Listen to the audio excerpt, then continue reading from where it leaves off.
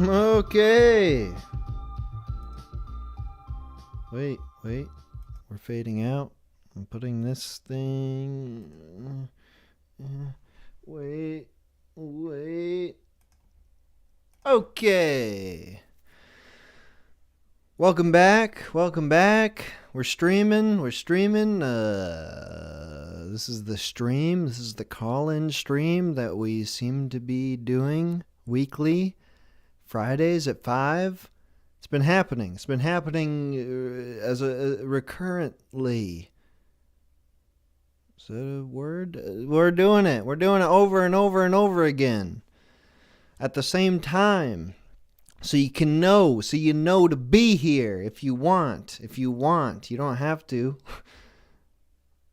If you don't like this, why are you here? I got a comment on a video that said, "Hey, TMH, drop the podcast bullshit. Nobody wants to hear you talk for 5 hours." Yeah, I know.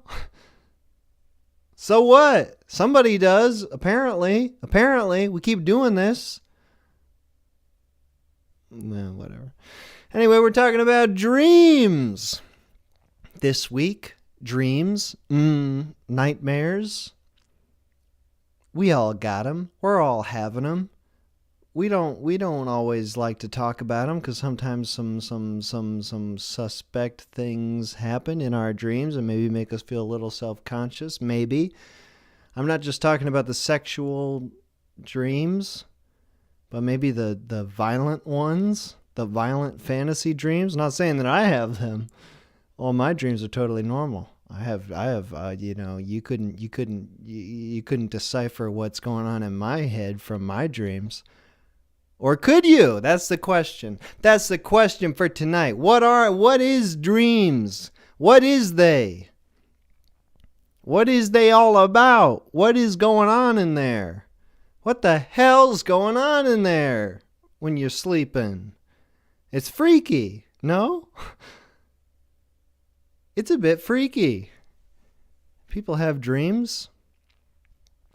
You know, for the longest time, I was a weed smoker, a habitual weed smoker, and I didn't have any dreams when I would smoke weed habitually. Or I think I did have dreams, but I just couldn't really remember them. But I quit a few months ago only. And the dreams have been coming back hard. They've been hitting me hard. And I got to say, I love it. You know, even when they're freaky, and I have plenty of freaky dreams, like, it's fun. You go to sleep, you think you're just going to be waking up the next day, but no, something crazy happens. You have some sort of weird, crazy show in your brain. And what is it? Nobody knows. I don't believe that anybody knows. There are theories about what dreams are, but I don't buy into them. I make up my own theories. I mean, I think the most prevalent idea about dreams currently, I think in the past people had lots of different wild ideas about dreams because they are wild. Like it's you know, I can understand anybody who's going to be putting a lot of thought into their dreams because wow, they're crazy. You go to sleep and something crazy happens every night or almost every night. You don't always remember it, but I think it does happen every night even if you don't remember it. But it's weird. I mean, what's going on in there? The most prevalent theory, I think, is just that, like, your brain just kind of firing off randomly. You're just firing off those God-blessed neurons, whatever the hell that is. Some sort of electricity, I guess, in your brain. And it just kind of creates a random story or scenario that you are privy to. You get to see privately.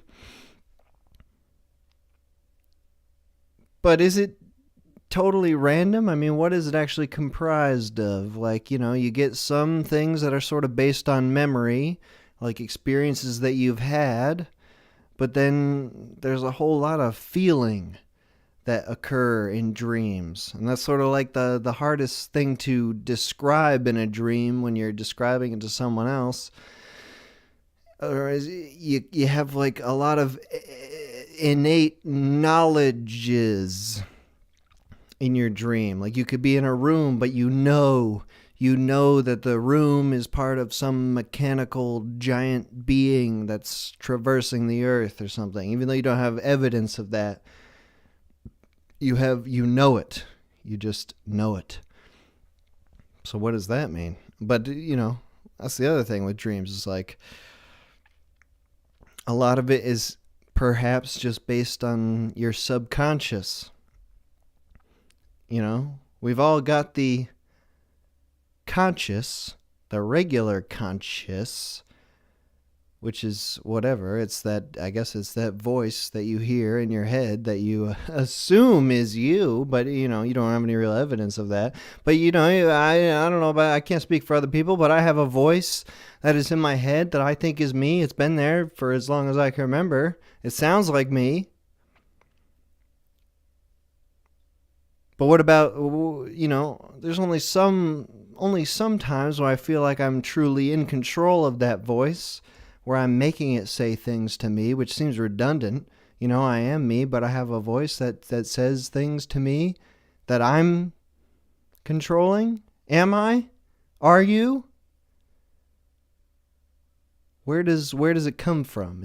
There's the subconscious, the below conscious level that we don't understand, that I defy any darned scientist or doctor to explain to me, because it's the brain. We don't know. The brain is the human computer. We don't understand it, really. There are fields of science that are dedicated to it, but I don't believe them.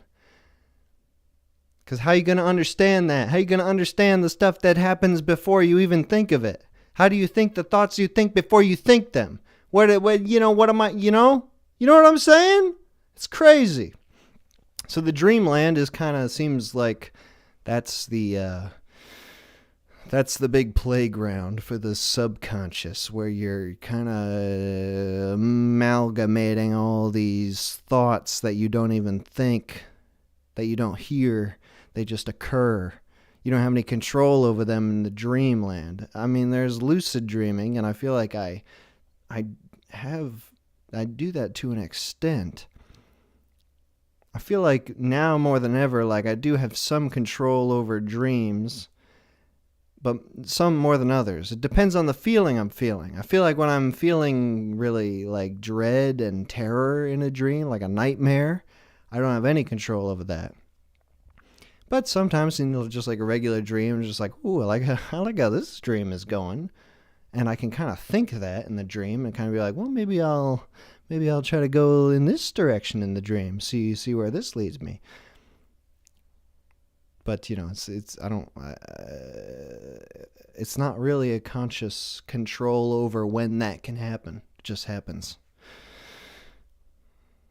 But there are lots of different theories about what dreams are, whether dreams have meaning, whether they're just entirely personal meaning and you can just derive, like what you think of a dream is just kind of super personal, and whether it has any meaning is kind of up to you. I was reading a book lately. Yeah, I read books sometimes. Not really. I mean, it's like, I want to read books. I have an intense desire to be a reader, but just like once a year. It's like an annual desire to read books. And it lasts about 30 minutes. It's hard. I don't have patience for books. It takes so long. It takes so long to read a book. I mean, my God. I mean, people who read books would say that that's the joy of it, but holy crap. I just don't have time for that. I mean, of course I do. I don't do anything. I don't do anything with my time. Reading is a joy, of course, and yet, no. It's hard to read because it's just like, what am I gonna do? I'm gonna read for an hour. Sounds awful. Know what I mean? But anyway, I was reading this book called An Experiment with Time by J.W. Dunn, or perhaps Dunny, a man who claims to be a doctor, but, like an early 1900s doctor, which is, hardly a doctor, really. I mean, they were more like philosophers back then. They're just like, I think this would help you. I guess. I don't know. Here, try some heroin. Try some liquidized heroin or cocaine. That'll probably help. I mean, that does sound that, anyway. J.W. Dunn, doctor, apparently. And in his book, I'm only a quarter of the way through it, maybe halfway if I'm being generous. He talks about dreams and how, like when you go to the dream zone, you've entered like another dimension, basically, or you've gone to this place where time is no longer linear, and so as equally as you are to incorporate memories from the past in your dreams, you are equally able to incorporate memories from the future into your dreams. And also a bunch of other random bullshit. So there's like a precognitive aspect. And, it's not so much that like you're going to have, it's not like 100% precognitive where like if you have a dream and you're talking to a horse, you meet up with a horse at a bar and you start talking to the horse and the horse is telling you things like, you can safely assume that that's not a past memory. It's not necessarily that that's a future thing that's going to happen where you talk to a horse. But it's more like just like the dreams are all made up of these little fragments and, maybe you'll see a horse. Maybe you'll see a horse at some point. Maybe not at a bar, but just like, or maybe you'll go to a bar. It's sort of like, if you feel deja vu, for all the times that you feel deja vu in your life, like there's some amount of times where you've actually in life experienced a very, very similar thing and it gives you that feeling. There's maybe equally a chance that you've just had a dream of that feeling or situation, But anyway, we're going to figure it out on the stream. Obviously, we're going to get to the bottom of this. We're going to understand dreams fully by the time we're done. People are going to call in. They're going to tell me about their dreams. They're going to tell me what the hell's going on in their brain, what they think about dreams, and also I'm, maybe I'll do a little bit of analysis. Maybe. That's the best sort of analysis. Someone who doesn't know you at all, but just here's a dream that you had, and I'll just make a snap judgment on what that means. Maybe. First, though, I'll go through some of my dreams that I've been having recently. I got to write them down because I don't remember them at all. If I don't at least put a little note. So I've got them written. Okay. Oh yeah. So this was a recent dream I had. I was in like a play. I was in a sort of small play, but not even like a stage play. It was like it was like a real life play. It was not on a stage, but I had the feeling it was a play. And it was a 4-man play. There were 2 men and 2 women, and I was one of the men. And Kirsten Dunst was one of the women. I have dreams about her sometimes. Not all the time, but I've had a few dreams. It's been noticeable. And she was in the play with me, and I just have in my note, doing some sort of 4-man play with Kirsten Dunst. I offered her a significant portion of my salary, which I remember from the dream. It was like there was some sort of problem with paying the actors, or specifically Kirsten Dunst, to be in the play. And I was like, Kirsten, you don't even have to worry about this. I will give you my salary. I will give you my pay to stay in the play. And I can't remember if it worked or not, but I was simping. I was simping hard for Kirsten Dunst. I just wanted her to stay in the production. I mean, we were using the term simp and simping a lot in the last stream, the men and women stream. It's a term that's basically meaningless at this point. This happens with any term that's overused on the internet. But this was some true simp behavior in my dream, that I would give my money to Kirsten Dunst just to keep her present in my life. And that's true. That would happen. That would happen outside of the dream or inside, anywhere. I don't need money. I just want to hang around. Okay, Kirsten Dunst is like 40 or something, but still, she was an important part of my life growing up. She was in a lot of movies that I was watching. Kirsten Dunst. I don't know what to say really, but I was just happy to have her around. I don't remember, the play was like some sort of, like, we were in school. It was like a school, like there were 3 students and a teacher. I want to say that my co-star on the male side was Stanley Tucci, but I really don't remember that. I just like, then that's what pops into mind. But it was great. It was great to be a part of that. And I just wanted, I wish Kirsten Dunst in the dream, I wish she would just stop dating Jesse Plemons for one single second, so we could rehearse properly. You know what I'm saying? Yeah, that's all I remember from that dream, though. I was just giving Kirsten Dunst my salary. Another dream I had was I was like inspecting this crane. I was like a crane inspector.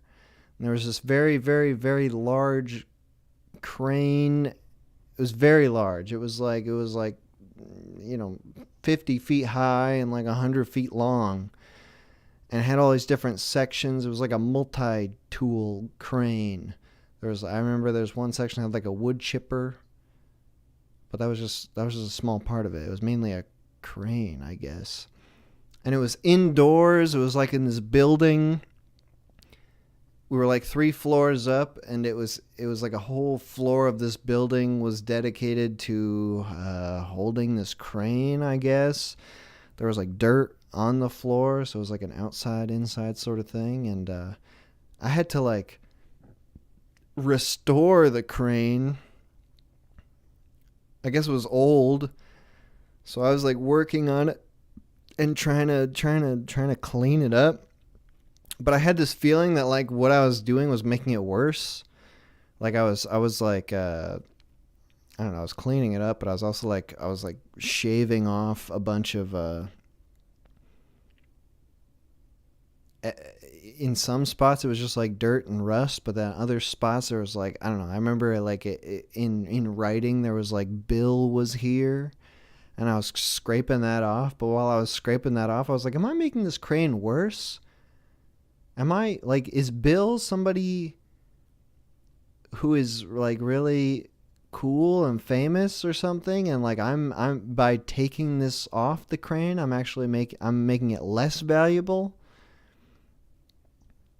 And I was confused about that. I didn't know whether I was doing the right thing or not.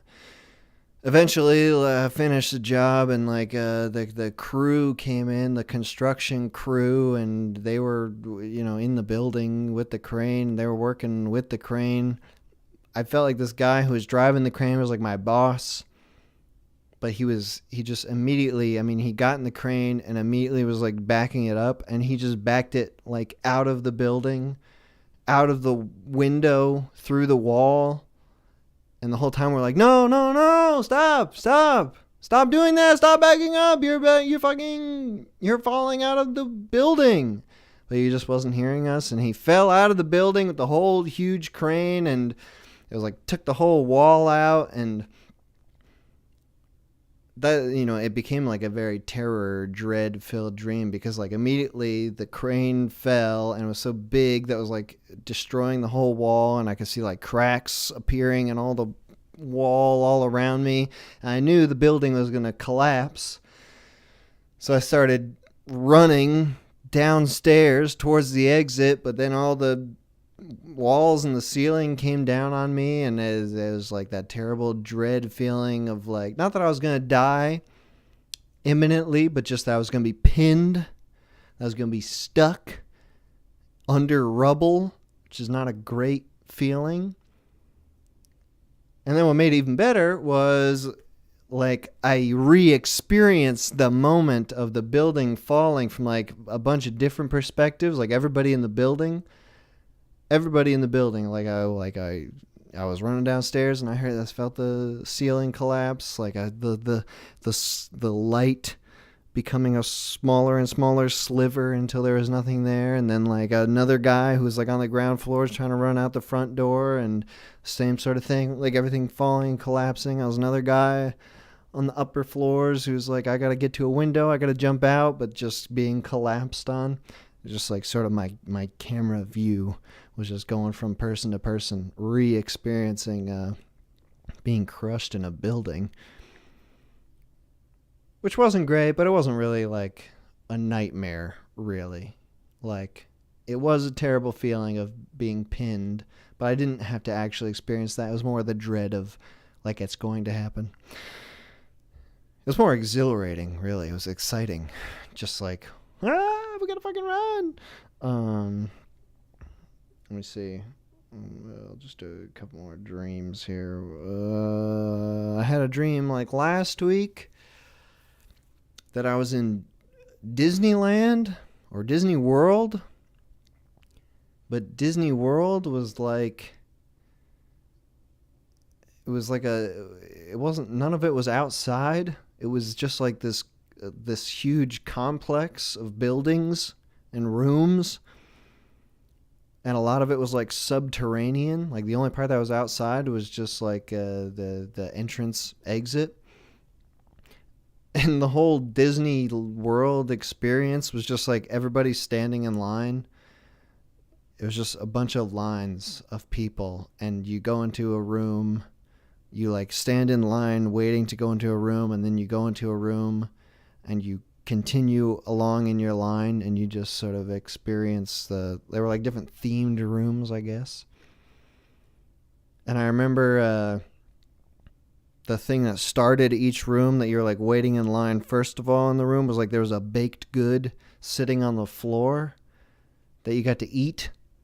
So you're like waiting in line for a really long time, and then you got into the room, but before you went in, you just bend down and eat like a chocolate cupcake. And then you went in the room and enjoyed it. But that one was like I was deep into Disney World, into the subterranean layer of Disney World, and there was one room that was like, it was like basically a gas chamber. You can't. This is a problem with dreams. It's like sometimes they're really on the nose. But I'm not saying anything. I'm not saying anything about Disney World. But there was a room that was a gas chamber. It was like a gym shower, but the showers released gas, toxic gas, which was gonna kill you. And I went in there with my friends. It was my friends with me in Disney World. And I went in there and I turned up the gas all the way just for a laugh. all the way to the extreme limit, to the red zone where the dial went. This was like too much gas. Just for a prank, I guess. And immediately, like, the alarms went off. It was like, no, you did too much. Everyone started rushing for the exits, so like trying to go up the stairs, try to get out of Disney World, and I was immediately filled with the dread of, like, this is a human crush scenario.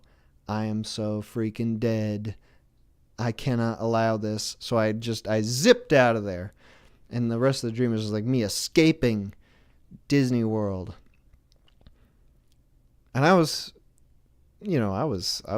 pushing people out of the way. I was pushing and shoving. I was like, there's no way I'm dying in a human crush in Disney World. I won't allow that. So I was probably causing the crush behind me by being so pushy about it. And I was like up on some catwalks. Like I was going outside the lines, up in the above area, like where the crew, I guess, lowers the cupcakes or something. I remember thinking, like, how do people even get down from this catwalk? This is crazy. And then I got out and I did escape, and I was in the exit, the terranean, the regular terranean rather than subterranean level. And I was like sort of kind of walking casually towards the exit because I felt like I had made it. And I looked behind me and there were two Disney World employees who were, I guess, coming for me to apprehend me or something. But they were in these big mascot uniforms, so like they were coming really slowly. They were like tripping over themselves, like they couldn't walk properly. It was Goofy and the Heath Ledger Joker were both trying to get me. And so I saw them and I was like, all right, well, I guess I'll start running just to, make sure I get to the exit. Which is like these tall fence, like a wooden fence, like 20 or 30 feet tall. And so I started running and I looked back and after I started running, I looked back and they had like broken out into a full sprint. And they were no longer encumbered by their costumes. They were just like, they were sprinting very fast, really pumping their arms, and they were gaining on me. They were going to catch me. And luckily I woke up before that happened, because I don't know what was going to happen there. Last thing, I guess, was a dream where I was last night, or I don't know, some sort of, it was another Disneyland type thing. I was trying to get to the pool in Disneyland, but I was like, I was on some sort of restricted list. I had to wear a vest. I wasn't allowed to drink beer or dairy. And, I don't even remember. It moved to one thing where I was like on a beach and my friends were like being pranksters, like pulling out this big bridge that was like an alligator bridge, and they were jumping off it onto the rock. They were jumping off the rocks onto the bridge for fun. And then like some conservationist dude was angry at us, telling us not to do that. And then like a tribe of fat native people was also angry with us. I don't remember the whole dream. I'm looking at this chat here. There's a person here who's just typing "cum" over and over. I've never had to block someone, I guess, but here it comes. How do I do this? I'm going to put you in timeout, user. I don't know what that does.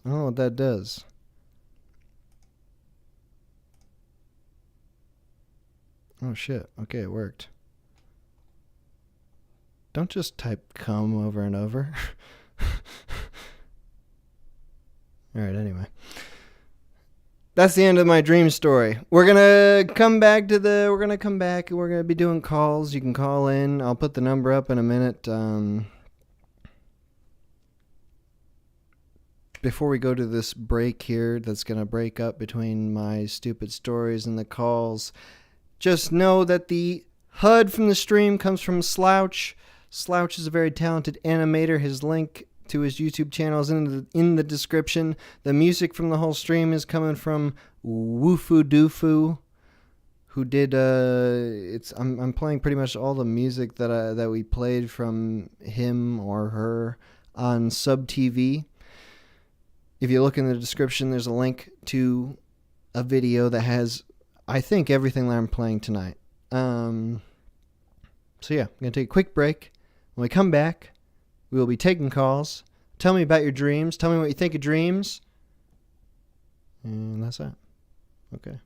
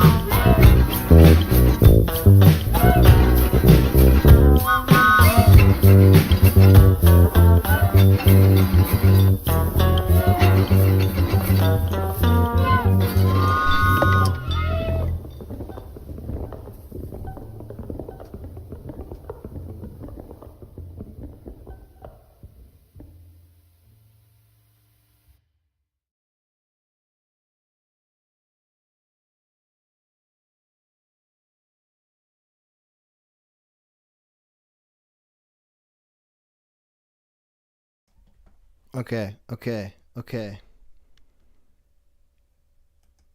User MF, you win this time. I had to hide your messages forever. You did it. You beat me.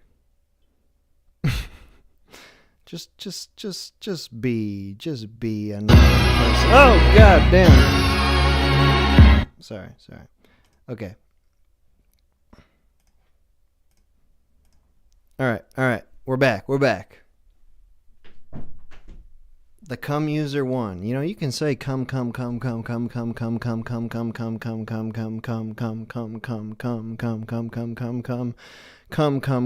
once, and even once every few minutes, but just when you spam it, you know, I gotta hide your messages forever. That's the game you play. I don't read the chat, but when I see it's just come from one guy, it distracts me.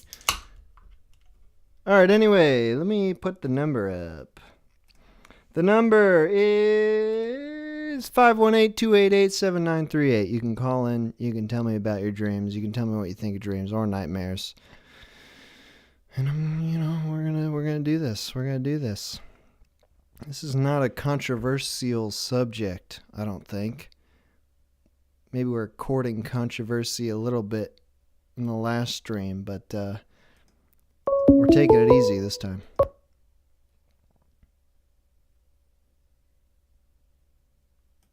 Okay. I tried to answer that call and it immediately hung up. I don't know if that's the caller or Google. But you can call in. I won't hang up on you. I'll try not to. I think I pressed the green button. Okay, here we go. How about this one? Call from Alton. To accept, press 1. To send a voicemail, press 2. Alton? Alton? No, yeah, it's You're me. on. What up? This is crazy. I didn't Alton, are think you you'd go the guy through. who was saying come in the chat? No, I was not. Okay, all right. Because I was about to freaking ream you, bro, if you were. I mean, that guy's allowed to call in, but he's got my fury right now. All right, Alton. Hearing you say that was pretty funny, though. Don't say that. Don't. That's just gonna make more people say come All in right, the all chat. right. All right, no. All right. Alton, Yeah, that's true. It wasn't funny. Thank you for calling in, Alton. Appreciate your call. You're calling into the Dreaming and Streaming and Nightmare stream. Did you have anything you wanted to say about your dreams or dreams in general? Well, actually, so it's crazy that was the topic, because I dream a lot, but I never, ever remember it. But I actually remember my dream from last night. It wasn't that great, though. So, How do you know that you dream a lot if you never remember it? because I always wake up and I'm like, man, that was a cool dream. I got to tell somebody about it. And then by the time I eat breakfast, I just forget about it. Yeah, I get the same thing. I have to at least make like a vague note just so I can be reminded of it. All right, So what was your dream last night then? Well, so I used to work, I'm on leave from a grocery store. So I had a dream that I was like back at this grocery store that I work at. And I haven't been there in a while. And so in my dream, for some reason, I was like standing in like the milk aisle. And one of the managers comes up to me and is like, hey, Alton, it's really good to see you back. Well, we got some new duties for you.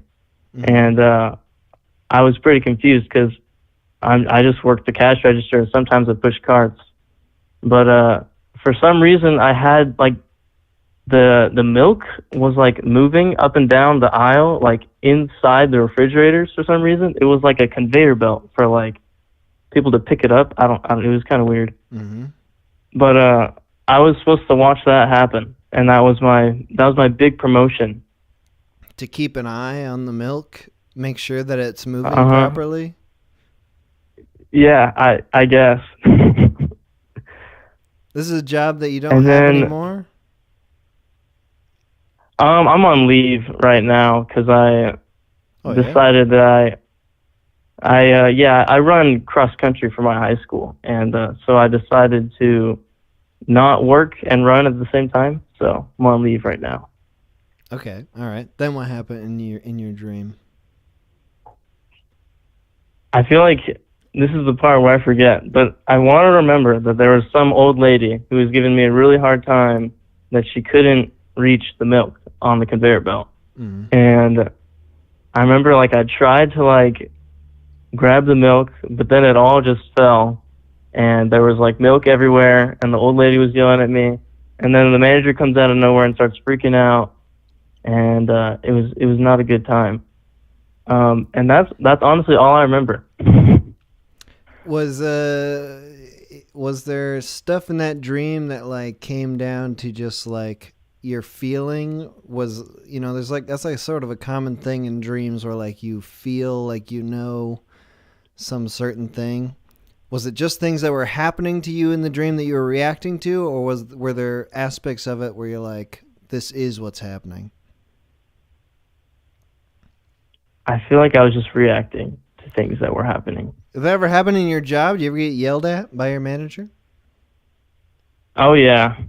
Yeah, I was bailing boxes one time, and it was the first time I'd done it, or I'd actually pressed the button to make the baler go down and squash all the cardboard.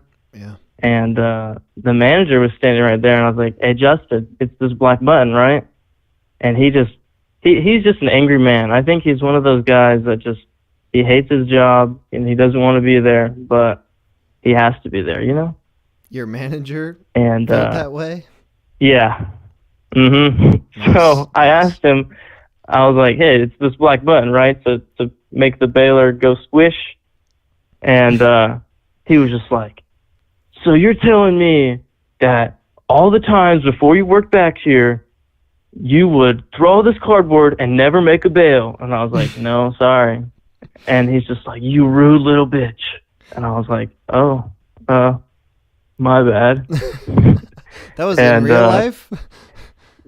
Yeah, oh yeah, no, that definitely happened. 100% true. Explain to the people who haven't worked this particular kind of retail job what a bail is, what a bailer is.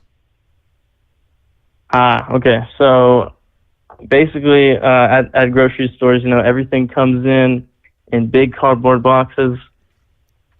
And so to save cardboard, we don't throw it away.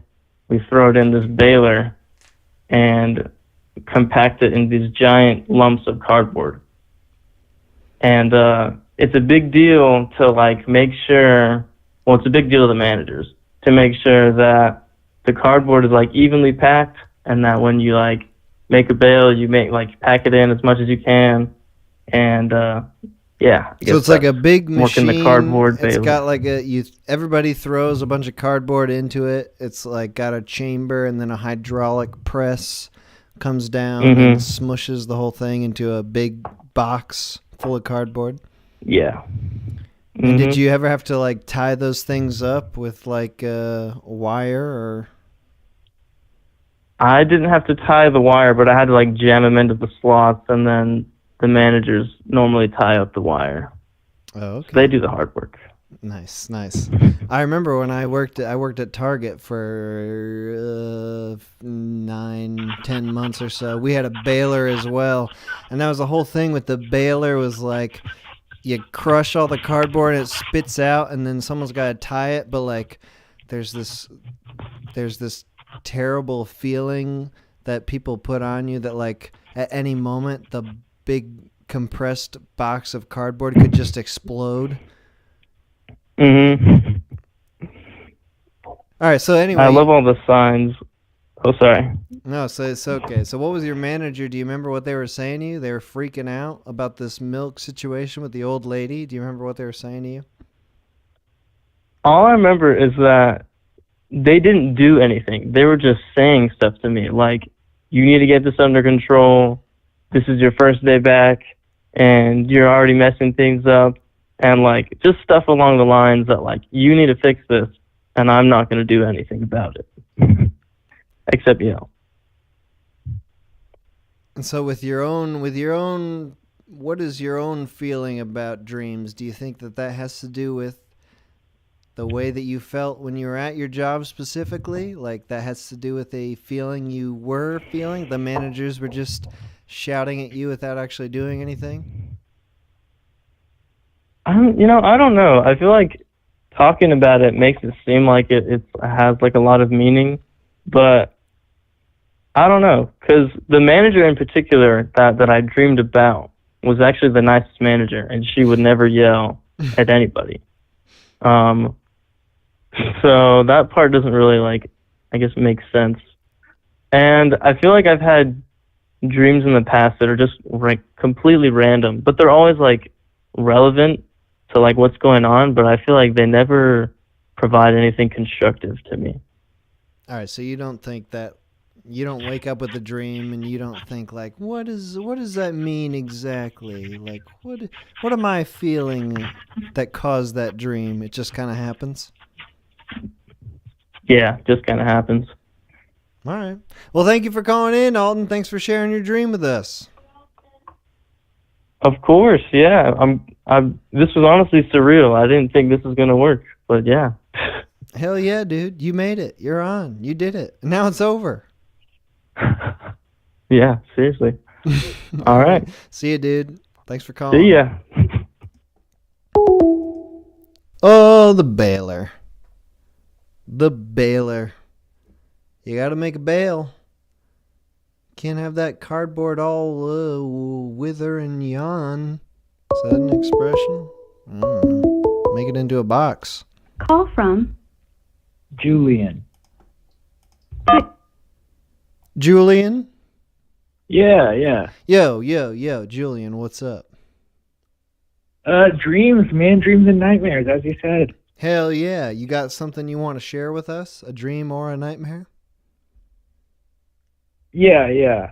I have one that I want to share, and then one I just feel obligated to mention. Okay. So here's the obligated one. Sure. In summer of 2019, this is before you like ever showed your face or anything. I had a dream about you specifically, and you were like a domestic terrorist, and you were on like the news, and they're like, this man has been captured. He like bombed everywhere ever.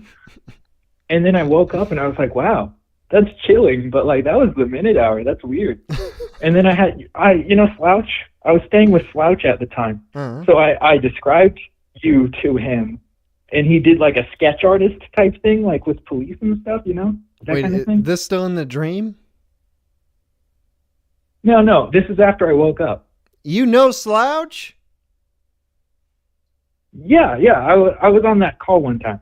Dude, Julian, I know you. I know your name. I know who you are. You're a close collaborator with Slouch. Yeah. All right, so you told Slouch to do a police sketch of me? Yeah, I told him to do a sketch of you. And my dream view was pretty accurate to how you actually look. Wow, dude. What do you think that's all about? Yeah, so I don't know, but hopefully you don't bomb anywhere. I've thought about it. I gotta say, it's something. It's something that it's in my mind. Like, I don't know that I would ever go through it. I mean, I don't know how to make a bomb first and foremost, but it seems like why not? Why not just friggin' bomb some places just for to make a statement? Why not? But that's just me. I don't want to put that out on everybody. Do you remember what I was bombing at all? So it was just everywhere in the world. I feel like it was like, give me some ideas, some inspiration of what to bomb. Over 10 places. Say again? You did over like 10 places. Like it was coordinated. But at the same time? Kind of like Unabomber. Within a similar time frame. Dude, nice. That's awesome. Okay. Yeah, just figured I should mention that since it's like dream based. Yeah, that's a good one. That's a good one. All right, now on to your not me themed dream. What's this other one you wanted to talk about? Yeah, so I have like 3 big themes throughout my dreams. I keep track of them. I write down everything I do each day, and then the dreams I have if I can remember. I've done it for like 772 days. Anyway. Do you mean before you go on? That's interesting. You journal. You journal not just your dreams, but your days as well. Yeah. I use this mood tracker app. It's pretty fun. Helps me remember stuff. Do you do that? I get like kind of like, with the dreams, they're so easy to forget. Like I have to write them down or I will just entirely forget them. But I've never been able to get into journaling as a day-to-day thing. Does it have to do with the way that you're writing? Like you want to go back and read the way that you interpreted things in your day-to-day, or is it actually just to remember what was going on? Little bit of both. I'm kind of neurotic, and like it has a streak feature, so like I can't break that. I just sit there and I'm like, oh man, I gotta write down everything I did today, even though I'm super exhausted. But it's cool to go back and see like exactly what I was doing and how I was feeling. And the app I use, it gives you like statistics based on your input. Like what? Besides word count, what else can it give you? Well, you like click different buttons, like this is how I felt this day, and these are the things I did, and then it shows you like the activities you do whenever you're feeling the best, and then like the worst too. Okay, interesting. All right, then tell me about your dream then. Okay, yeah. So some common themes are mutants, like X-Men mutants, Powerful mutants Not just the ugly mutants, but mutants with powers. Yeah, yeah. And they're like super discriminated against. Like, I feel bad for these guys. Mm-hmm. And then I find myself in death camps a lot, which is, I don't know what that's all about. Maybe I'll have a Disneyland one now that I heard about it. That was like it definitely felt in my dream like I was in a sort of death camp. Besides the gas chamber thing, but just the high walls to escape. But anyway, go on. Yeah, yeah. So I had the last theme before I get into this specific dream. It's my dreams happen twice a lot of the time. Like, not a recurring dream, but the dream ends and then I go back to the beginning and do it again. In the same night? Yeah, yeah, like one after the other. Okay. Yeah, so it's like a time loop, but short. Pretty good, I guess. So, do you feel like you have any control over that, or is it like you wake up and you're like, oh, I gotta try that again, or is it just totally natural? It's natural, but like when the dream resets, I'm like, oh, okay, I know how to do this. It's like restarting a level in a game. Okay. Yeah, yeah. So I'm in the first version of this dream. I just start and I'm on the run, man. I'm like being followed by like, Men in Black types. And I stop in like a Denny's or whatever, and then like a convenience store, and then the dream starts over. But instead of being in the like where the last one started or whatever, it's I'm on a stage for a stage play with like spotlights and stuff, but we're just rehearsing, and I'm holding a script, and it's about the dream that I'm in. Like, that's what the play is. And I see that like I had all my stuff memorized, but I didn't do the beginning of the dream, because you don't remember the beginning of your dream. But I saw that I was on like page 18 when I should have looked at the first 17 pages to see what's going on, Mm-hmm. Mm-hmm.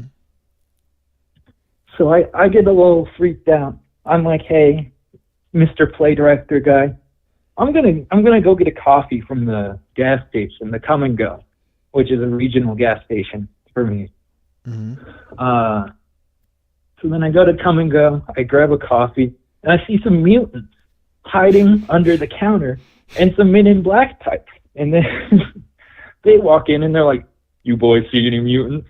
I'm like, "No, I'm just sipping my coffee."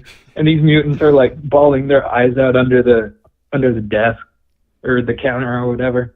Mm-hmm. And then I think that's the end of the dream. So you're very much on the side of the mutants in your dreams. Yeah, yeah. Like sometimes I'll even have superpowers, but it's like super banal. Like I'll use telekinesis to carry groceries up to a second floor apartment or something. Mm-hmm. Yeah, but I'm pro mutant in my dreams. That seems good. I mean, if the two sides are mutants and FBI searching for mutants, it seems like you might as well be for the mutants. I mean, god dang, nobody wants to be a snitch. Yeah, exactly. Snitches get like mutant stitches, I guess. All right, Julian, thank you for calling in. Thank you for telling me about your dreams. Thank you for having me. Absolutely. See you later. Bye. See you, dude. Nice. Mutants. I like the recurring themes in dreams. I have that as well, but I guess it's just Disney World. Call from Joe. Is this Joe the Catholic? Didn't sound like him. Joe? Oh, yeah, that's me. It is Joe It's the Joe. Catholic. Joe, how do you get in so like every time? What's your secret? What do you fucking... My secret, I have a phone and I fucking dial the...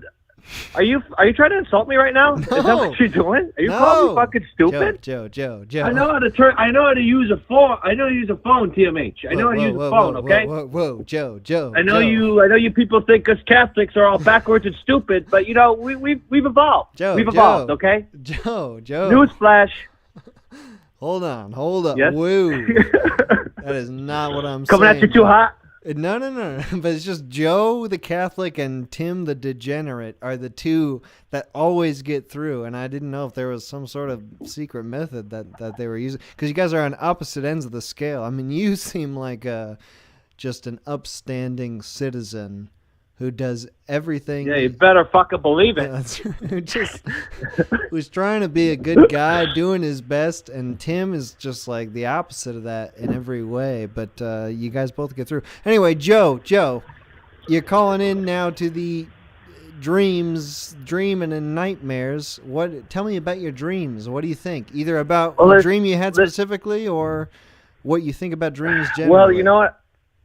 I guess before I get into that, I kind of wanted to shit on you a little bit, if that's okay. Okay, go for it. Can I do that, TMH? Yeah. I'm just gonna pull down my pants real quick. Yeah, I'm so ready. Listen, ready to receive. Like dreams, like it's stream 5. Why are we doing dreams on stream 5 or whatever number it is? What I mean, who wants to hear about other people's dreams? Dude, Okay, here. Well, go on. And then I'll. No, you go. You go. No, you go. No, you go. Let me hear you explain yourself. Keep ranting, all right, well, listen, Joe. I got out of work, okay? And I'm like, you know what? This is time. This is my ritual. It's Friday at 5:30. I'm fucking pissed. I had to work the whole goddamn week. I'm going to call and I'm going to air my grievances. And now we're talking about fucking dreams. So while I was fucking stewing, I thought I'd come up with a couple ideas for future streams. So, you know what? If you take them or leave them, but I think that they might be just a little more interesting. All right, medical conditions. So people's strange medical conditions. I think that'd be a good one. Pre-existing conditions, things that prevent them from getting insurance. Sure. Everyone's got something like that. Okay. Close encounters with death. I mean, that's got to be some good stories. Okay. Right? Okay. Close encounters with death. It's asking a lot of the audience, though. You know, if I do that and then nobody calls in because nobody's come close to dying, then what am I going to do for 5 hours? Well, listen. Well, then what are you gonna do? Listen to fucking people's stupid dreams? Like, oh, I had a dream that I drank too much water and I went to bed. What's this stream gonna be? Okay. Well, before you go on, then let me defend the idea for the stream. It's not just Okay. All right. Here's the thing. Some people don't like hearing about dreams, and that's I get that because dreams are just they're fantasy. They're not real. So, there's an aspect of that makes sense, Nobody wants to hear just some made-up story. But at the same time, Joe, dreams do happen to us. They do happen for real. I don't like, when I was a kid, people would tell me about their dreams, and it was clear that they were just making stuff up. They were just embellishing their dreams because they thought it would make for a cool story. But it's not cool when you make up a dream and you're just trying to make it cool. That doesn't make any sense. That's not interesting at all. But for people who actually experience a dream in a real way, that's something that happens to you. It happens while you're asleep, but it happens. So what does it mean? What do you think dreams mean, Joe? You're doing an internet call-in show. You think people are telling you the truth about who they are and what they do? I'm here to discern the truth. I'm here to figure out what is real and what is not. It's hard with dreams because they're not real, but they do. You're doing it the wrong way. All right. Well, what should I do? What should I do differently? No. Well, I mean, we're already an hour in or whatever. I mean, you can't turn back now. So I guess you just have to go dive deep into the whole fucking dream thing. And so to be a good sport, I guess I could tell you maybe one or two of my dreams. And don't lie. Don't lie to me, Joe. I'm going to know. I'm not going to fight. Well, you know what? Fuck you. Only God knows, motherfucker. Oh, I'll know. Right. I'm here. I'm ready. I'm ready to call people out on their fake dreams. All right, Joe, tell me what happened. Tell me what happened to you in your dream. I don't really, and that's the thing too, this is what frustrates me. I don't really have that many memorable dreams. The only thing that sort of happened to me lately that's like recurring is I'll get like these dreams where I'll be like I'll be in a desperate situation, right? And it's all like my fault. So like maybe I just killed a guy, or maybe I just like stole a car, or maybe I just like burnt down a shed, right? Always a crime. And now like, you know, and now, like, easy to it's always a crime. Yeah, well, that's the thing. It's always like, well, that's the thing. It's always like my fault. It's not like, oh, I'm in a burning building, like, or I'm in a plane that's about to crash. It's always like I hijacked the plane, or I stole the car, or I killed some neighbor's kid or something like that. It's like something horrible, right? And now either the police are after me or the town is chasing me out with like pitchforks or something. Mm-hmm. All right, not literally pitchforks. I don't want you saying you're lying, but no, I'll have a fucking mob after me. Sure.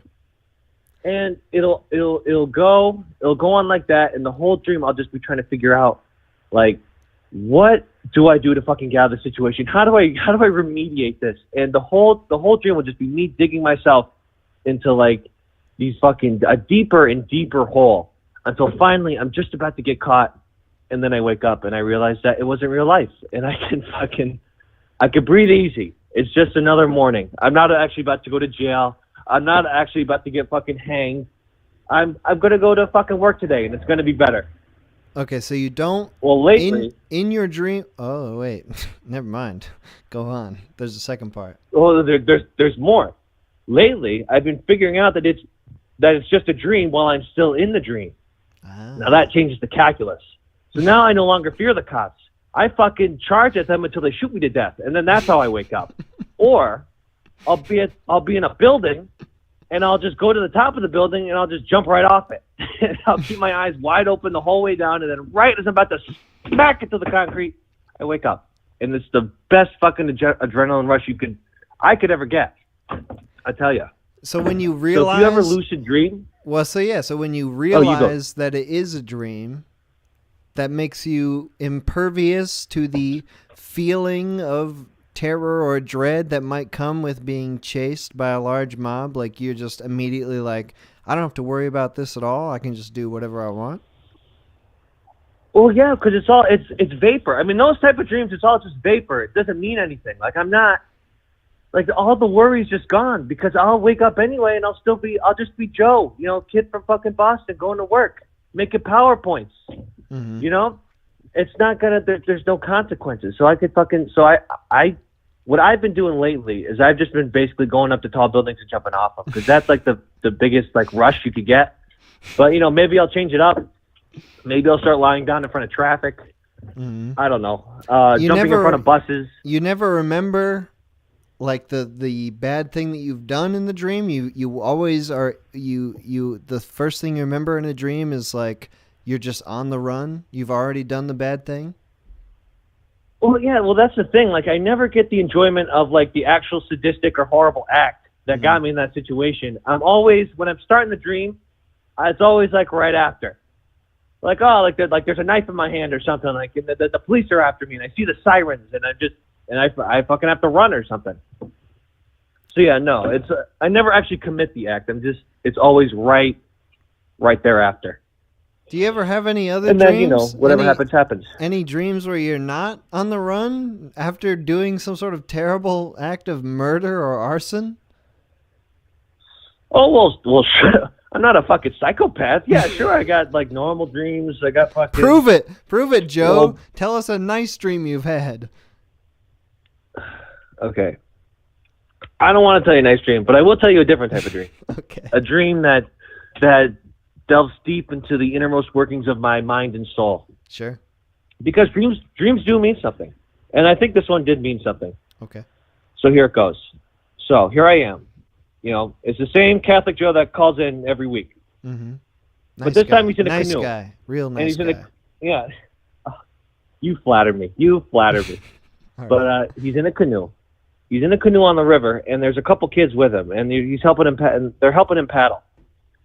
And so Joe's going down the river, and it's a beautiful, beautiful summer day. And it's like somewhere, I guess, in the Southwest. It's kind of like a deserty vibe. The riverbank has very high walls. You can tell that it hasn't rained in a long time because the river's low, and the riverbank walls are high, and they're sandy, and they're cracking, and it's all all like yellow, dry earth. Okay. We're paddling down the river, and then we get to we see that there's like a little, what'd you call it? I guess you call it a jetty, like a wooden jetty that's coming into the river, and it's leading into this cave that's Joe, cut can right you outside of the explain river. what a jetty is to our viewers and also to me? I think a jetty is, I believe, I don't know if I'm using the word right.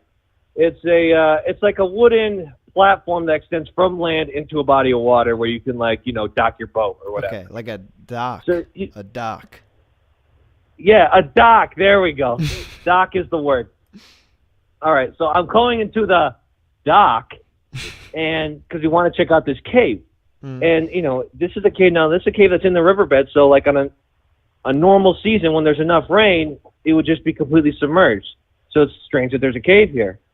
I go, we park the canoe. Is park the right word? I don't care. We park the canoe. I walk into the cave, and I see, I'm in the cave, and I end up staying there a long time. And I see in the cave, it's completely dark, but there's some candles.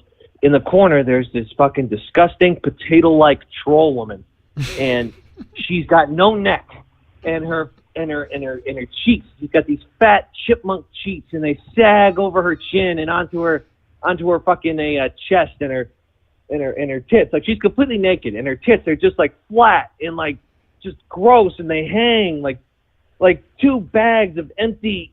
I don't even know, like, I don't know, just like empty cake batter. It's just like two tubes of toothpaste that were like completely empty. And she has this one leg that's normal and one leg that's completely withered, like it's just not even a foot. Like, it goes down to about the knee, and it just completely fades away into nothing.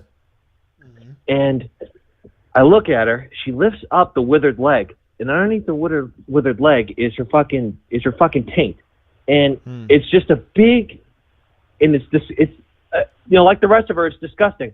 And she has this big gaping hole where her genitals are, and she's fucking playing with it like furiously, furiously, just fucking, fucking with her bean. Oh God! And I'm looking at her, and I can't look away. And for some reason, I'm fucking incredibly attracted to that person. Like, I'm getting like mass? I can't leave the room because I'm fucking like I'm just getting horny just looking at this fucking troll woman playing with herself. And so I'm doing that for a while. I don't act on it, fortunately, because then that would have been a nightmare. But I hear out from outside the cave, I hear, the kids, they're still out there, and they're screaming. And they're screaming for help. And so I leave the cave, I look out, I feel the fucking nice warmth of the air around me, the sunlight hitting my face. And I look at the kids, and they're in the water, and it looks like that they're drowning. And what they're trying to do, they're in the water because the canoe somehow started sinking. I guess maybe they were playing with it, and the edge of it went underneath the water line and started filling up with water. And it got to the point where it was just about to sink to the bottom. And then we would have been stranded. And they were asking me, Joe, help. So with one arm, I was able to fucking take the canoe, completely lift it out of the water, dump all the water out and put it back on top of the water, and then we went into the canoe, and then we paddled away. And that was the dream. Joe. And now you're probably thinking, what the fuck does that mean? No, that's a great dream. I mean, hey, I got a lot of thoughts about what that could mean, but but only knowing you through these calls, I don't want to push my interpretation upon you. But so when did you have that dream? I would rather Is that something you remember from a while ago? I'm extremely interested. Wait, what's that? Is that something you remembered from a while ago, or did that happen to you recently? Oh, that's something that happened to me a long time ago. It just stuck with me. Yeah, I mean, it's because obviously it's about some sort of, I think, because some dreams are meaningful, and I would love to hear your interpretation if you have any thoughts on it. But what I got out of it, I have my problems just like everybody, and sometimes your problems can overwhelm you and can completely take over your life, and sometimes your problems are the things that you seek out yourself. Well, that's sort of what this fucking troll monster woman was. It was the embodiment of all my problems in their actual form, and what they would really look like if they could take a corporeal form. And yet, despite seeing them in all their fucking naked splendor, I still found myself incredibly attracted to it, incredibly drawn towards it. And why? Because I was allowing myself to be drawn toward it because I was in the fucking cave, in the dark, away from prying eyes, away from anybody. But when I left the cave and I finally felt that disinfecting sunlight on my body and got away from the horrible troll woman, I found out that, lifting the canoe out of the water, that I could actually overcome my problems and save my virtue represented by those children, with whatever strength I had left.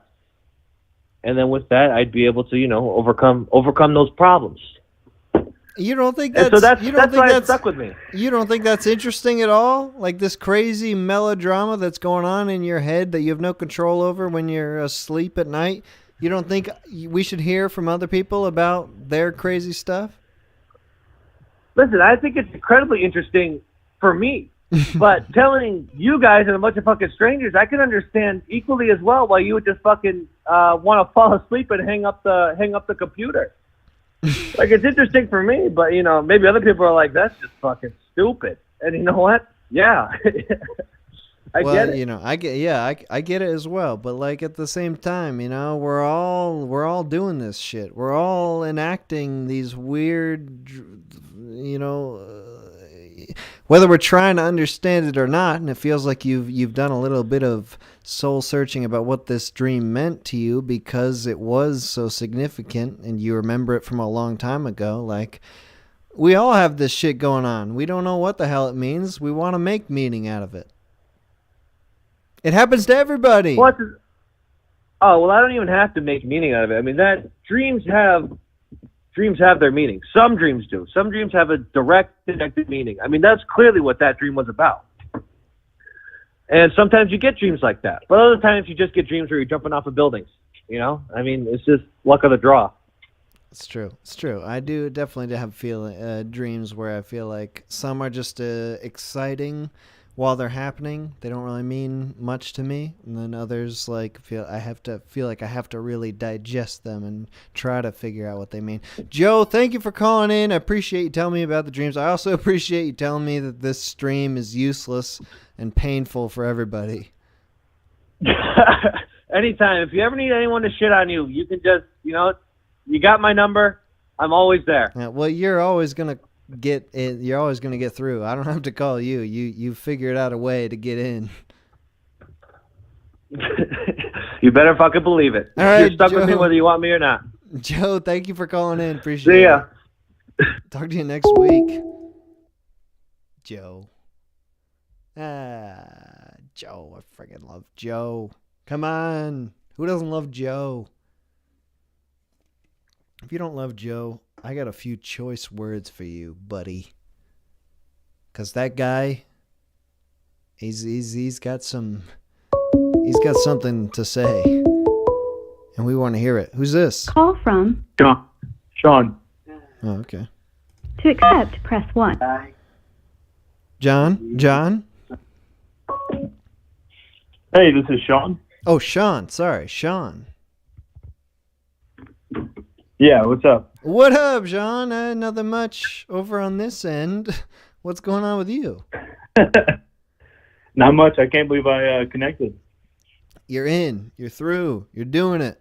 What do you have to say about dreams and nightmares? Did you have a dream you wanted to share or a nightmare, or did you want to just talk about what you think of dreams? Do they mean anything? Are you like Joe? Do you think that they're just fucking annoying as hell to hear? I can see where Joe's coming from. I'm not. I don't share as passionate of a belief. Maybe that's the Catholicism shining through. No, it's funny. I've been watching the stream, thinking really hard about what I'm going to say. If you answer, and I don't really have anything to talk about, but I do know that I think I'm more interested in hearing what you dream about because your videos are pretty interesting. Did you? I mean, I already I explained several dreams I had in the past week or so. Okay, my bad. I tuned in a little bit late. God damn you, Sean. No, that's okay. I'm super nervous. My bad. No. All right, well then just tell me this. Like, you know, if you don't have a dream specifically you want to talk about, do you think that there's anything that we can glean from dreams? Do you think that they're just random firings of neurons that are just like don't mean anything? Do you think that there's something that we can understand from dreams? What do you think? I've always been pretty pragmatic by nature. I've never looked too deep into things like that. I do think there's 3 types of dreams generally. Happy dreams, right? And ones that scare you, so nightmares, and the ones that you're embarrassed by. Like the sort I think of the type of people sexy dreams? Sorry? Like sexy dreams or something else? Something else that you'd be Or like embarrassed by? sexy in the wrong way, you know what I mean? Ah, yes. Yes. Sean, what kind of embarrassing dreams have you been having lately? None lately, but in my coming of age, definitely had quite a few. Sure. Yeah. I've been, I think there's probably a pretty strong correlation between people who think dreams mean something and people who also believe in like other like paranormal things or aliens or stuff of that nature. I don't know if there's a name for those kind of people. Has there been like a sort of person that you've met in your life that like maybe not even a sort of person, maybe a specific sort of specific person who like they had dreams and they always wanted to tell you, they always wanted to get to the bottom of their dream? Is there any sort of person like that? If it's not you? Yeah, my fucking burnout uncle. He passed away. He passed away a few years ago, but that man took a whole bunch of acid in his teens and just I don't know if you ever heard the term cheese brain, but he got it. What is that? You never heard the term cheese brain? No, I feel like I know what it means, but tell me. Yeah, well, I mean, obviously someone took a lot of drugs and it permanently affected their mental state or general self-awareness. You mean like cheese, like holes?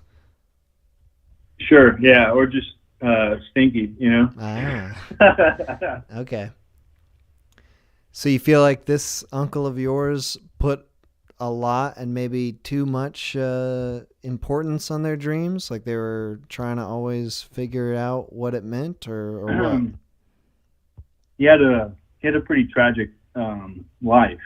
I think finding deeper meanings in things that might not mean as much to other people probably helped them give more meaning to things that didn't necessarily have any meaning at all. Mm-hmm. So do you think that like that was like specifically what was part of it, and maybe with other people who are trying to really get into dreams, like they don't have enough going on, and so they really want to have something going on? I think it would be naive to generalize everybody in the entire world, but sure. I think in that particular case, absolutely, and in some other cases, his dreams were always like super, like afterlife, deeper meaning, blah blah blah, that kind of stuff. Yeah, I'm sorry. I wish I had more interesting stuff to say. You're pretty good at keeping the conversation going now. No, this is all part of it. So, do you think that your uncle feeling there was like you thought he was putting too much importance on dreams had any effect on you not putting importance on dreams? Or where do you think that comes from? Where does your feeling from dreams come from? Do your parents did they ever discuss your dreams with you or what? I didn't really grow up around my parents. I grew up in the foster care system, but okay. So like very bounced around. But like so, I kind of raised by a village, mm-hmm. It's like an expression. But I don't know. My view on dreams probably just comes from like my personality, very just I try to be very logical about things. I don't try to like look too deep into things that I have no way of gathering information from, like, or like that is reliable information. I think, I don't think dreams mean anything. Long story short, TLDR, I don't think dreams mean anything besides, I think it's your subconscious trying to interpret your own stressors and day-to-day life experiences that may or may not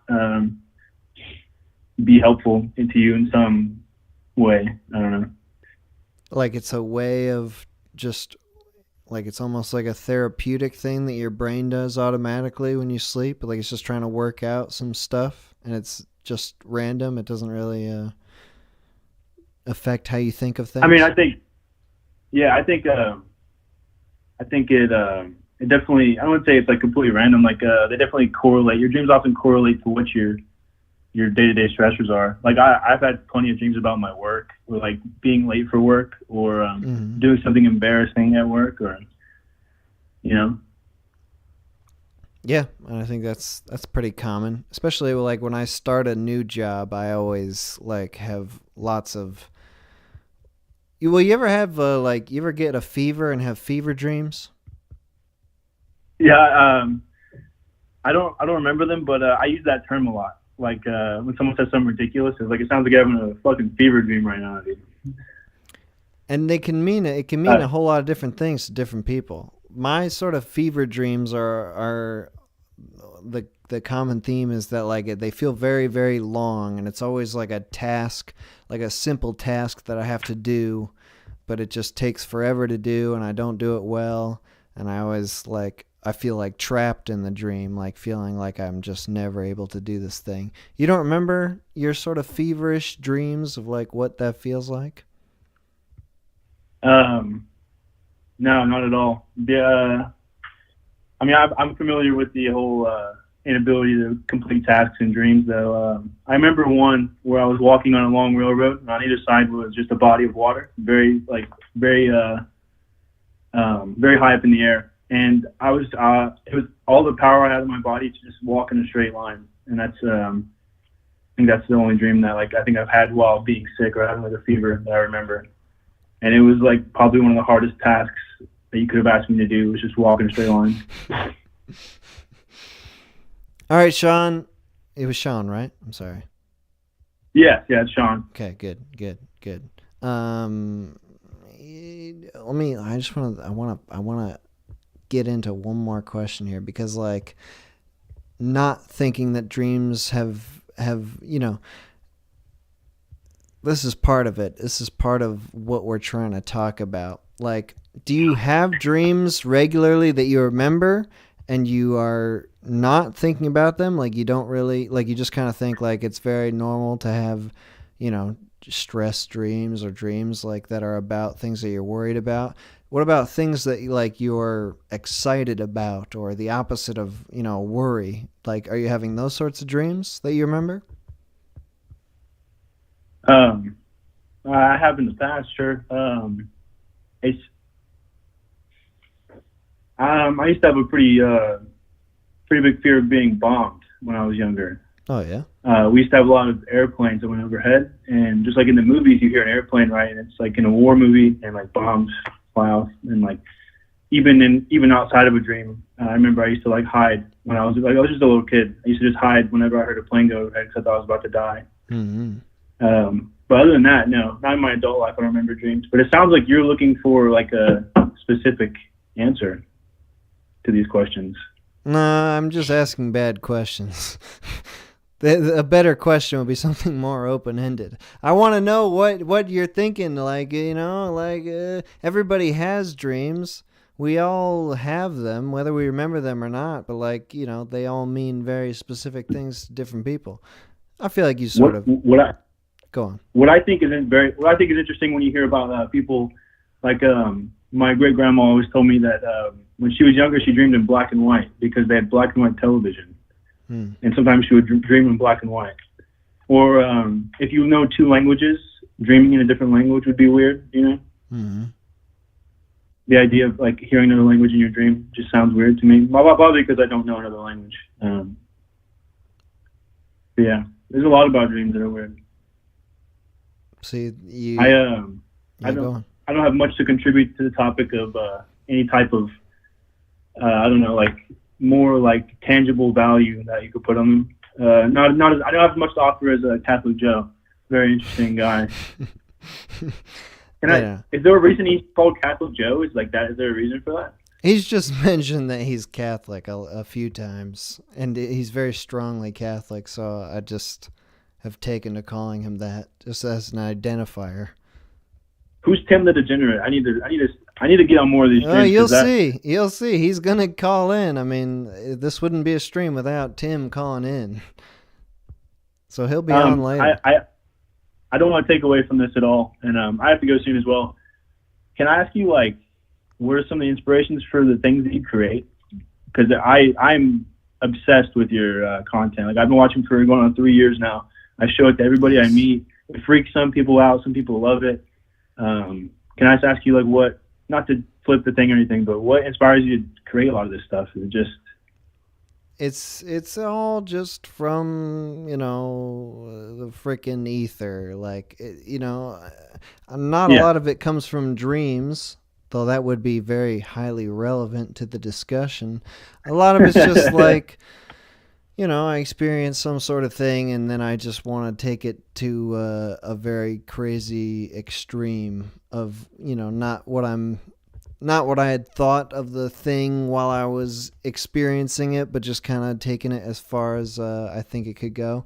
But I'm just a dude who likes to make stuff, who likes to do stories and try to make them funny. So like, a lot of it's just that. It's just trying to make some sort of entertaining thing. It's not really interesting to talk about, to be honest. It's just random shit. Maybe not you. Yeah, I could see if, like, since you created all, but I'm gonna get out of here. Absolutely, we'll always support your content, man. I love the stuff you put out. Keep doing great work. I appreciate you connecting the call. Hell yeah, man. Sean, thank you for calling in. Appreciate it. Yep, have a good one. You too. Nice. This is a weird one to talk about. Dreams. I gotta say, it's a weird one. It means different things to everybody. Some people are really into dreams. Some people are really not. What are we gonna do? Call from Jake. Jake? Hey, I made it. Yo, Jake. Yo. Hey. What up? You did it. You're on. This is happening right now. Oh, yeah. My body is ready. Hell yeah. All right. Jake, you're calling in to the Dreams and Nightmares stream. Did you want to tell me your opinion about dreams or about a dream you had specifically? Well, I've got a couple dreams that sort of over the past year just seared themselves into my mind. Okay. I don't remember a lot of dreams, but these two really stuck out. Go for it. I'm ready. Well, the first one's pretty short. Having a little wander. I'm in a mansion or some kind of big, endless house of some sort. And it's kind of like a video game. All these people keep coming at me. They're trying to kill me. They got, like, cutlery, forks, knives, spoons. They're just coming at me, trying to shank me with all this cutlery. And I do my best hand-to-hand combat, because I guess Dream Me is some sort of capable puncher. And I keep taking their forks and knives and spoons, and I can't just leave them around. Like, if I leave a spoon on the ground, someone else is going to come pick it up and try to kill me with it. Sure. So after I've amassed a collection of forks and knives and spoons from all these people, I got to dispose of them. And I guess Dream Me decided that the best way to do that was to start eating them. So I started just chowing down on forks and spoons. They were really crunchy. They were tough to get through, but I managed to eat all the forks and spoons. Mm-hmm. And then, as I was about to eat all the knives, I woke up. So you were consuming the weapons of your enemies. That was your best solution. Yeah, I figured the only place that I could really put them, that they couldn't get them, was inside me. So I started eating them. Right. Because if you just threw them in the trash, they would just go to the trash. They would just pick them out of there. Yeah, they could just rummage around and take them and come right back at me with them. All right. What about this other dream then? This one, so I was in a taxi driving from A to B, as you do when you're sitting in a taxi. Sure. And this dude with a briefcase wearing a suit jumped in front of the taxi. And like the driver stops and just lets this guy in, lets him sit right next to me. And this guy starts looking at me, and he opens his briefcase, and it's full of my mail. Like, not important mail, just my mail. It's all junk mail, bills, just all my stuff. He's got it in his briefcase, and he's looking at me. And he starts attacking me, so I pull a knife out, and I shank him. Whoa. How is he attacking you? With his briefcase or with his hands? He starts, like, grabbing it. He just starts grabbing at my neck. He's trying to strangle me or something. Not really sure why, but I stabbed him. He slumped over. Driver doesn't even notice. He's still driving along, doing his thing. And then it's just a peaceful taxi drive for the next couple of minutes till this dude wakes up again. And he's got no knife wound. Dude's immune to knives or something. So he comes at me again. And I know that he's immune to being stabbed. So I figure the next best place to escalate things is to peel this man. So I take my knife from the top of his head and drag it all down his torso. And then I start peeling him like a banana. I'm just peeling his skin off. God damn. But there was no blood coming out. It was all white. There was all this hydraulic fluid. And it turns out he was some kind of android, and his like skinless android face is looking at me, and he just says, "We know," and that's about when I woke up. Whoa, that's a bit freaky. Yeah, I wasn't ready for that one. I wasn't ready to peel a man. So I was a little concerned when I woke up. It's like, wow, I didn't even know this was an android. I just started taking his skin off.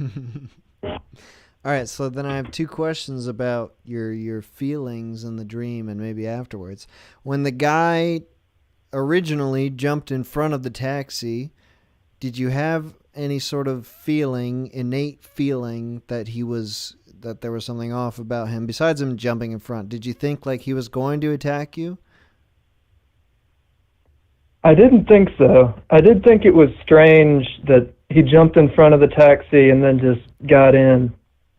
It felt a little odd, but I didn't think he was going to try to attack me or anything. And then what were you feeling when he said, "We know"? Like you discern that he was some sort of android robot type thing. Is that all that you were feeling, or was there something else there? I guess it scared me enough to wake me up when he said it. And I'm thinking it was like some kind of android hive mind, and he was just one of their agents or something. And I'm not sure what they knew. They knew something, and they had all my junk mail. But something about that really scared me. It jostled me awake. And that feeling stayed with you when you were awake? Or were you woke up and you're like, oh, that was weird. I don't care about that, though. Once I was awake, I was less concerned about the android hive mind and a little more concerned about the fact that I had just stabbed and then peeled a man. Before knowing who they were. Yeah. Android or not, I just took this guy's skin off. It was in the dream. You didn't feel like that was a decision, really? That was just like, or was it just like a very logical thing, like you said, like stabbing doesn't work, this is the next best thing?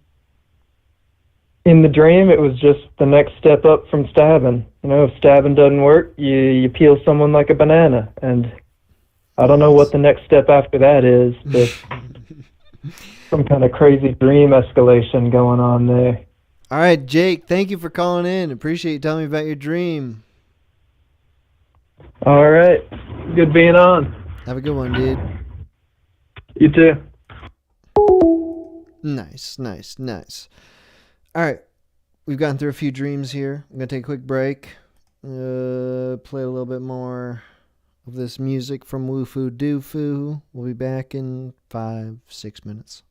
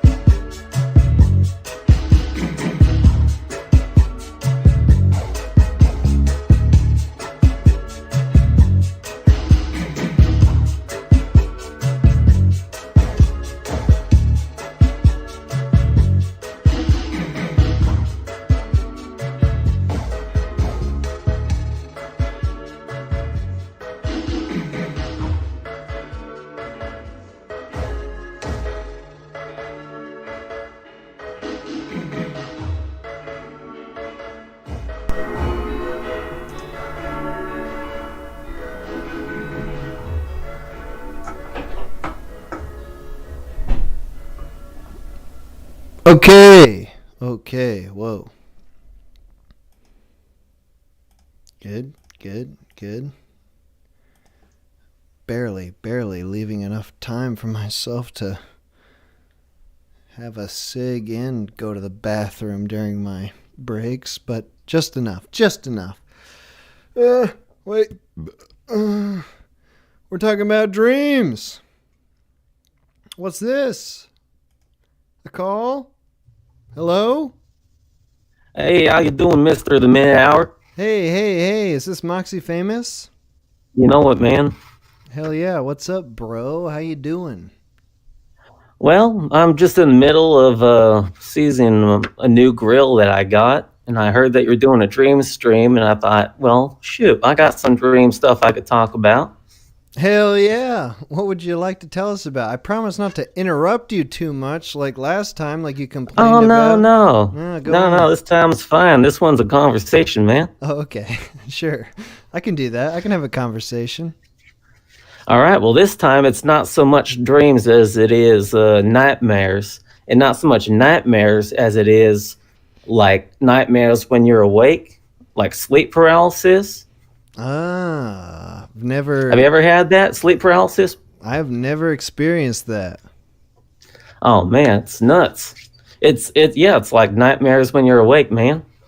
What do you mean? I've only heard tell of sleep paralysis. Sounds terrifying. Well, first of all, it's the sort of thing that Catholic Joe would like, 'cause it's not like real dreams. It's a medical sort of thing, more towards that. So Catholic Joe, you'll like this one. Basically, it's like when you wake up, when you are dreaming, and like, when you dream, your body like paralyzes you, so you don't like move around, acting out your dreams and hurt yourself. So what happens is you wake up and you're still paralyzed, and there's just like this feeling of dread that's all over you, You're awake, but you can't move because you're can't also move. dreaming. You're awake. You're awake and you look around. You can't move. You have this feeling of dread. And like usually, like you'll hallucinate at the same time because you're still dreaming, So like the first time it happened to me is like I woke up, dark room, feeling of dread. I can hear like out in the hall, like I keep my door closed when I'm sleeping. I hear out in the hall the shuffling of feet in the distance, and it's like that sort of thing where it's not clear enough to be sure that's feet, but you think it is. And at the same time, there's the sound of like, it's like a mix of a deep throbbing sound with a high pitched siren, and that's coming through my window, and I can feel that, and it's like you start to feel like sounds and whatnot. So like I felt that come through the window, and I felt like it was beating my heart, like it came into me, and what was beating my heart was that sound coming through the window. So that's one thing. Do you understand when this is happening, that it is a dream, that it is sleep paralysis? If you know what sleep paralysis is beforehand, then a lot of times, yeah. Like I used to watch a lot of like TV shows about aliens, alien abductions, and they used to be like, yeah, this is probably like sleep paralysis. And I looked it up more when I was a kid. So when it happened to me for the first time, I woke up and I knew instantly. I was like, oh man, this is sleep paralysis. And I got angry because I had work in the morning. I was like, I just want to sleep, man. But there's nothing you can do about it, even if you understand what it is. You're still stuck. You're still stuck. There's nothing you can do. Like for me, like you can, I guess, create like a mental sort of thing for me. Whenever it happens to me, I think, well, if I can just sit up, I'll be out of it. And that's usually what happens is I just keep trying to sit up, and once I do, I know I'm out of it, and then I'm like, well, that's it. It's over. How long does it go on? It varies. The last time I had it, it was like 6 seconds. But this one, it was, I don't know, 20 to 30 seconds. The very first one. Does it feel like that amount of time, or are you in like dreamland where time is kind of a weird concept? It feels, pretty normal time. Yeah, it's just you know how long it is. It's not like you're in a dream and it's like an eternity or anything. It's just as long as it is. Does it ever have to do with what you like? Does it? Are you coming out of a dream and like it's related to that, or is it just like you feel like you're awake and it's this whole other separate thing? Well, that's the thing is like I don't usually dream, like I don't remember my dreams. That like every once in a while I'll have one. It's usually something boring and mundane, like going shopping or like finding coins on the ground, picking them up, checking to see if they're silver. Like those are my dreams, and I hardly ever have dreams. But sleep paralysis, usually it's like I just wake up and then I am in that, and there's no dream leading up to it. I'm just waking up and it's like, oh, now I'm in a dream that I'm aware of. And you don't know any way to break free of it? Like your way of trying to get out of it is just like consciously trying to move your body? Yeah, I mean, that's what I've tried. I haven't had it so many times that I've been able to experiment, but I've had a handful of times. And yeah, it's just, for me, it's like, well, if I can sit up, then it's over. Do you think it's related to anything in your life? Is there like something you could point to that's like, I'm feeling a certain way and that's maybe why it happened, or does it just seem totally random? I'd say it's pretty totally random. And also, like, I haven't even gone to the rest of it because, like, yeah, there's all the sound and whatnot and the shuffling of feet outside. But then there's, like, when you start seeing people, like body shapes and whatnot. So, like, for me, that first time, I was laying in bed and I was just trying to sit up. And, I'm feeling the sound come in and beat my heart, and I can hear, like, feet shuffling around. And then I see in the corner of my room, there's just like a shadow person just crouching down in the corner, and he stands up, and I'm like, oh shoot. I know my door is locked and he's not outside, so he's been inside my room the entire night. And that was what was most scary to me. And then he walked across the room in a way where, like you walk, but like the feet aren't really connecting to the ground. They're like floating. And he just comes over to me, leans over me, and he takes his hands and starts, shaking my chest. He puts his hands and like feeling this shaking. And then that's when I sat up and I was out of it. I was like, man, that was crazy. Now I better get back to bed. I got work in the morning. But so but if you understand that it is sleep paralysis and and I'm just asking this because I've never experienced it. But if you understand that you're in some weird nether zone where like it's something that's outside of your control, but do you also understand that it's not real? Does that ease the dread at all, or is the dread just like there? Well, the dread, like in my opinion, a lot of stuff's just physical. It's not even like a mental thing. It's like, you got the different chemicals or whatever going through your body and your brain and all that. So like when it happens to me, I have that feeling of dread, but at the same time, I know it's not real. Like the last time it happened to me, it's happened a handful of times. So it's like, it's not a big deal. Where I'm like, I'm laying on my bed. I wake up, I feel dread. I hear shuffling feet down on the ground. I see a baby's head peeking over the edge of my blankets and go, yep, this is sleep paralysis. I'll be out of it. Let me just sit up real quick. Once I can do that, I'm out. That's the one that was 6 seconds. So maybe it's with more practice that you get better at it. I don't know if it's a mental thing, physical thing, whatever. I'll let you know when it happens to me again. Do you remember when it happened the first time? Like, was there a time that it happened where you couldn't recognize what it was? I knew what sleep paralysis was before it ever happened to me. So, very first time, that was the one with the shadow guy in the corner and all that. I knew exactly what was happening, and it was more just frustrating that it was happening and interesting to like know what it was like. Because I had read about it before, I'd heard about it before, all that sort of thing. All right, Moxie, thank you for telling me about your sleep paralysis experience. Appreciate it. Yeah, no problem, buddy. Have a good one. Hey, you too. Hey. I've never had that. Thank God. Because that sounds like a bunch of bullshit. Like, I don't want to experience that. It's hard to say because, like, even if I knew what it was, I don't want to wake up and not be able to move. I like to move. I like to move around. But I have had a sort of, when I wake up from like a nightmare and I've got the residual dread. I gotta turn on the light and like just sort of write down the dream, the nightmare that I had. Like, usually putting it all out sort of takes away that feeling. But yeah, I've had nightmares before where I wake up and I've got that feeling of, the bad feeling of the dream, and it's that's no fun. But sleep paralysis, that's a whole other thing. God, I hope I never have that. Is that a medical condition?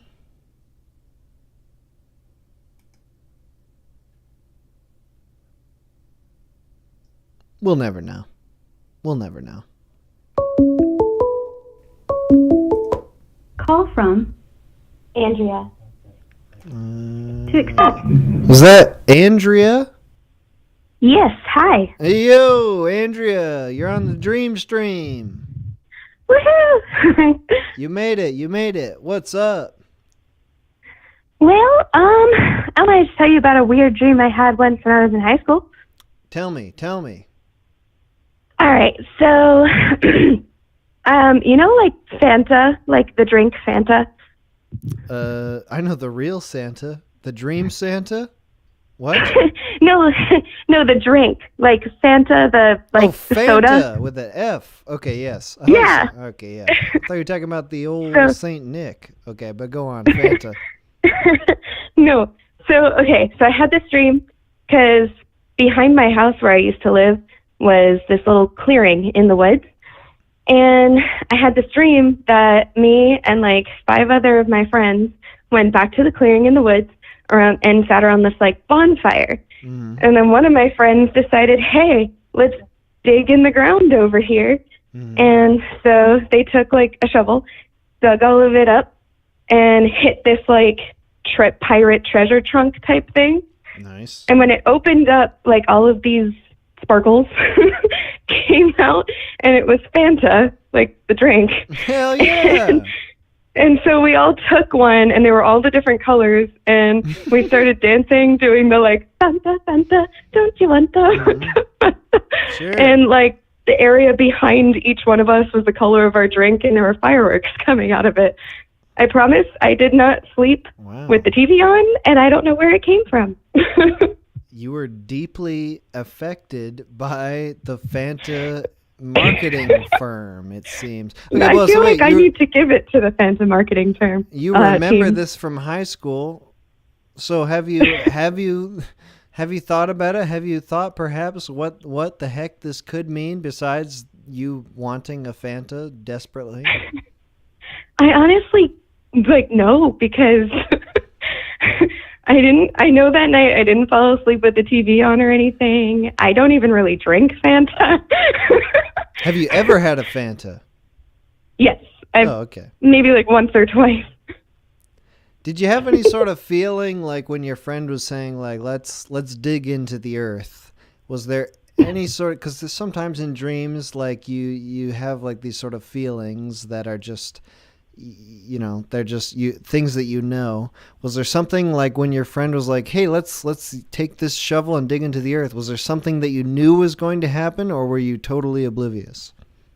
No, I think in my dream, I'm like the same person in my dreams as I am in real life. I go with the flow, and I'm like, yeah, sure, let's do it.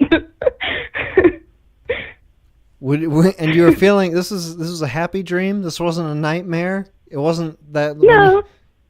No, it was a happy dream. I like, most of my nightmares are boring. They're always like, I have to do something, or I have to get to work, or I have to get to a class or something like that. And I'm like running late because of like chain quests. Do you wake up from those nightmares with that feeling?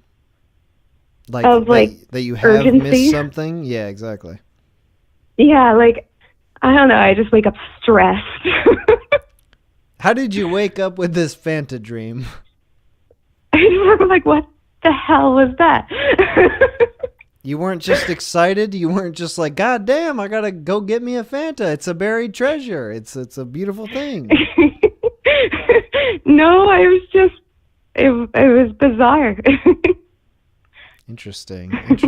All right, Andrea, Andrea or Andrea? Andrea. Any dreams you've had recently? Not Fanta related, just just your random run of the mill dreams. Do you remember them often, or do you forget dreams generally? It's about half and half. Give me most something of them recent. end up being, well, recently, okay, so you know about like lucid dreaming? Sure. So I've always wanted to do that. And so fairly recently I had a dream where it was starting out as like a nightmare. Somebody was like throwing us into a basement and and like they took away the stairs. I don't know what happened. And so I was like hanging there because I wanted to get back up from the basement because I was like hanging on the ledge. And I thought you said you would go with the flow. Well, I struggle bus when I'm like in a struggle bus situation. All right, so someone was throwing you in a basement, perhaps kidnapping you, and that was not cool with you. No, but like while they were doing it in the room that's like before the basement door, there was like this pamphlet on the wall or something, and I saw that like every time I looked at it, it was different. So it was like, hey, that's one of those things about lucid dreaming. And I was like, oh my gosh, I'm dreaming. And because I knew I was dreaming, I moved the bottom of the basement to like, so that it was just another room. And as soon as my feet like hit the ground, I got so excited that I was lucid dreaming. I woke myself up. I still have not been able to achieve it since, and I'm pissed. Yeah, that's too bad. I mean, I feel like my experience with lucid dreaming, the best I can do is like just change the camera angle, basically the perspective of the dream. I can go from being in a personal experience to just like going to someone else, but I don't feel like I'm ever able to control the dream. So, have you ever had like any experience where like Is that how it always is for you, where like you just are you and you're stuck in you and you have to be you? I feel like I've had like weird dreams. I had one when I was little, like really little. Probably like 5 years old. I was really afraid of Bowser from Mario. Terrifying. And I had this dream that I was Mario, and I got down to like Super Mario 64, where you get to the Bowser level and you go in and you have to like throw him around. I got to that point, he was stomping and scared me. So I was Mario at that point. But for the most part, I'm just... But you were Mario through the whole dream. Yeah, I was Mario through the dream, yeah. Dude, that is a terrifying part of Super Mario 64 when you're running towards the Bowser painting and the floor just drops out from beneath you. What's with that? And when you go up to like one of the locked doors and he does that like creepy laugh, man, that scared the crap out of me as a kid. Yeah, that's messed up. All right, Andrea, thank you for calling. Thank you for talking to me about your dreams. Have a good day. You too. I don't think I ever had a dream where I was Mario, but that really was that is a scary part of Super Mario 64. You're running up those stairs, those endless stairs, and Bowser's laughing, and you can't even get to the painting.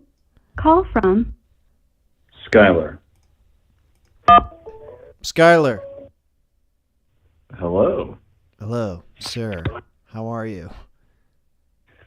Gonna be honest, I just had a really rough phone call with someone, and I'm feeling kind of crappy. Oh, no. But I'm excited to be talking to the man that made my football body. You were calling someone else before me? Yes, I didn't mean to. Whoa. I was drunk and I didn't know what I was doing. Okay, and Skylar. I'm sorry. It's fine. It's Okay. fine. I'm gonna choose not to be terribly offended by this, but it's a choice. Yeah, it is. And that's what the person tried to explain to me. Intuitively, I am very upset. But okay, Skylar. You know, as much as I want to get into what's this scary, sad phone call you had, it is interesting to me. I do want to know, but you're calling into the dream stream. The dream stream. Did you have something? Yeah, go on. So, all right. I'm going to try not to treat this like a therapy session because I tend to have nightmares more than I have dreams, and my nightmares are... We haven't gotten into nightmares, really. I'm not going to be helpful to you as a therapist might be, but I would like to hear it anyway. Your song, My Football Body, is good enough for me. But anyway, yeah, I love that. Anyways, so yeah, so some things about me. I'm an addict, alcoholic. Oh, nice. I'm 9 months sober at this point. I'm at age that is understandable. Congratulations. Good for you. Yeah, I'm thank drinking you. right now. I mean, I'm an alcoholic, but I'm in the midst of it. Nice. And so a lot of my dreams are centered around drugs and like relapse and my fears of that happening. And, you know, I take a medication to help me sleep. It's called trazodone. It's wonderful. It eliminates my fear of falling asleep, which can keep me from falling asleep. Tell me about my fear of... Huh? Tell me about that a little bit. I feel like I may understand what you're talking about, but tell me what you mean by your fear of falling asleep. I meant to say my fear of not being able to fall asleep. Although I am a little bit afraid nowadays because nightmares, but yeah, I'll kind of get in this mode where like I'm afraid that I'm not going to be able to sleep, and that just keeps me awake forever, ironically. So it's not a fear. Like I feel like sometimes I develop this strange fear that does keep me from falling asleep, where it's like, I don't know, the act of falling unconscious, it can kind of be scary sometimes, where like you're just sitting in bed and you're like, I'm going to go from being where I am now, like thinking normally, to just like falling into this weird zone where I don't have control of my thoughts. Like something about that is a little strange. Yeah. My little brother, actually, he's 10, I believe. He used to have this issue where he would be afraid of falling asleep because he thought he'd die. Yeah, I feel really bad for him, but anyway, yeah, I do understand that. I do get that sometimes. For me, a lot of my dreams are really disturbing and like just not okay. You know, I've seen like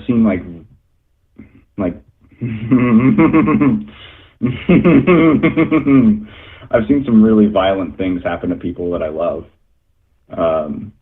And sometimes I've been the one doing them, you know, or I'm the one that's being forced to do it. One dream in particular, oh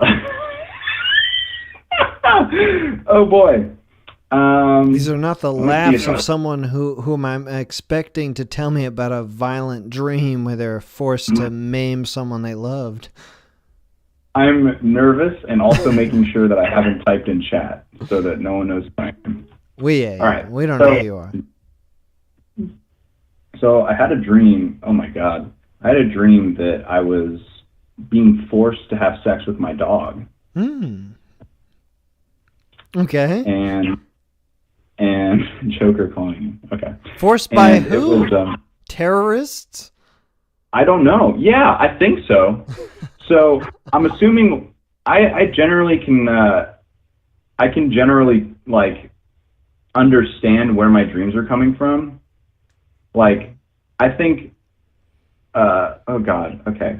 All right. You know what? We're gonna close the chat. It's fine. We don't need to see those Just things. go for it. Go for it. Go for it. I don't look at the chat. Yeah. Like,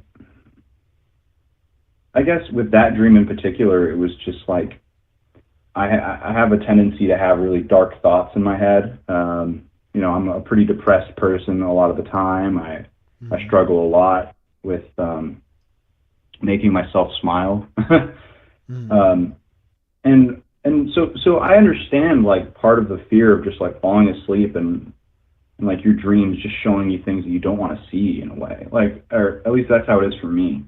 Because like there was another dream where this musician I look up to, Zach Hill, he's a drummer. I really look up to him. He was like I read about him doing like meth or something really hard back in the day, and I was afraid I couldn't, like, I was in the same building as him, but like I just couldn't reach him. I couldn't get in the same room as him. I couldn't talk to him. And I knew he was doing drugs, and it was like so painful because I just wanted to help him. I wanted to be there. I wanted to do something, and I couldn't. And the dream kind of ended with he was walking away to do heroin, and I was on the floor trying to crawl towards him, and I couldn't. I couldn't crawl. I was like stuck. And really, it sucked waking up that morning, to be honest. I woke up and I immediately felt all the pain that I had felt in my dream, and I kind of wanted to just stop existing in that moment in time. But is that something that you feel happens, like, maybe not often, but just like, you know, more than this one time where like you have a dream that is kind of disturbing to you, personally disturbing, and it kind of, I don't know, ruins your morning, or you wake up with that feeling? Yeah, like a lot of dreams I have are just like terror driven, and I'll kind of wake up just like, I don't want to say traumatized, but I wake up just like already fucked up, and I haven't even started the day. Like I'm already like, oh my God, what the fuck did I just see? You know, like it's kind of like when you see like a video of someone get decapitated on the internet by accident. How do you do that by accident, you ask? I don't know, man. It's happened though. Yeah, it seems like they've been sanitizing the internet lately, so you can't see those things. You got to go to deathaddict.com. Those sorts of live leak where it's their bread and butter. I used to go on that subreddit, Watch People Die. Watch People Die. Oh. I used to really, I mean, I don't want to say love, but I used to browse that subreddit all the time, and I don't want to say enjoy, but I did. It was just it was a place to go when you're feeling a certain sort of way, just to watch people die. But anyway, enough about that. Yeah. What I kind of gather from that dream is, it's, for me, a lot of my dreams are just my subconscious showing me something, and like things I already know generally. But there was with that dream where like I couldn't just like reach him. It's like my fear of not being able to reach someone that's suffering. You know, like I'm in some certain programs that facilitate sobriety, and there's tons of people in there that are struggling to stay sober or get sober, and you know, I have like that fear that I can't reach them and that they'll die, and I just can't do anything. Do you feel like you have any sort of control over what you dream? Do you feel, is there any sort of like is there any sort of dread when you're going to sleep that something is going to happen that like you don't have any control over? Do you feel like, does that give you worry at all? It does. It's sobriety is for quitters. Yeah. It's no, I'm kidding. It's terrifying sometimes when I've had like kind of a fresh, horrible dream, you know? Like, I try to get up and move on immediately, like immediately start distracting myself or do something so I don't remember my dreams. But after like a particularly shaking one, like the nights preceding, I'm definitely very like I just don't want to, you know? Like I'm like, I just don't want to suffer again, you know? Which is bad now that I say it out loud, but I'll ask you this last question. Just have you had dreams where when you like that put a veneer on doing drugs or alcohol, where like you wake up and you're like, oh, that was great. I should fucking relapse. Like I loved being so fucking terribly drunk in that dream. That was amazing. Like I should do that. I've had a couple dreams where like I am relapsing, and it's so funny because like I'll wake up and be like, that was nice.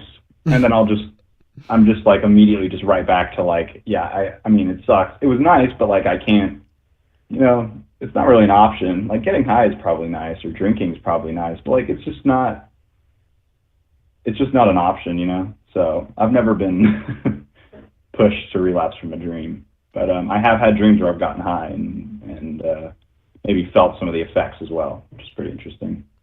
All right, dude, thank you for calling in. Appreciate your calling. Tell me about your dreams. Yeah, man. I might sound a little bit weird when I say this, but I definitely have love for you. I love you. I think you do a lot of great things, and believe it or not, but my football body has helped me a lot. And, thank you, man. I appreciate that. Yeah. All right, really you have a good one. All right, you too. Nice. I didn't mean to sound flippant when I said that I was an alcoholic in the midst of alcoholism. I just like to drink alcohol. You know, I'll discover all that other stuff at a later date. But right now, I just, I like beer. What am I going to do? I'm going to get more, but I'm going to do one more call. One more call here, and then we'll take a break. Who's it going to be? Who's it going to be? Tell me about your dreams. Whoever it is, I'm ready. Another person? I'm getting missed calls. They aren't coming through. If I don't get one in a second here, I'm going to have to call someone back. 5, 4, 3, 2. All right, I'm calling someone. Here we go. This one. Oh, wait. This one.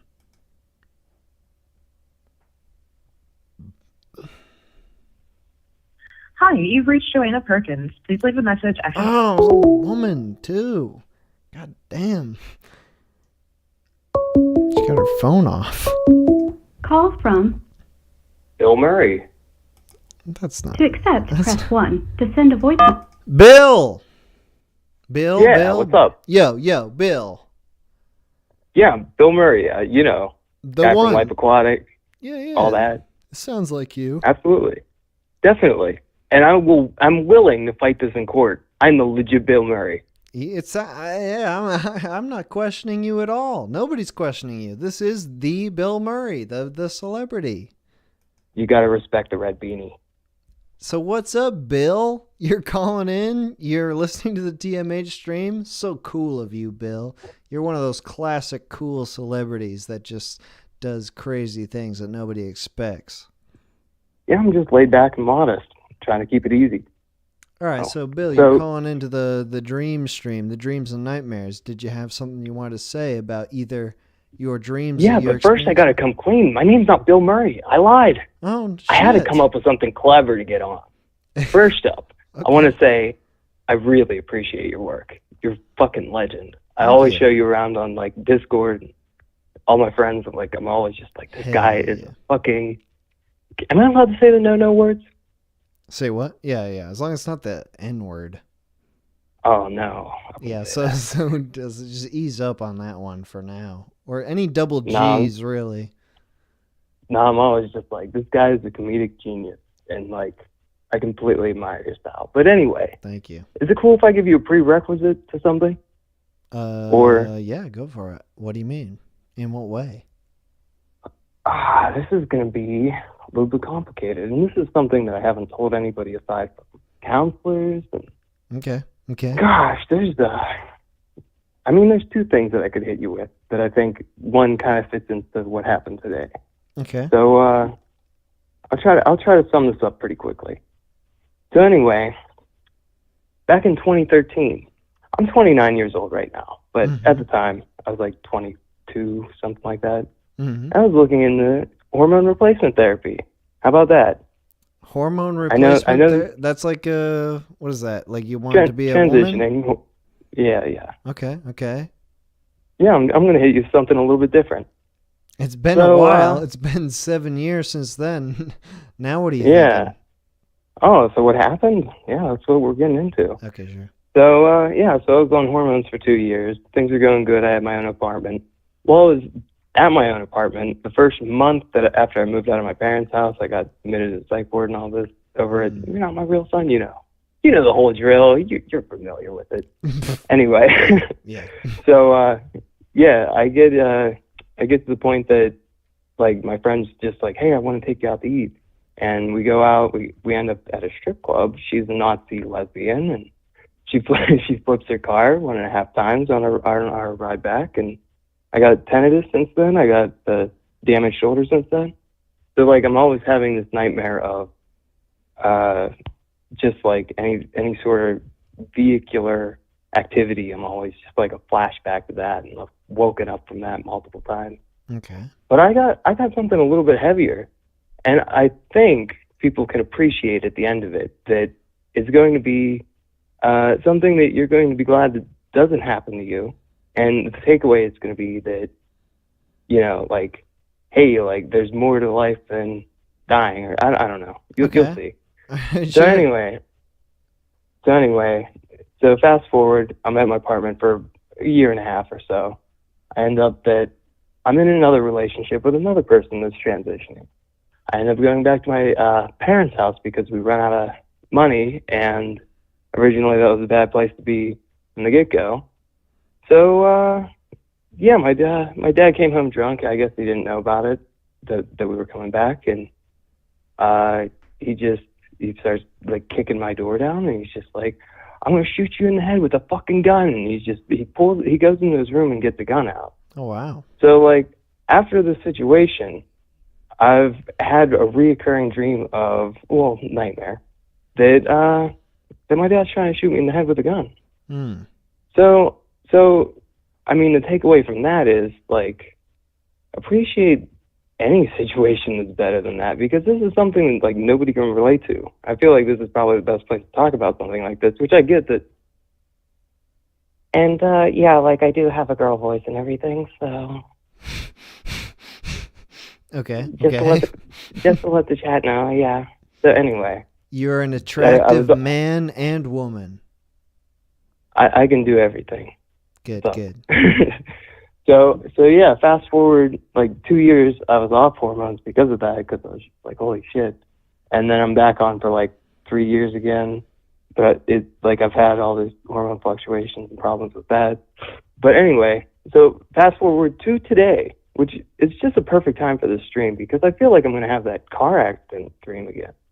That I'm pulling out of, there's a 3-lane highway going down to a light, and then there's a one-way coming up from that.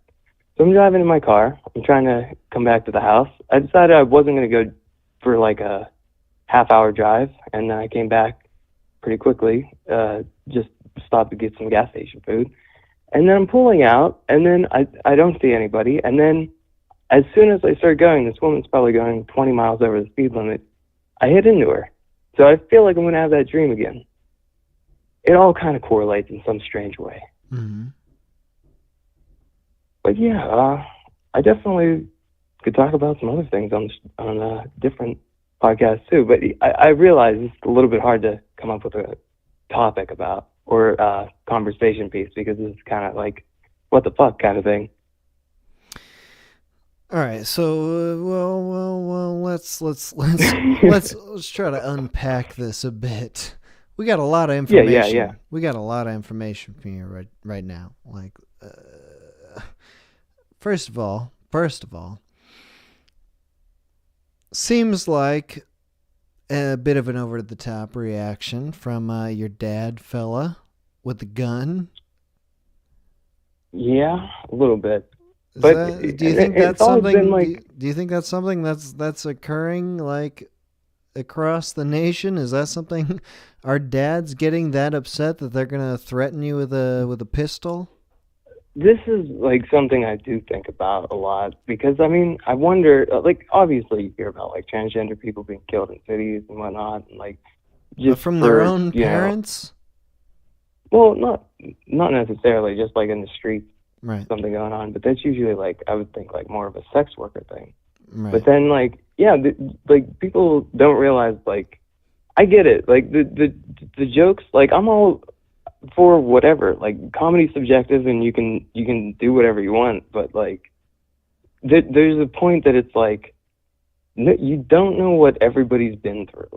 So like I would consider myself to be like an optimistic person usually, and it's just like it was such like a weird curveball. Like I get that like where my dad's coming from. Like yeah, he doesn't agree with it, but like yeah, it was a little bit extreme. Yeah, a little bit over the top. Yeah, like yeah, not being on board versus murdering your own offspring. Like there is some sort of disconnect there. I think most people would recognize.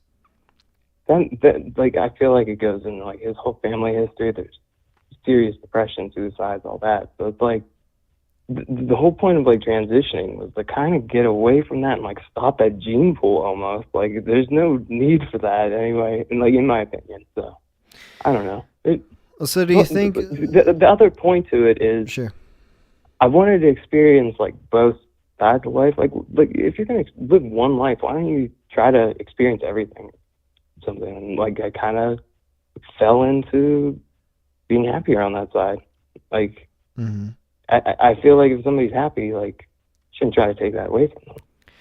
Well, I think hormones are a very weird thing. I don't know like how much doctors really understand it. I remember when I at one point like had some sort of I don't know, just like not a very serious illness, but I went on these steroids that apparently pumped up my testosterone, and it made me crazy, made me totally crazy. I mean, like I was just taking these pills. All they were was just pills, and they made me very, very, very emotional, and I didn't expect that from testosterone.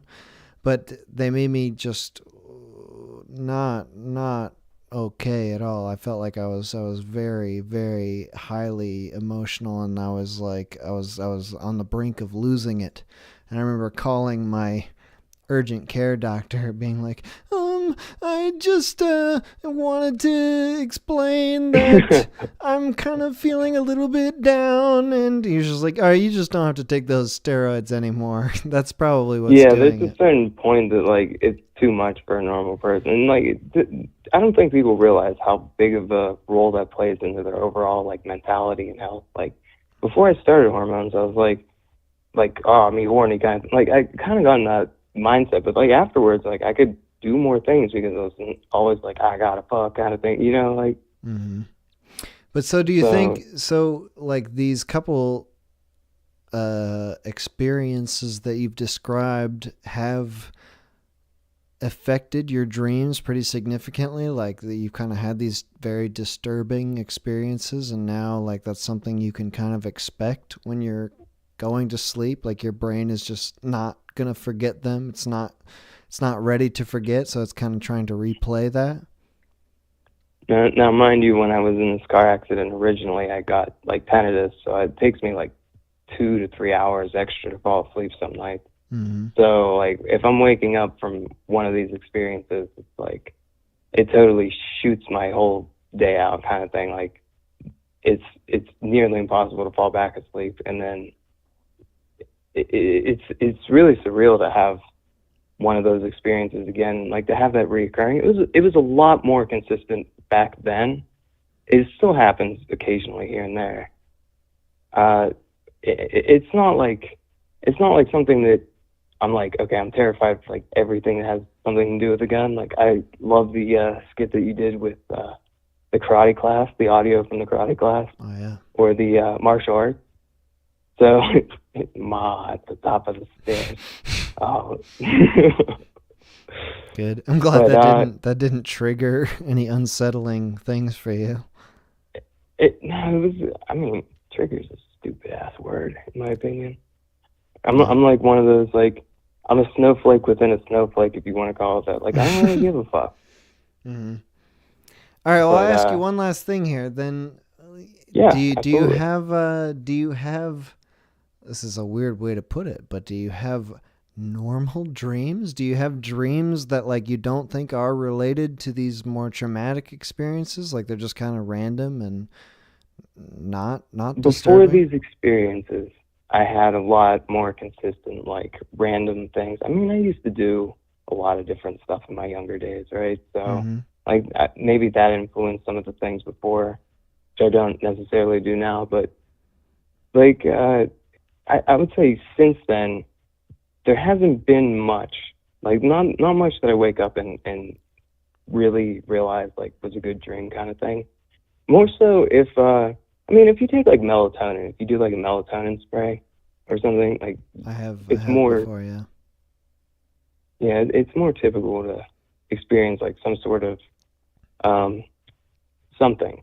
And normally with that, like before, yeah, it used to be like more pleasant, but now it's like, I don't know, it's a mixed bag. So, do you have like a dread while you're going to sleep? Did you say you had tinnitus? Yeah. So that's like a constant ringing in my right ear. I believe it was because of the car accident. It could have been because of loud music, and then something with the car accident triggered that. Is there anything besides that, like that you're feeling is not a physical thing but a mental thing that makes you not want to go to sleep because you feel like you're going to be re-experiencing some sort of traumatic event? That depends if I'm taking Adderall that day, and if I want to, how badly I actually want sleep for the next day, kind of thing. Normally, I'll be like, I'll try to hold it out, or if I'm busy with something, I'm always trying to learn something new. I'm always researching something new on YouTube or reading into something. But yeah, if I know there's really nothing going on in the next day, sometimes I'll try to drag the night out and try to avoid it, try to get like a 5-hour night's sleep because you get less kind of a dream cycle in there, I believe. So sleep is not necessarily restful for you. Sleep is the cousin of death. All right. Bill Murray, thank you for calling in. Appreciate Bill Murray, everybody. Yeah, thank you. This is Bill. We heard it. All right. No. Thank you for calling in, though. Appreciate your perspective on this. Oh, it's been great. Thank you. Have a good one, man. All right. We're going to take another quick break here. And then we'll be back with more calls. Here we go.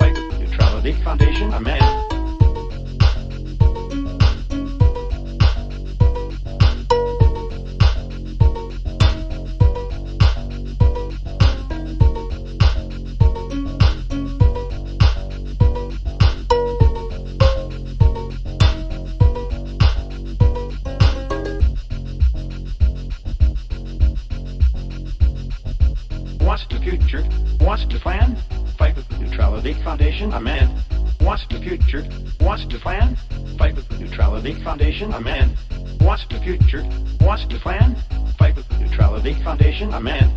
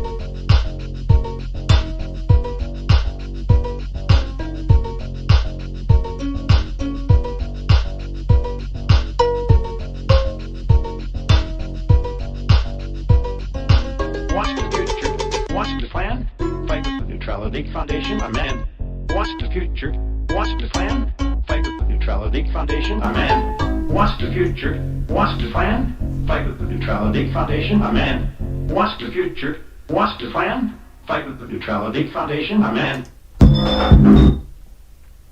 Huh. Okay.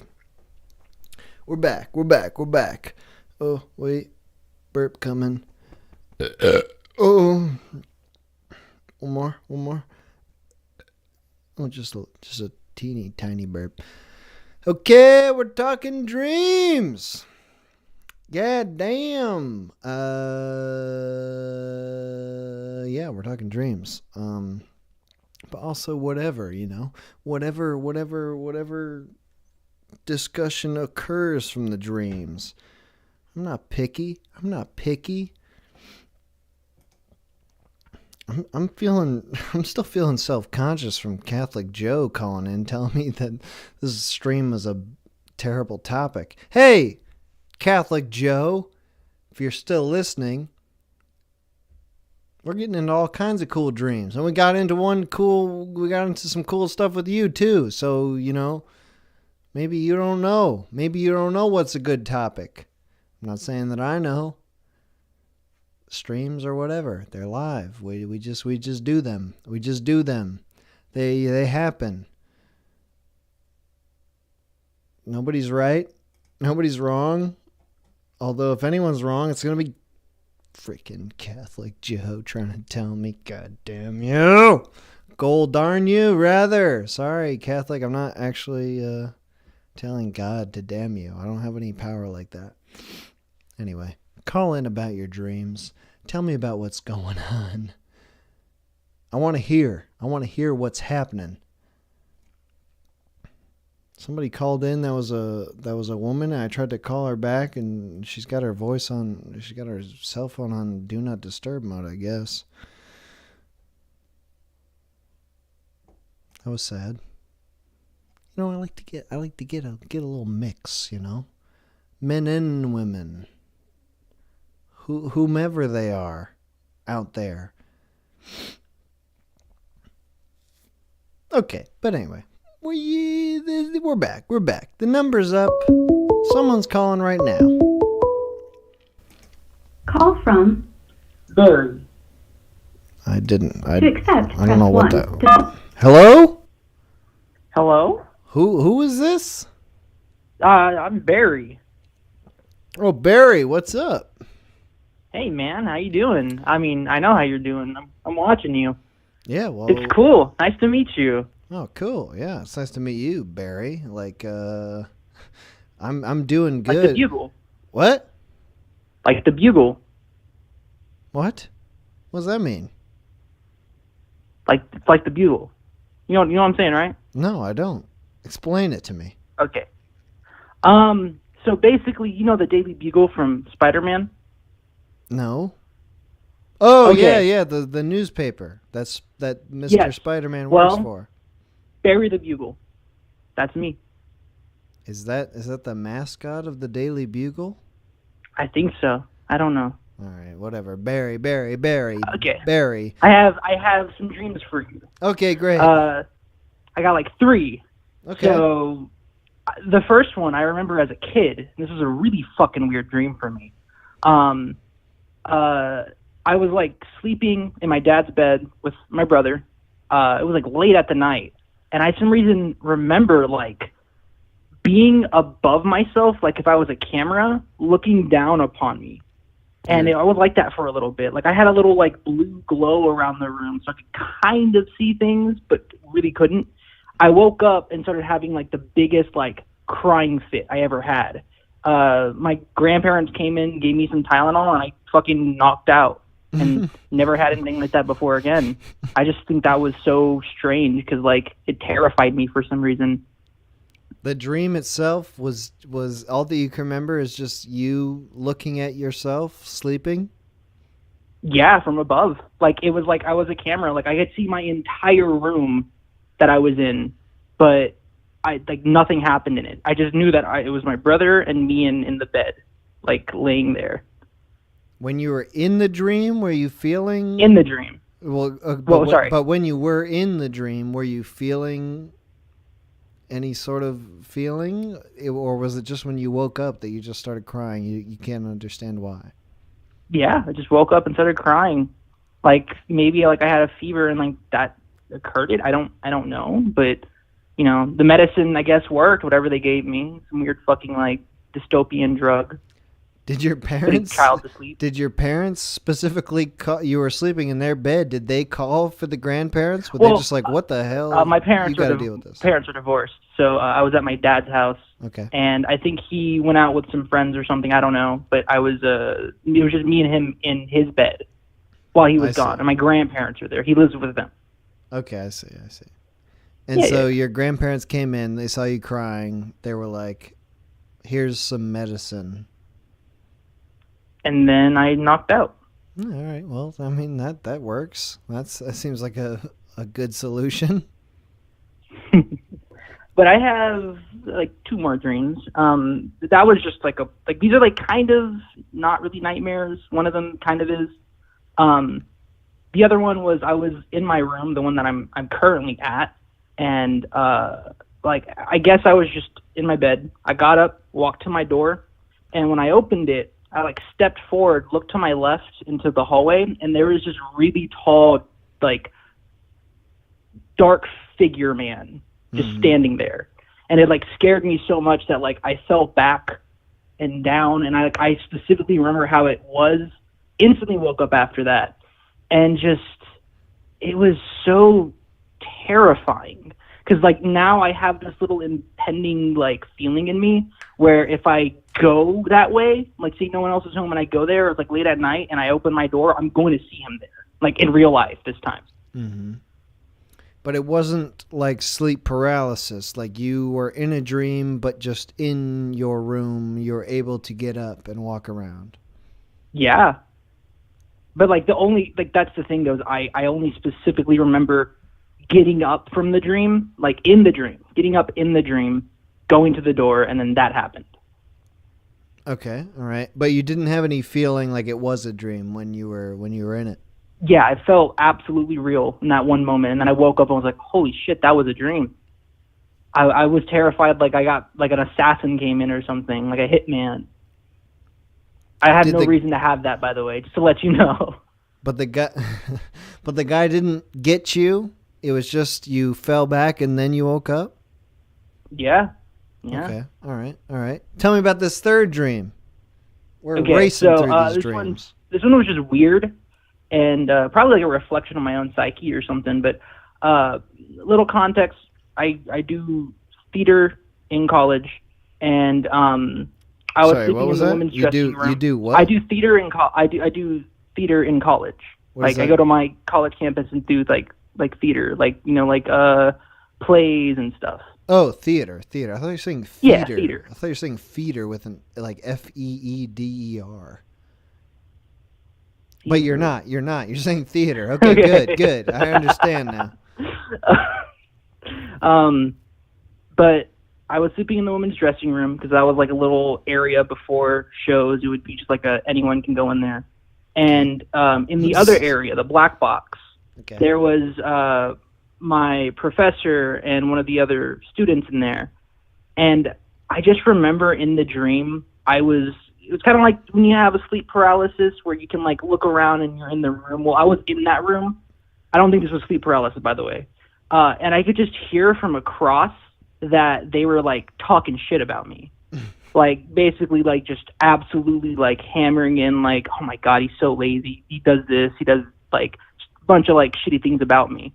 But I remember then like actually waking up and then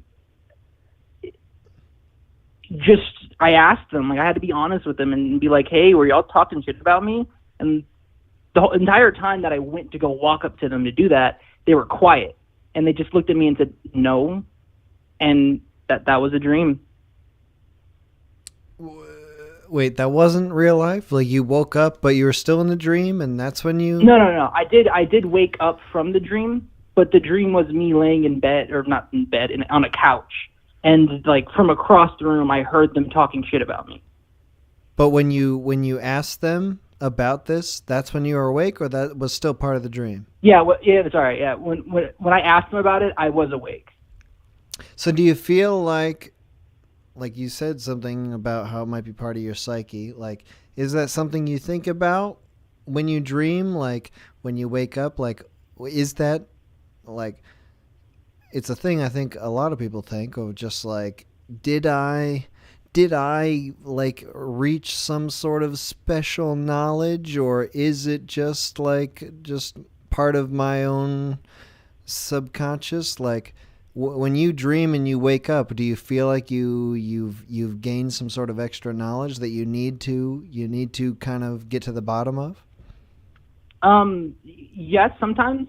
For the most part, I kind of just feel in bewilderment, and I'm like, honestly, no one knows this. No one has any fucking like actual knowledge over this, and they say they can, but like no one can explain it. It's just what fucking happens. Like I had a dream where I went to hell, and like then I was in Minecraft, and like how do you explain that? How are you gonna tell me like that has some meaning to it?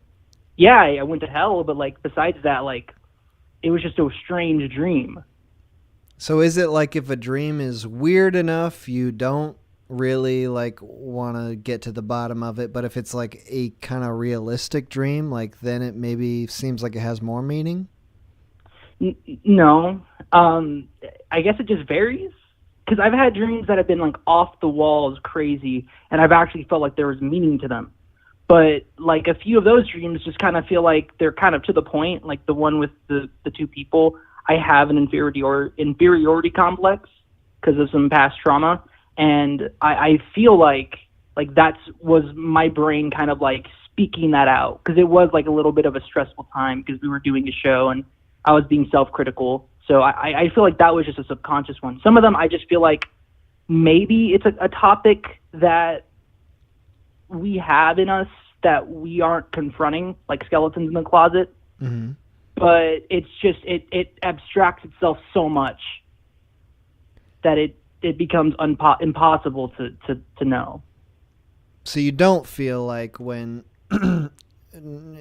like there's something specific, you don't feel like there's some like you're getting some sort of knowledge from somewhere else, from the ether, that like that is true. Like this particular dream that you described, like because it was feeding on maybe some sort of subconscious feeling of inferiority, like that was something you maybe wanted to discuss, but like generally you don't think you don't think you're ever like gaining some sort of forbidden knowledge or knowledge that you wouldn't have otherwise. It's just random. Damn, you just threw like a hard question on me. It was loaded. I talked for a while. This is how I ask questions. I just talk for a while, cool, hoping that someone will eventually talk over me. But you know what? We all like hearing your voice. This is why we're here. You got to think about that. Nice. Honestly, I think that's just up for interpretation. Because again, you come on here to give everyone's interpretation of what the fuck all of this means. But at the end of the day, I just think if it can make you a stronger person, if you can have a dream that actually makes you change your life, makes you healthier, makes you want to go connect with people, makes you want to reconcile with past traumas, then I think that dream should be important to you. And I think that dreams should be what you want them to be, even if they're weird as fuck. Let me try to rephrase it in a way that makes more sense, because I feel like I've had dreams where people that I know say things to me, and I when I wake up, like, I don't want to believe that it's all just inside my head. Like, I want to believe that, like, I've figured something out.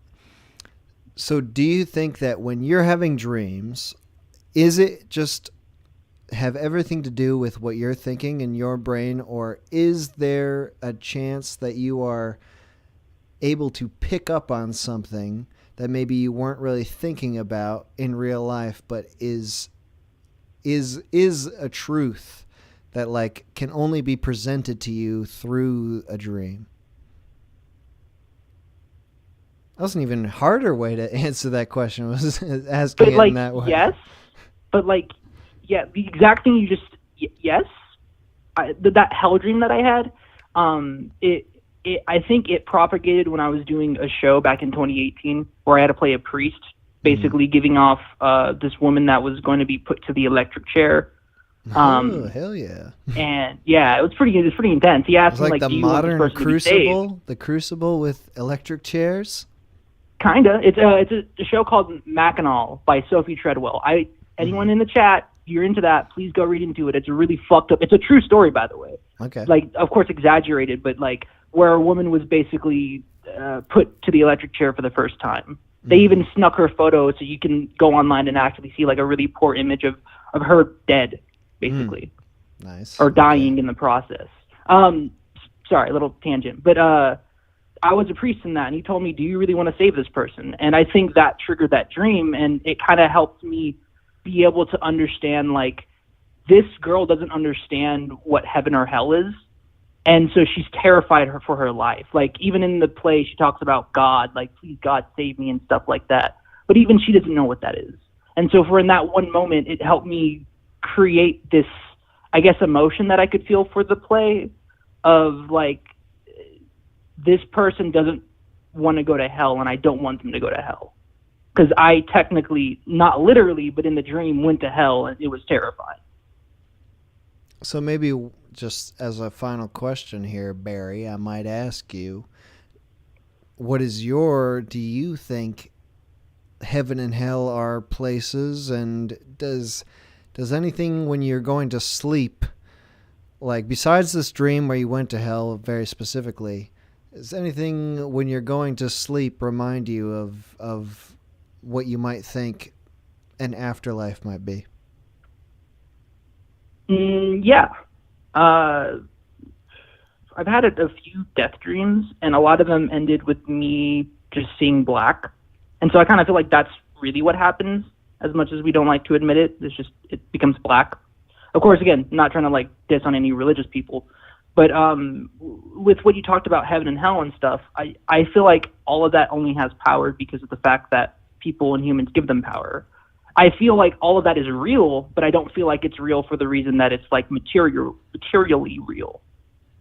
It's just the fact that so many people have that belief it is real that gives it the power to exist in our brains.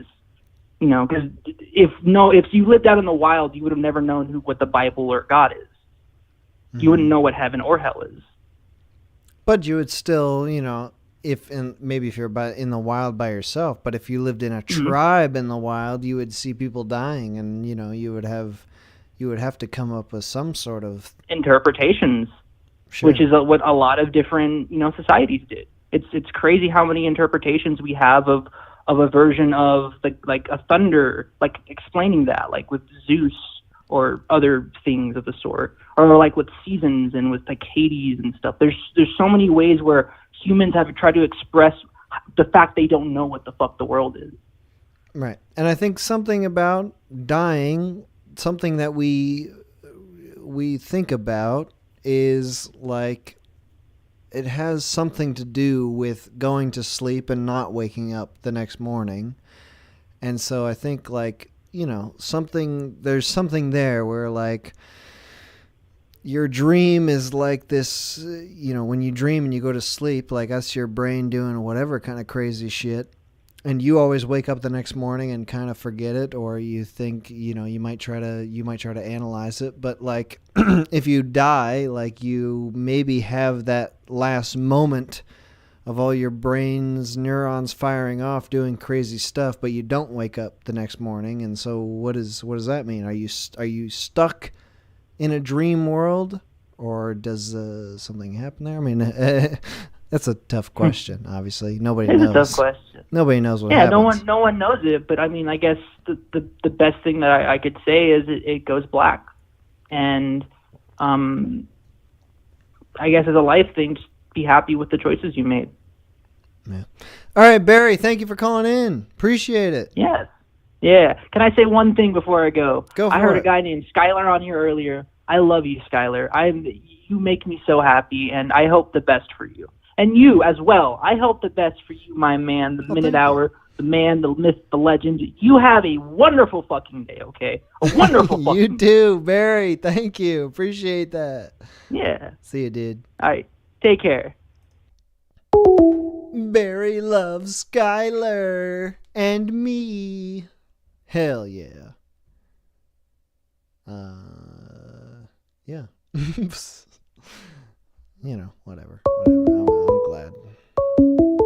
Call from David. To accept, press 1. To send a voicemail, press 2. David. Hello? David. Oh my God, am I on the show? You're on the show, David. Dude, Woo! Mr. Minute, I fucking love you, bro. I don't even know your name. I don't even know what you look like. But your voice, it soothes me. It makes me pucker my butthole. It makes me dream the dreams, baby. Hell yeah, oh David. I'm overflowing with emotion right now. Go ahead. No, Yeah, I feel all the same. I feel all the same things towards you, and I've never talked to you in my life. But you're a beautiful, beautiful person, David. I love you. Wow, this is great. You think we should get married? Well, okay. Hold on. Okay. Let me hear about your dreams first, then I'll decide. Okay. Well, I have really peculiar dreams. There was a point in time where I used to dream every day, and so I have sleep apnea. And so when I was in the Army, I would get probably like 4 hours of sleep a day sometimes. On average, that's what I would do. I'd go to bed at 1 a.m. and then wake up at 5 and then work out, and then my entire day I'd be drinking caffeine, coffee in the morning, Red Bulls until 3, and then go to the gym, have some pre-workout. Nice. So my sleep schedule's all fucked. Mm-hmm. And then I'd have some crazy dreams. I dream every day, and they're pretty vivid. And I don't know if I can lucid dream or not, but I feel like I'm in control most of the time. How do you mean then? I'm not. I feel like a lot of times people,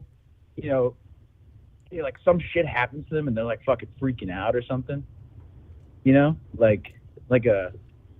in a bank and a bank robbery happens and you're just freaking out and you're on the floor crying and shit. Mm-hmm. But I'm always in control somehow. I'm always able to fight back. But even then, some shit happens to me. So how you hear people talking about fighting in their dreams and it feels like they're punching in slow motion. You ever feel that? Yeah, sure. Yeah. You ever do that? Did that ever happen to you? The biggest thing that's been happening to me lately is I'm not able to scream. Oh. In real life, I love to scream. I love to scream at the top of my lungs. But in the dream, it's I see something that makes me want to go, no! But I just can't do it. I can't. I take the deep breath, but then it just comes out no! So that's mainly how that occurs for me. Okay, no, something similar. So I used to, whenever I would try to punch somebody, it's it's not really water. It's not I'm punching underwater, but I'm in a vat of gelatin. like It's warmed even worse, up gelatin. even not worse like than the water. thick- Yeah, it's worse. It's really thick, and it's so annoying because they're kicking my ass sometimes, and I'm trying so hard to fight back, and I'm just punching in slow motion. So that used to happen to me, but now, so I'm an Army guy. You know, I'm familiar with guns. I'll get to that.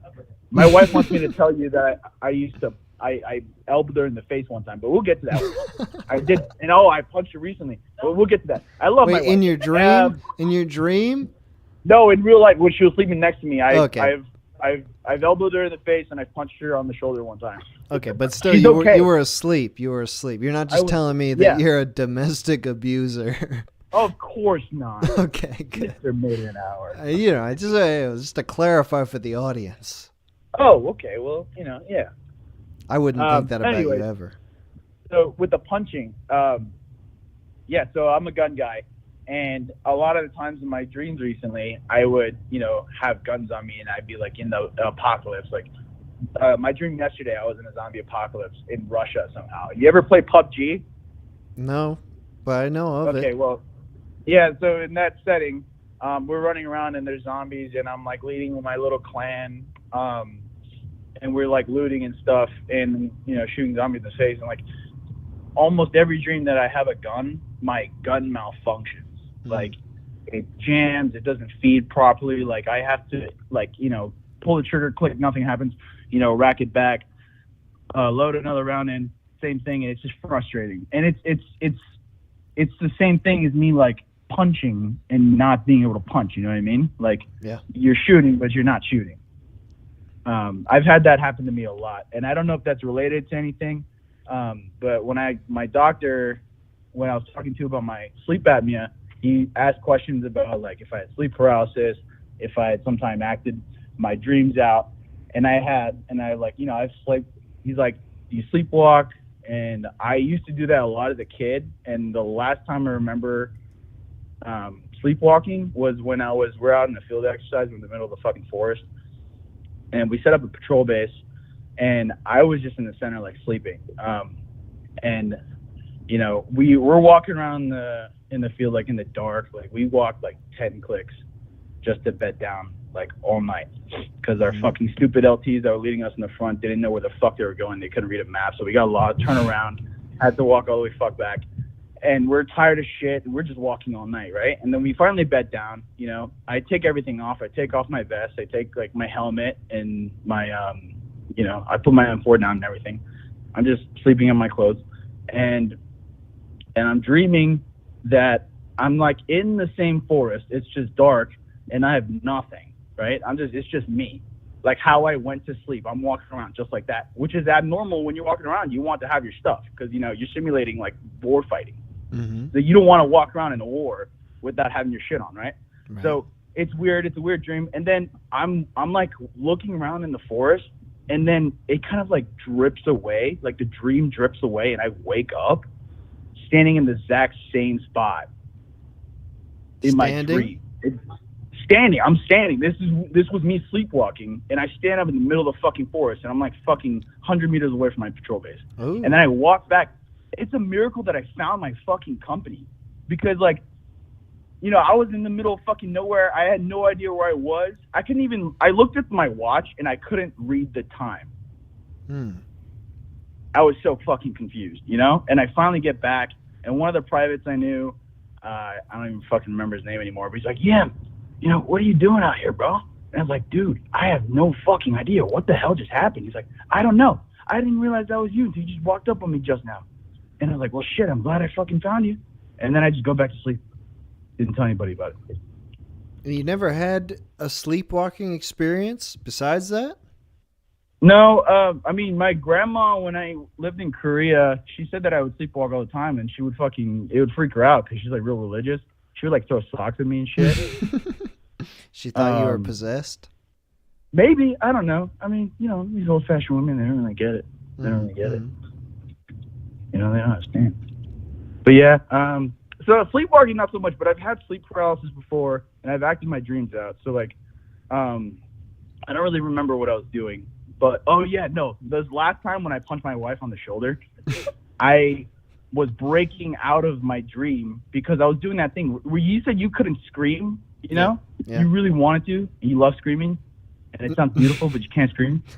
I couldn't punch, and I was trying so fucking hard to punch this dude. I walked in on this guy fucking my wife, like in my bed. I was just next door. I was playing like video games on my PC. I walk in, and my wife is just getting digged down by some dude, and I go over there, and I want to just beat the shit out of him, right? Just fucking one good one straight to the face, and I couldn't fucking do it. And I was trying so hard, and I was grunting, like I felt the emotions building up in me, and I wind up, and I finally get to fucking throw that haymaker through him. I hit him, and then I wake up in my mouth, and my wife goes, "Ow, what the fuck?" And I wake up, I'm like, "Oh shit, sorry, did I just hit you?" And then, you know, we're all awake. This was like, I don't know, midnight. We're pretty asleep, and now I'm like waking up confused. I don't know if I feel bad or what. I think I felt bad. I feel bad now, but like, you know, it was really strange. Thankfully, I didn't really hit her. It kind of like skimmed her shoulder, and then I didn't know how to feel. Like I didn't know if I felt bad just then because I just woken up from a dream, like vividly seeing her getting digged down by some other guy, you know? So I didn't really feel bad. But I feel bad now because it was a dream. She didn't deserve that. Was it anyone you recognized? The person who was having sex with your wife? Was it just some random man? It wasn't random, so I've never met him, but it was Machine Gun Kelly-esque. Like some guy that looked like Machine Gun Kelly. Like a white rapper? And he smells like, but he also looks like he smells like he works at a fast food joint, which isn't nothing bad against people who work at fast food joints, but he just looked like he smelled like that. You know what I mean? It was just not pleasant. That sounds very disturbing. No, he's scum. He's scum, and I can't believe he did that to my wife. Okay. So I'm gonna bring this around here because I think that I'm gonna make a sort of sexist point here. I think that women, a lot of the time, I won't say a lot of the time, I take that back. I think that women sometimes have the dreams that like their boyfriend or their husband is cheating on them, and it makes them mad in real life. Yeah. Did you feel like? I mean, how long after when you woke up, like you said, when you woke up, you had punched your wife slightly. You grazed your wife. No, she's okay. Yeah. But there was a sort of residual feeling of like, did it have all to do with the man, or was there any sort of feeling of like actual betrayal? There was a second where I was like, I can't believe you let that man sit there, his dick inside you. I can't believe you let that happen. But it kind of really faded away in like 5 seconds, you know. But I think so that one's kind of an outlier, right? Because I just did hit my wife, and then you have to consider like, okay, so I did this, but she only did this in my dream, which, you know, she's not really getting fucked by another man. She's just sleeping peacefully. She's trying to sleep peacefully right next to me, and I just hit her. So, you know, maybe that had something to do with it, and that's why I didn't feel betrayed or anything like that in that instance. I have had dreams like that before where I was cheated on, and it really just goes away in a couple minutes. You know, you don't feel like do you feel like when you wake up that like, you know, like that there's something to your dream? Like do you feel like it's something that's just purely in your head, or does it make you paranoid to feel like, wait a second, like what's going on here? What's happening? I was paranoid. There's one time where, so I don't know if you've heard this, but it's like really common for guys in the Army to get cheated on. Like there's a term for the man that does that. Like when a man leaves for whatever, like training or deployments or whatever like that, there's a guy that comes around to fuck his wife or girlfriend, and his name is Jody. That's the term? Yeah, so when the guy gets cheated on while he's away, you say he got Jodied. Ah, okay. Yeah. Never met a Jody, but if I did, you know, I think I'd have the urge to punch him straight up. I wouldn't even let him talk.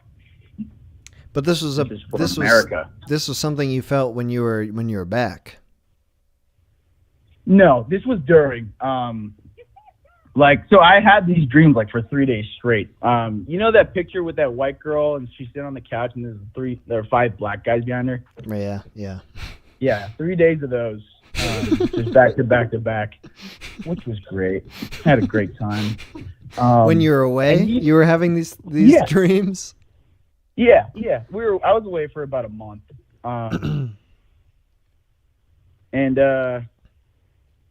You know, it's difficult to grapple with that. It really is, because you don't want to have those feelings towards her. And you feel super insecure, which is stupid. And it just piles on. It's kind of like a loop, where you feel stupid and you still have these feelings and you just feel dumb for having those feelings, and like, you know, and it just implodes on itself. Jesus Christ, I dropped it. Hold on. Hello? Yeah, you're still there. Yeah, I'm still here. Yeah, okay, great. All right, so even though you had those dreams and they did, you know, maybe make you a little was it the dreams that made you paranoid, or were you feeling paranoid and then you feel like you had the dreams? What do you think? No, I think it was the dreams that made me paranoid. And probably even more so my insecurities that made me paranoid. My wife is great. She would never do that to me. And it was really me, like, you know, inside saying, like, I didn't really deserve a girl like her, and she probably will find someone better than me. That was what was making me paranoid in the end. Which, you know, it's not something I easily realized. So it was a challenge. You want to put her on for a second? I hear her giggling. Yeah, she's right here. I hear her giggling. Oh my gosh. Hello. Yo. I didn't think you'd want to talk to me, so I tried my best to stay a little quiet. No, we heard you. Wait, what's your name, or any name you want to be called? My name's Brittany. Okay, Brittany. Brittany, since we're on the dream stream, we're talking about dreams, we're talking about nightmares. Your husband here is talking about, like, you know, sort of paranoid feelings he was maybe having. What about you? When he was away, what sort of dreams were you having? Did you have anything that was making you worried when you were going to bed? To be honest, not really. I dream kind of rarely, not as much as he does. But when I did get these calls of him, like, being very upset and, like, all those kind of things, I kind of had to, like, bring him out of that loop, which was a tough thing. But, you know, obviously everything's worked out in the end. You know, we're married, so it's all right. So he told you about these dreams that he was having? Yeah, but he was, I hate to say it, but it was almost kind of like he was accusing me that it was happening. And I was like, I'm watching a movie with my best friend right now. I'm missing a whole movie. Like, what are you talking about? You know, he's like just being a little crazy, but, you know, you deal with it. And what about when he just gently grazed you on the shoulder? I'm going to downplay it as much as possible. Oh, yeah. Well, it was more shocking than anything. It didn't really hurt. And it was just, so how it happened for me was I was just kind of laying there, and I, like, was maybe, like, a third awake. Like, you know, when you're just starting to get up out of your deep sleep, and you're like, oh, okay, like, maybe I'll turn.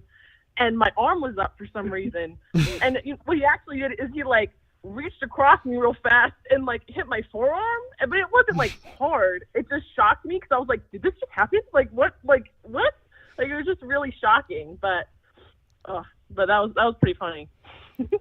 But you've never felt like, you know, have you ever felt like personally, like, affronted, or, like, you know, like, when it's something that's happening just in someone's dreams, it's totally subconscious, but how did you actually react to just, like, the idea that something nefarious was going on in the underbrain? Well, it was really frustrating. I tried to be nice at first, but then he's better with tough love, so I had to be a bit mean about it and be like, kind of like, get over it. Like, I'm literally doing nothing. Like, you're gonna need to move past this. Like, I'm sitting at home watching TV. Like, just stop. I'm laying next to you. You don't need to punch me. I'm okay. Like, you know. Nice. All right, put your husband back on. Thank you for talking to me. Of course, no problem. Hello. All right. We got both perspectives there. I had to get both. Yeah, no, I appreciate that. It's important. But thank you for calling in about your dreams. I really appreciate it, dude. No, thank you for your time. This was such a joy to be here.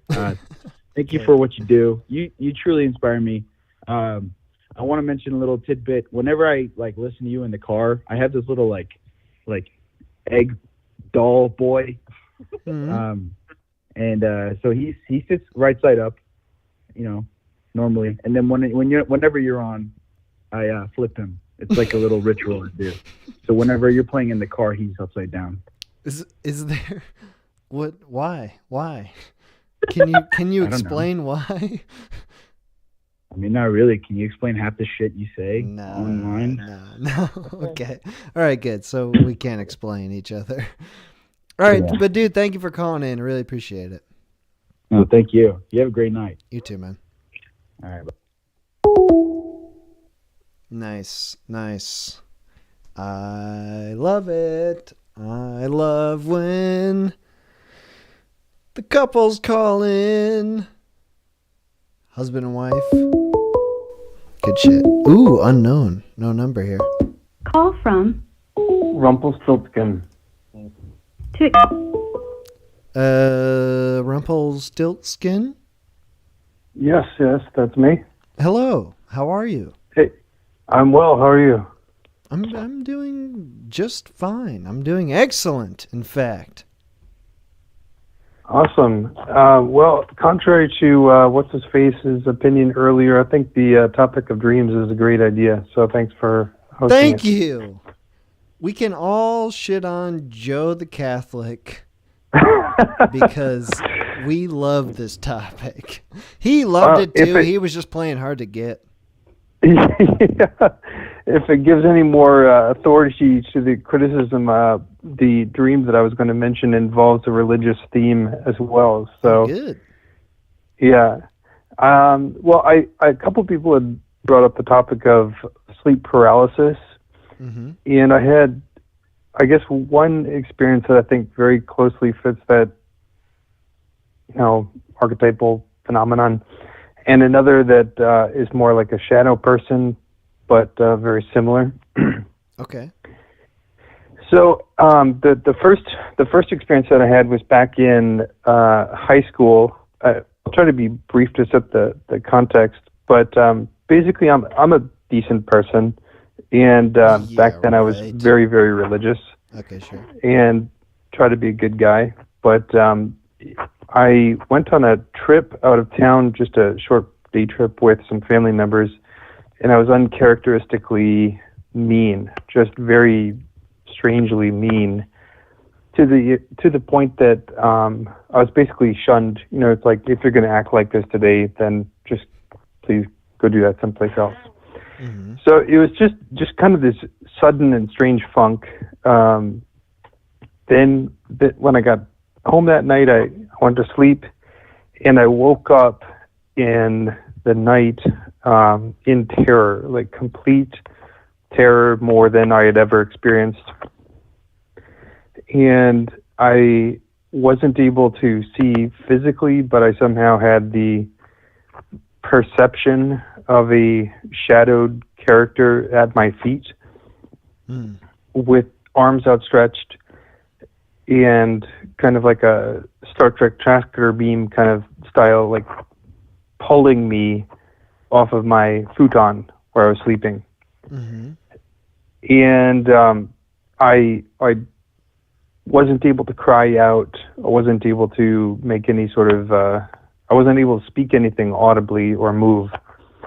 But in my mind, I rebuked it like one would a demon, and then said something to the effect, "In the name of Jesus, leave." And it's like they do this commonly in the movies where they do the cable fighting and people just get yanked backwards and they just fly 50 feet. Right. It was like that. The thing just flew backwards through the wall and disappeared. And the feeling of the presence of that was causing the dread disappeared. Then I was left kind of in terror, and I was praying and all that kind of thing. Did you feel like you were like this dark figure was specifically punishing you for the way that you were acting? That's a good question. No, I hadn't thought of that. In retrospect, I thought that perhaps I was being influenced by it, and in some way throughout the day I was manifesting some kind of dark version of myself that was maybe influenced by something that was, I guess you could say, stalking me or trying to harass me in some way that followed me home. I really don't know, but it didn't seem like a punishment. But you thought that maybe it was something external, something outside yourself that was making you act in a certain way or influencing you? Well, I didn't really connect the two until later, and I at the time during the day I didn't feel influenced or acted upon, but it did seem like a strange coincidence that I would be behaving with such a hostility for no good reason. So I wasn't consciously aware of any sort of influence, but I found it to be a strange coincidence that my behavior was so weird, and then later I had that experience. Yeah, so then before you go on to your next experience, do you think at this point that dreams or even sleep paralysis, like that these may be forms of subconscious judgment where, like, even if you're not thinking about it consciously, like there's some force that's just kind of like making you like come to terms with the way that you are? So when you say judgment, do you mean like a punishment, or judgment as in it's not necessarily, just like maybe your own judgment, like your own I feel like, with the way that I act with other people, like I definitely judge myself afterwards. When I'm in the moment, I might be more impulsive and just do what's occurring in my mind at the moment. But then later, I might think differently of it. I might judge myself. I think perhaps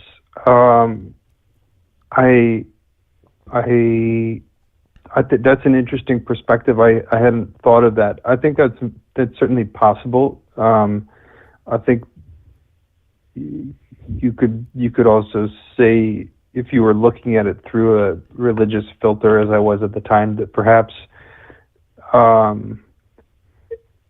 your actions maybe create something of a portal, or you kind of attract certain things to you based on what you're creating in your life. So in some ways, certain behavior might be kind of invitation for whether it's actually some sort of other entity, or just inviting yourself to contemplate your Jungian shadow or whatever, like the other part of you. Yeah, I think religion in a lot of ways, like, gives you,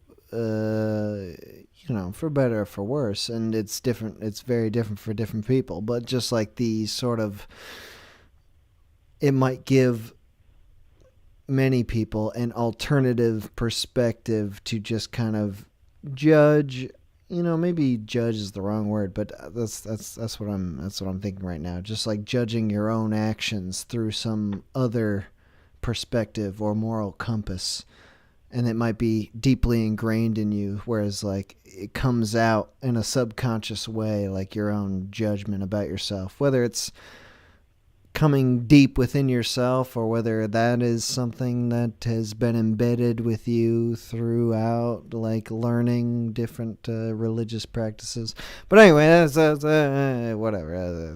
Maybe it's too much. I think it's interesting that you say that, because in the second experience that I had, I didn't respond with the religious,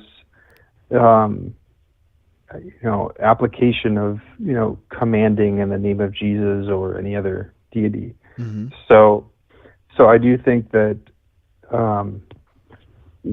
what you draw upon is maybe a reflex based on what you have been inculcated into and how you're living your life. Yeah, so what was the second experience?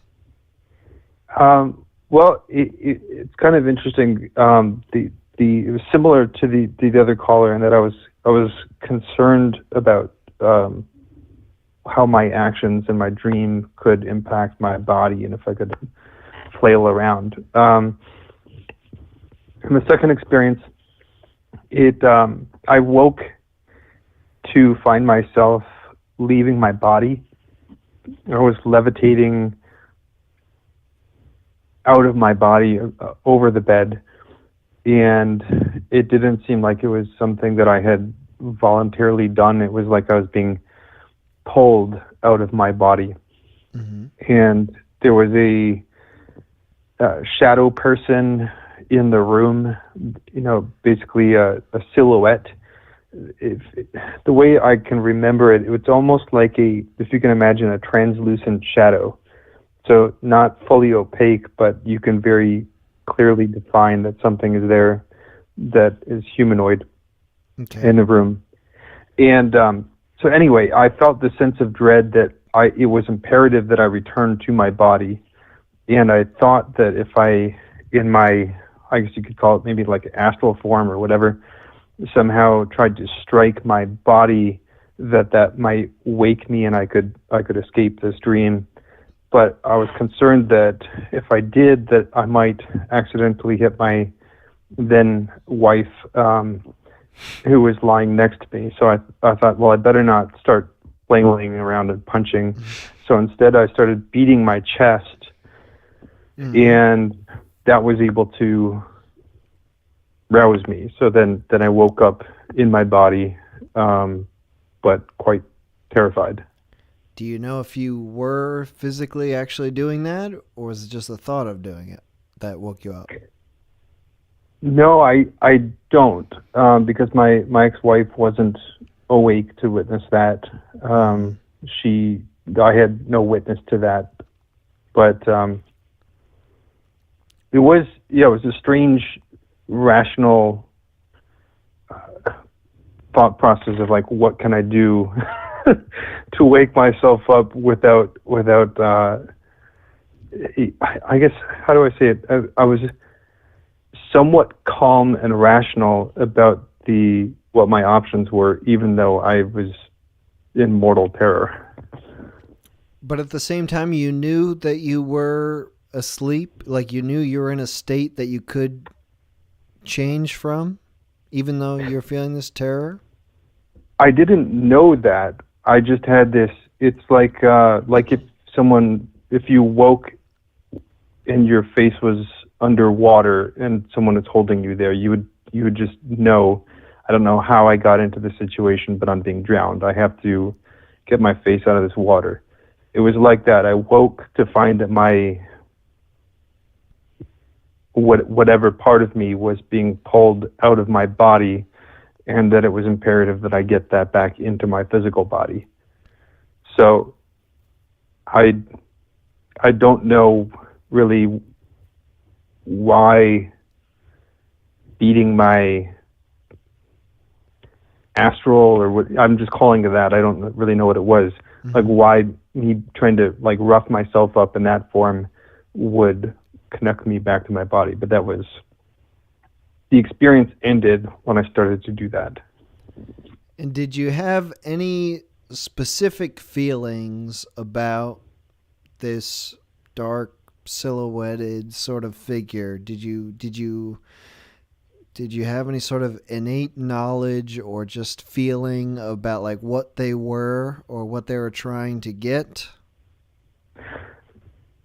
No, at the time I didn't. Yeah, I didn't have an intuition that it was I didn't have any concept of what its identity was, but I did have the perception that it was the cause of me leaving my body. Okay. And so to that extent, it felt something like an attacker, but maybe more of an observer as well. I'm not sure. But you were feeling an intense desire to get back in your body. So this was like something that was doing something you didn't want. Exactly. Right.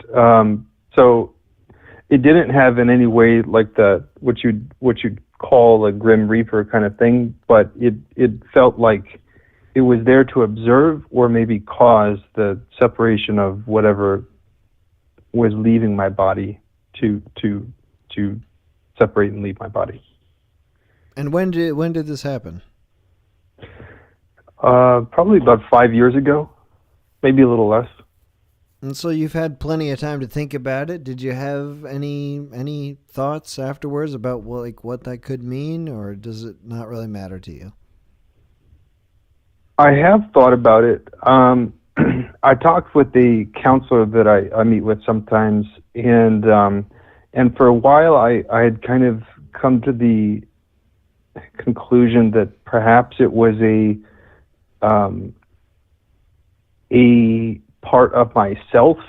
It was a representation, I guess you could say, back to that Jung idea of like the part of me that I'm not ready to accept or embrace, or like the part of me that I don't admit to, that that has all the dark, scary bits of me. But in that way, I thought that maybe there was something that I needed compassion. They needed to maybe my fear was reflexive but not appropriate. But I don't know. I tend to think that not in the context of any specific religion, but I tend to think that there are non-corporeal entities that exist, and that sometimes we can encounter them in these strange ways, sort of like a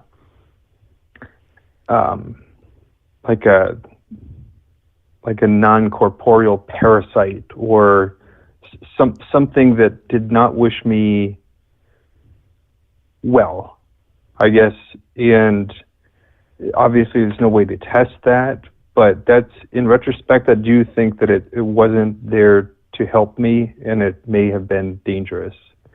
There's a I can't remember the title right now. There's a film about sleep paralysis, and it has a number of stories of people who have experienced it, and they frequently report seeing these shadow people, and it was so similar to their descriptions that I really tend to think that it's an experience that people have separate from each other, often without any knowledge of the concept, and then later they hear that someone else saw a shadow person, but before having the experience, they never knew what a shadow person was. So the similarity of people's experiences, even without prior knowledge of the phenomenon, to me seems to indicate that there might be something real about it. Yeah, it's interesting. I think even the very few people we've talked to tonight have described a similar sort of thing, like a shadow person, like a silhouette. And you sort of described sort of contradictory ideas of what the person might be, like whether there's someone that's a part of you, but if they're, or perhaps someone who's part of something else. And in either way, it's interesting to think, like, what do they want? If they want you to be separated from your body, like, that doesn't seem like something that's a part of you, really. That seems like, I mean, what do you think? I mean, if it is a part of you, like, that you're not willing to accept, why would they want you to be not part of you? Why? It seems like you use that word parasite or parasitic, like, what might that be meaning? Well, this is a totally different topic, but I think it has a similar. I'll reference it just for context of how I might try to explain it. There's a guy. He has some YouTube videos. His name is Jerry Marzinski, and he used to work as a mental health professional in prisons, and he talked with a lot of people who were schizophrenics, who had auditory and perhaps visual hallucinations.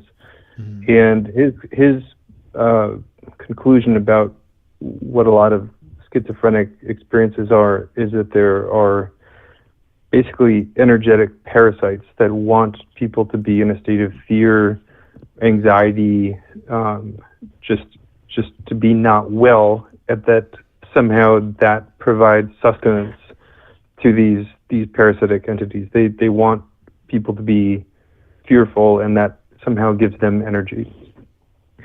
And if there's any, again, I mean, that's I can't test that, I can't prove that, but in the context of that, it seems to me that maybe the purpose of causing someone terror in their sleep would be to harvest some energy or obtain something in a parasitic way, to feed off of someone's energy, in a way that it's separate from the person. Yes, yeah. So I referenced that the concept that maybe it's a part of me that I'm not willing to accept. I think that's one interpretation, but in this case, I give more credence to the idea that it's a separate entity that's not part of me, that did not wish me well and was there to harm or somehow take something from me. So it's not something you know, obviously. It's something you're thinking about. Exactly. Yeah. I mean, there's no way for me to test or even record that kind of, nor would I volunteer to sign up for more of those experiences. Yeah. Well, I think it's like I've very, very vaguely had that sort of experience with just a shadowy figure. I think in my experience, like I've never had sleep paralysis, so I've sort of been easy to write it off as just like a trick of the mind, or just like when you're in bed and it's dark. It's sort of, you can, the darker it is, the easier it is to imagine things occurring, like, because there's less light, you've got more noise in your vision, and so it's kind of like if you're in a really heightened bad state, it might be easy to imagine something. But I've never had the sleep paralysis experience where like I am stuck and I feel like there is a real dreadful creature that is around. Like it seems very different when people describe it to me than what I've experienced. Right, and I can say from what I experienced, it wasn't. I think it's an interesting point you're making. Just so, like, you're basically saying like the gain on your ocular system is so high and pitch black that it's just gonna like flash noise at you, and you're gonna try to make some sense out of that. Like, right, like it might be more easy to imagine something. Right. And that, I think, that does make sense. What I can say though is that it was like an understanding that didn't require sight. Mm-hmm. If that makes sense. So like I could detect the presence of something that I knew exactly where it was, even though I could. That's what I was saying, like a translucent shadow. Like you can kind of see through it in a way, but you absolutely know that something is there, and you could know that just by feeling it, not seeing it. Mm-hmm. All right, well, dude, thank you for calling in. Appreciate this. I know this is kind of a high energy way to end this call. Yo, yeah, hell yeah, thanks for calling in. No, but I do appreciate you calling in. Tell me your perspective on this. Awesome. Thanks for hosting the conversation. Yeah, absolutely. Thank you for calling in. Have a good night. You do. Nice. Okay, we're going to take one final break. Ah, damn, I forgot to turn this thing off. Well, all right, it's too late now. Okay. It's going to be a slightly longer break here. 7, 8 minutes, 9. Hell yeah. I get to have my last cigarette of the pack. Take a real nice, real long piss break. And I'll see you in a few.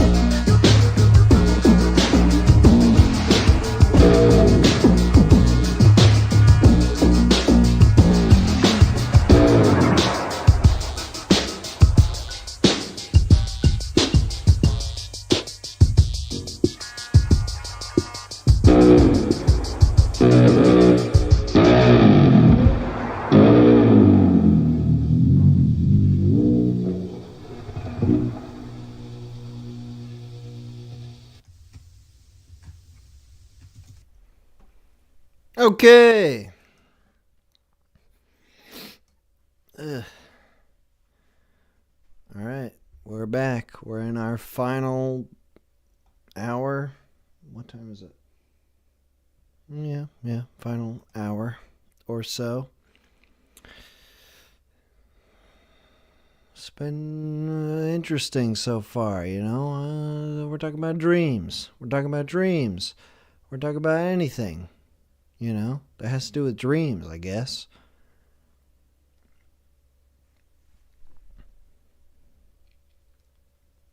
I'm at the end of my beers.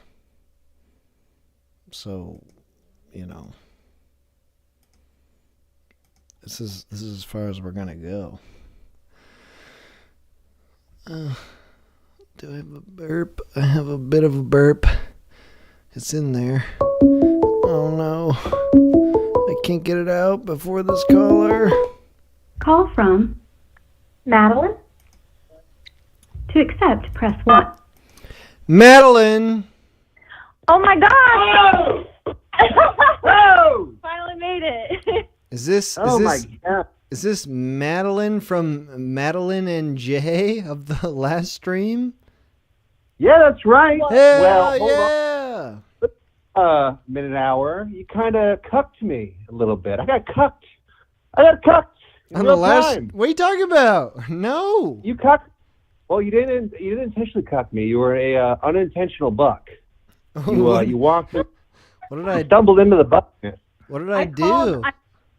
I called on the last stream, and my boyfriend here was very disappointed that I had to stand there. She was like, "Be silent, be quiet." I had to stand there. She was laying in the bed. Jay. She was flicking her beak. Oh, I was not. That's not true. That's what it felt like. I was watching you talk. I showed you the minute hour. I introduced you, and then I wanted to be like, "Hey, oh, minute hour. Oh, you're so cool, man. Oh, man, let me suck your cock a little bit." Dude. Like, oh, be quiet. Dude, we talked to both of you last time. Don't even act like we didn't. You're thinking of the other couple. That's okay. That's all right. You get lots of people. Another couple named Madeline and Jay? No, this is Nikolai. My name what is the Nikolai. fuck? Whoa. Okay. Whoa. You're Let's slow right. down here. You're right then. I only talked to Madeline last time. I guess I talked to a couple of Madelines last time. A bunch of whores, huh? Whoa! Hell yeah! That's what we like to hear. Okay. Wait. This is different. This is different. I talked. Okay. Well, just so people understand, at the end of the men and women stream, I talked to a lovely couple named Madeline and Jay.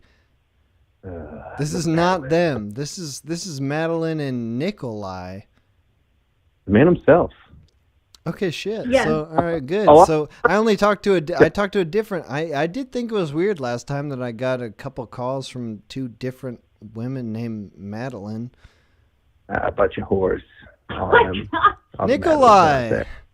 Talk to anybody with a YouTube presence, apparently. I'll talk to anybody who gets through on the line. Okay, so this is different. This is different. Okay, I did talk to a different Maddie. Topic, the minute hour, the man himself, because everyone wants to treat this like it's therapy for some reason. Like the minute hour, hey, I'm sad. Let's talk to the minute hour about my fucking life problems instead of the topic. You got some happy dreams? I have lots of great dreams. Well, one of the things some people talked on was lucid dreaming, and anyone in the chat here seen Waking Life? It's kind of a.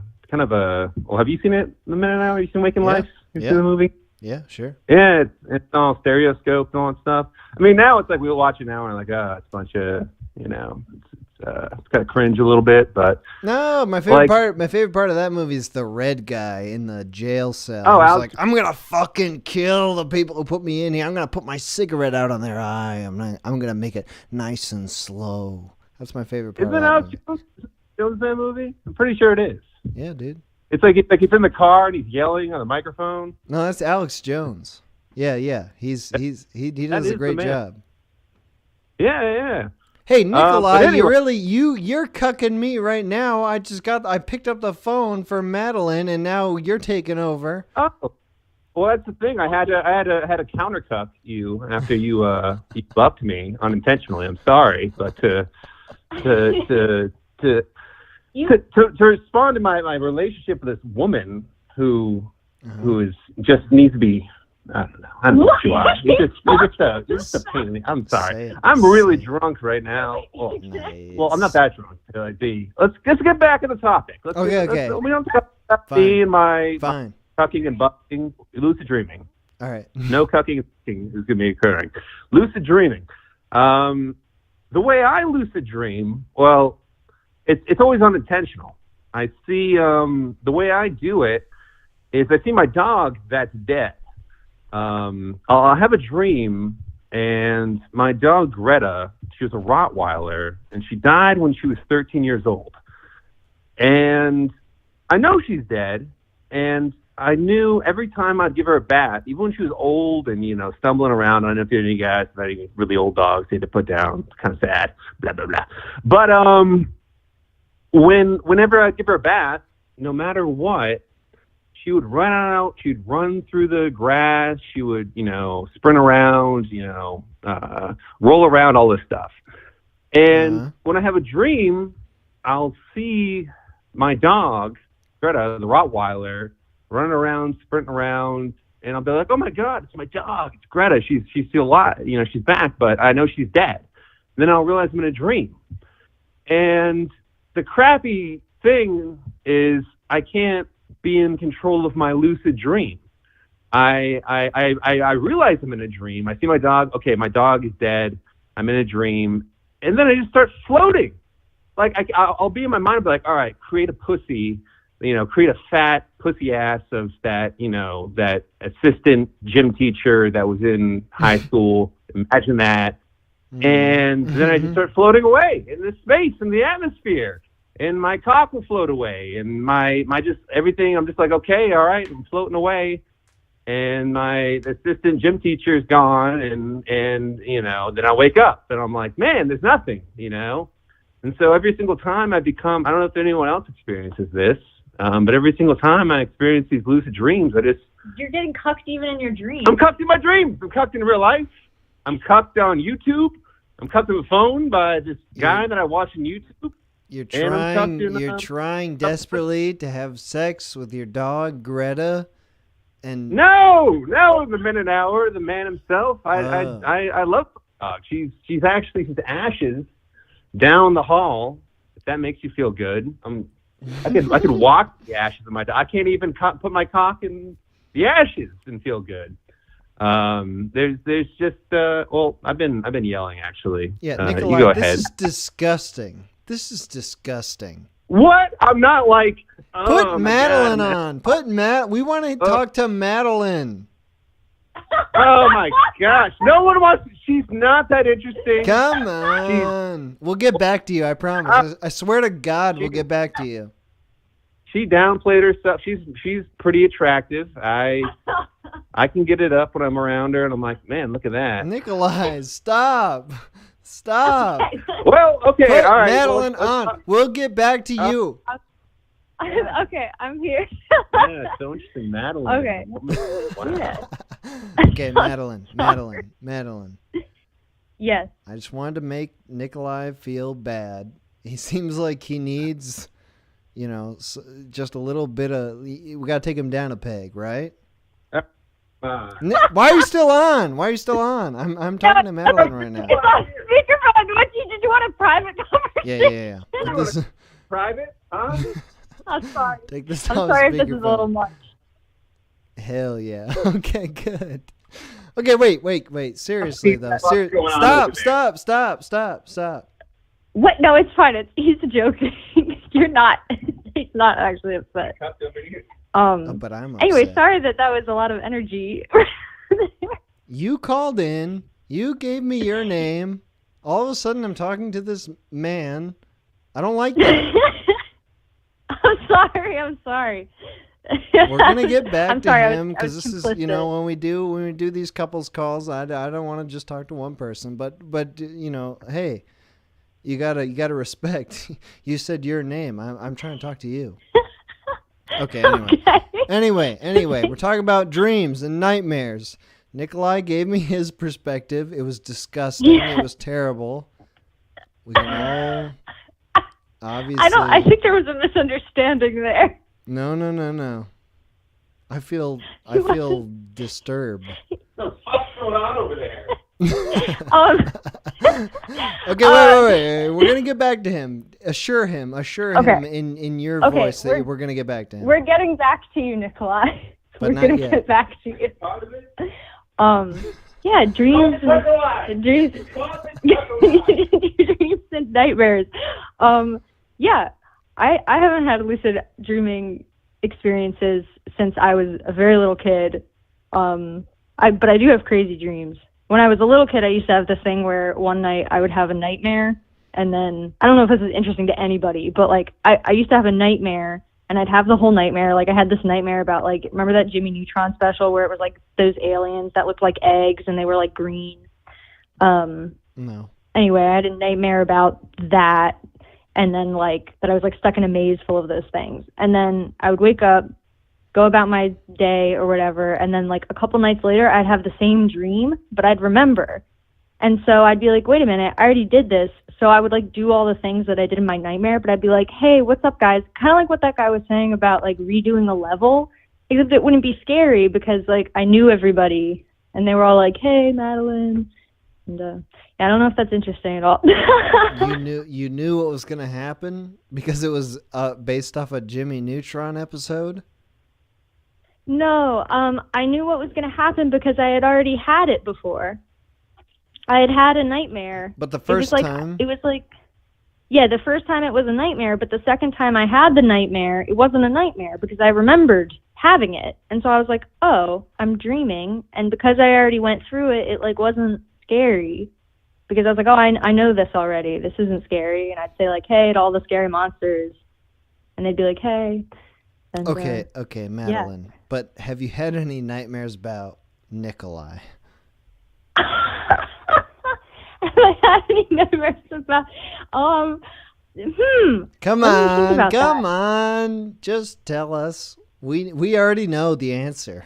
It's yes. It's yes. No, I think I've had nightmares that, like, I had a nightmare that I was with him and then I was drowning, and that was pretty horrifying. He was drowning you? Madeline, do you need us to call for help?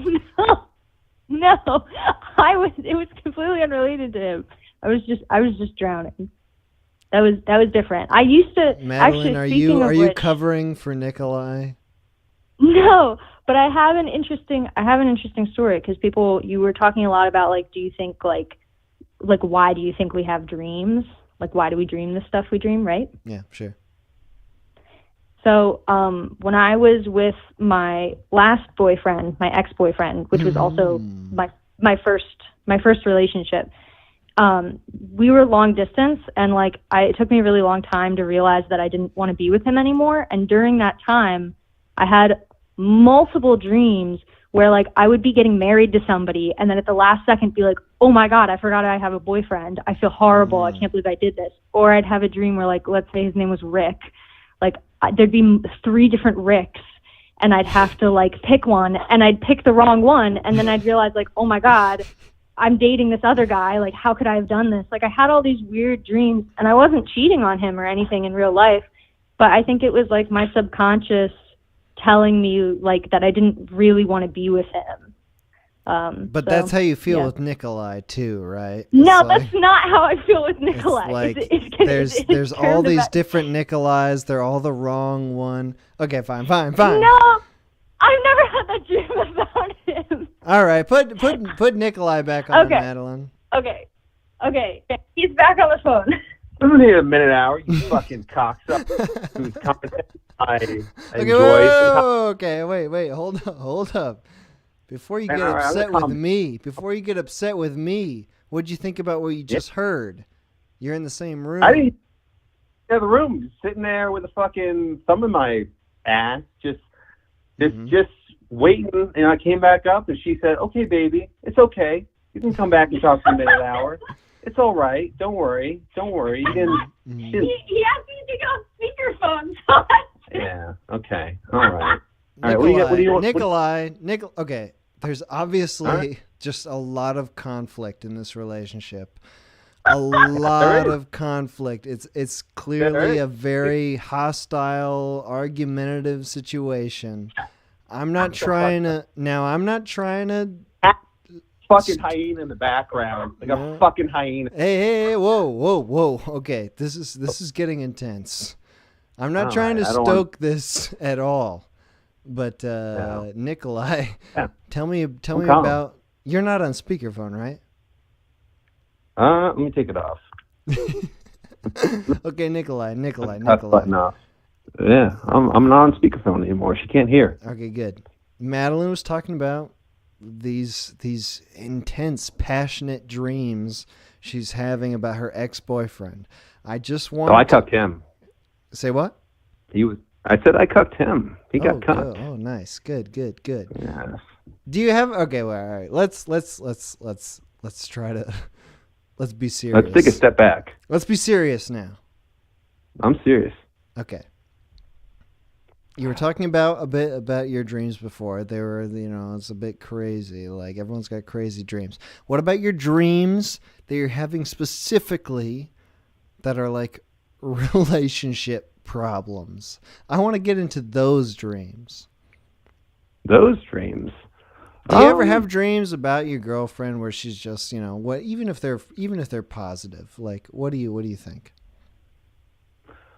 Well, with her, well, it's tough because, you want to be with someone, you want to date them and, become closer together and get married and have children and all that stuff that is good but it's scary, man, because you're like, all right, here I am, I'm in this relationship, and then we die together, I'll probably die before she does in most cases, and then she's got to grieve me and all that stuff. Dreams though, we're on the subject of dreams.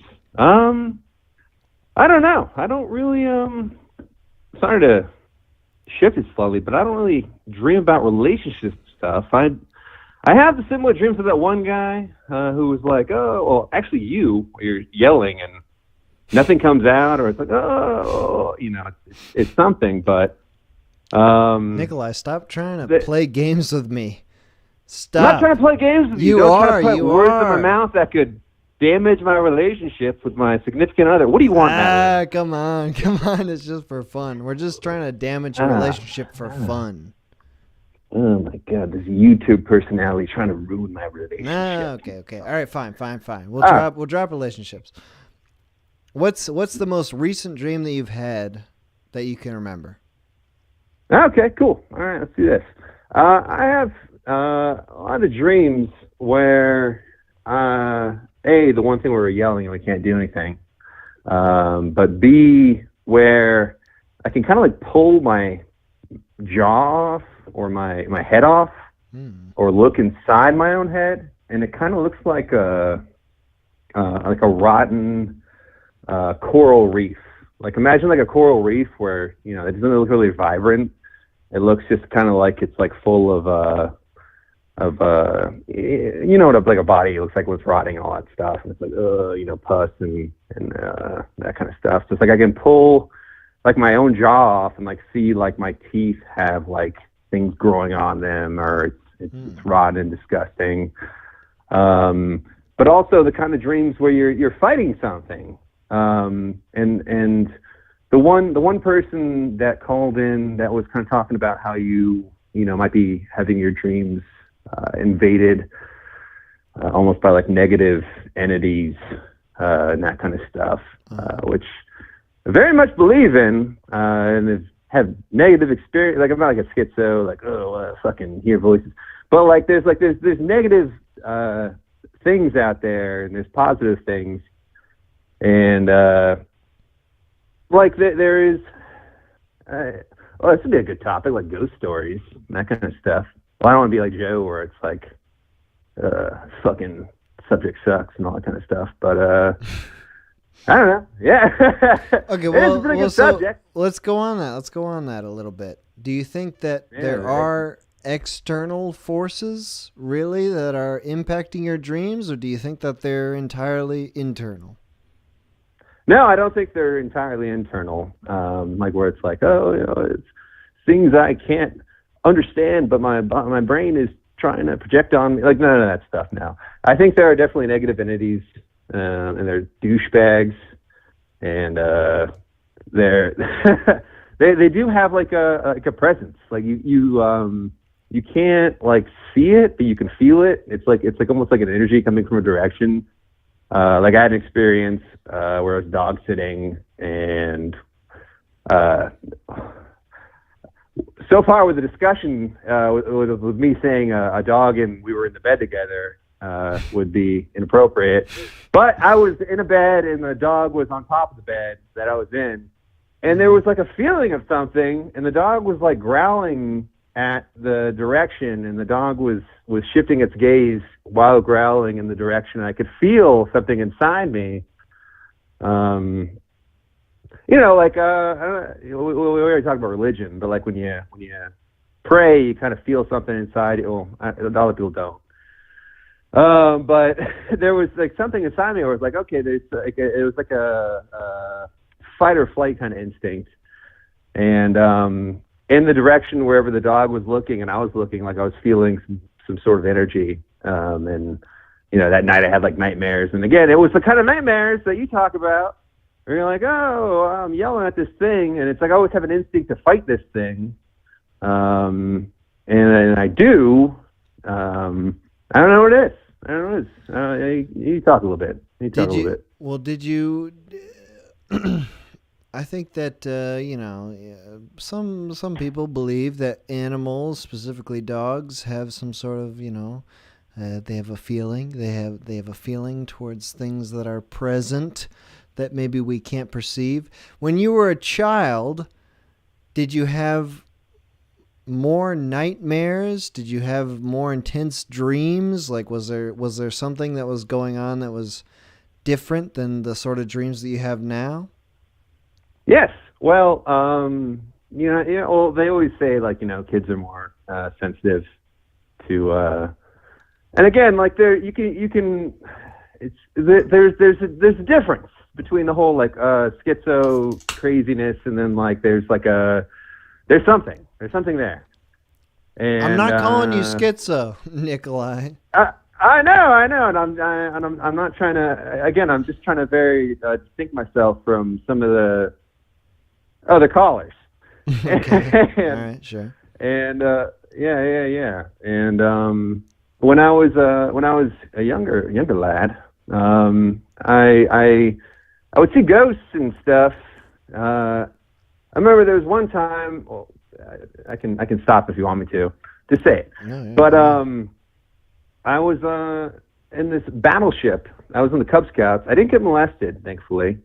But I was in the Cub Scouts, one of the few that got away, and we were on this overnight tour of this one battleship, and we got to go on tours and see the whole the whole thing, and they had these dioramas of like battle scenes and stuff like that. I thought it was really cool.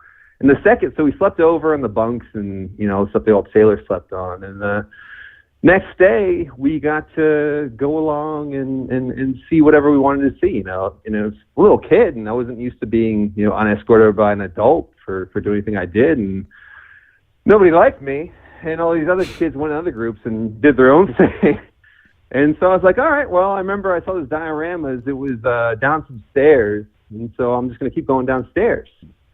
And I just kept going down and down, and the stairs are kind of retractable. They could go up and down. And I got to like the bottom of the ship, and it was kind of like a submarine movie where it was just like red light. And I wasn't scared or anything like that. I wasn't like afraid. I was just trying to find these fucking dioramas that I thought were so intriguing. Mm-hmm. And it was just this really long corridors down the bottom of this ship. And, you know, I'm walking and I'm not afraid at all. I'm like, where are the fucking dioramas? And eventually I get to this part of the keel of the ship where the stairs are down, and there's this guy in full Navy dress uniform with his back to me halfway up these stairs. And I'm just staring at him, just standing there staring at him. Mm-hmm. And he turns around and he looks at me, and I felt terror, but I just stood still. And he said to me, he said, "Kid, I want you to get out of here as fast as you can." Oh, and nice. I know it sounds like total bullshit. It sounds like, oh, there's a crazy guy fucking going a minute an hour. That sounds terrifying. No, I guess. So I was instantly full of like this terror, and I start running and running and running, and I'm crying and all this other stuff. And I finally run into one of the hosts of the ship, whatever you want to call them.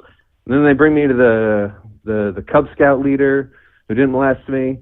And yeah, I tell him everything, and you know, we bring him back down. You know, I'm like, all right, this is where I was, here I am. We bring him back down to the area, and the stairs that one gentleman was on were retracted and chained up. And the host, I don't know what you call them, the caretakers, caretaker of the ship was like, yeah, it's been chained up for years. And I was like, oh, I saw a ghost. And that's my ghost story, which is not related to dreams. I'm sorry that kind of took a shift. It's somewhat interesting. No. I don't know if anyone. Nikolai. First of all, what's up the minute hour? I love that. But second, put Madeline back on. Oh, Madeline. Yeah. I have to say hey, something. Madeline. Yeah. The minute hour wants he wants to do some stuff with you. I just want to speak. I just want to speak. Hello? Okay, Madeline, Hello? you're off speakerphone, right? Yes. Okay, Madeline, how do you feel about having a totally crazy boyfriend? He was molested in the Boy Scouts. He went through this traumatic experience on a submarine ship. The most ideal place to molest a young scout. What do you think about, like, you know, he went through this terrible experience. Like, do you ever have to talk with him about this? Like, do you have to work this stuff out? Like, what do you think? It's crazy. He doesn't like to work things out. He likes to bottle up his emotions. Like all men. It's bad. Well, how do you deal with that? I mean, like, oh, this guy is crazy. This guy is nuts. He's just really drunk I just right want to now. get no. Don't make excuses. This is a man. This is a man who's not on the edge. He's over the edge. He's jumped off the precipice. He's in the ocean. He's waiting. Okay, all right. Anyway, Nikolai told us an interesting story. Wait, so then I want to ask you the same question I asked him. When you were younger, did you feel like you had a different perception of what dreams were? Did you feel like when you were younger you were having dreams and you thought they were a certain way, and then as you got older you changed your mind, or what? Like, what were dreams for you when you were a young child? That's an interesting question. So I don't have like a photographic memory, but I have a very good memory. And so like, there are, like the one dream I told you, there are dreams that I specifically remember having when I was 4 years old. So I can remember like dreams from way back when. And I always like knew they were dreams, even at that age. But the thing that did change was that I was less able to have lucid dreams. It was much more common for me to realize that I was dreaming when I was young and to be able to control my dreams. And as I got older, I couldn't do that as much. But so do you think that they were? No, go on. Yeah. No, I just was going to say I used to have night terrors when I was very little, but I don't remember anything of that.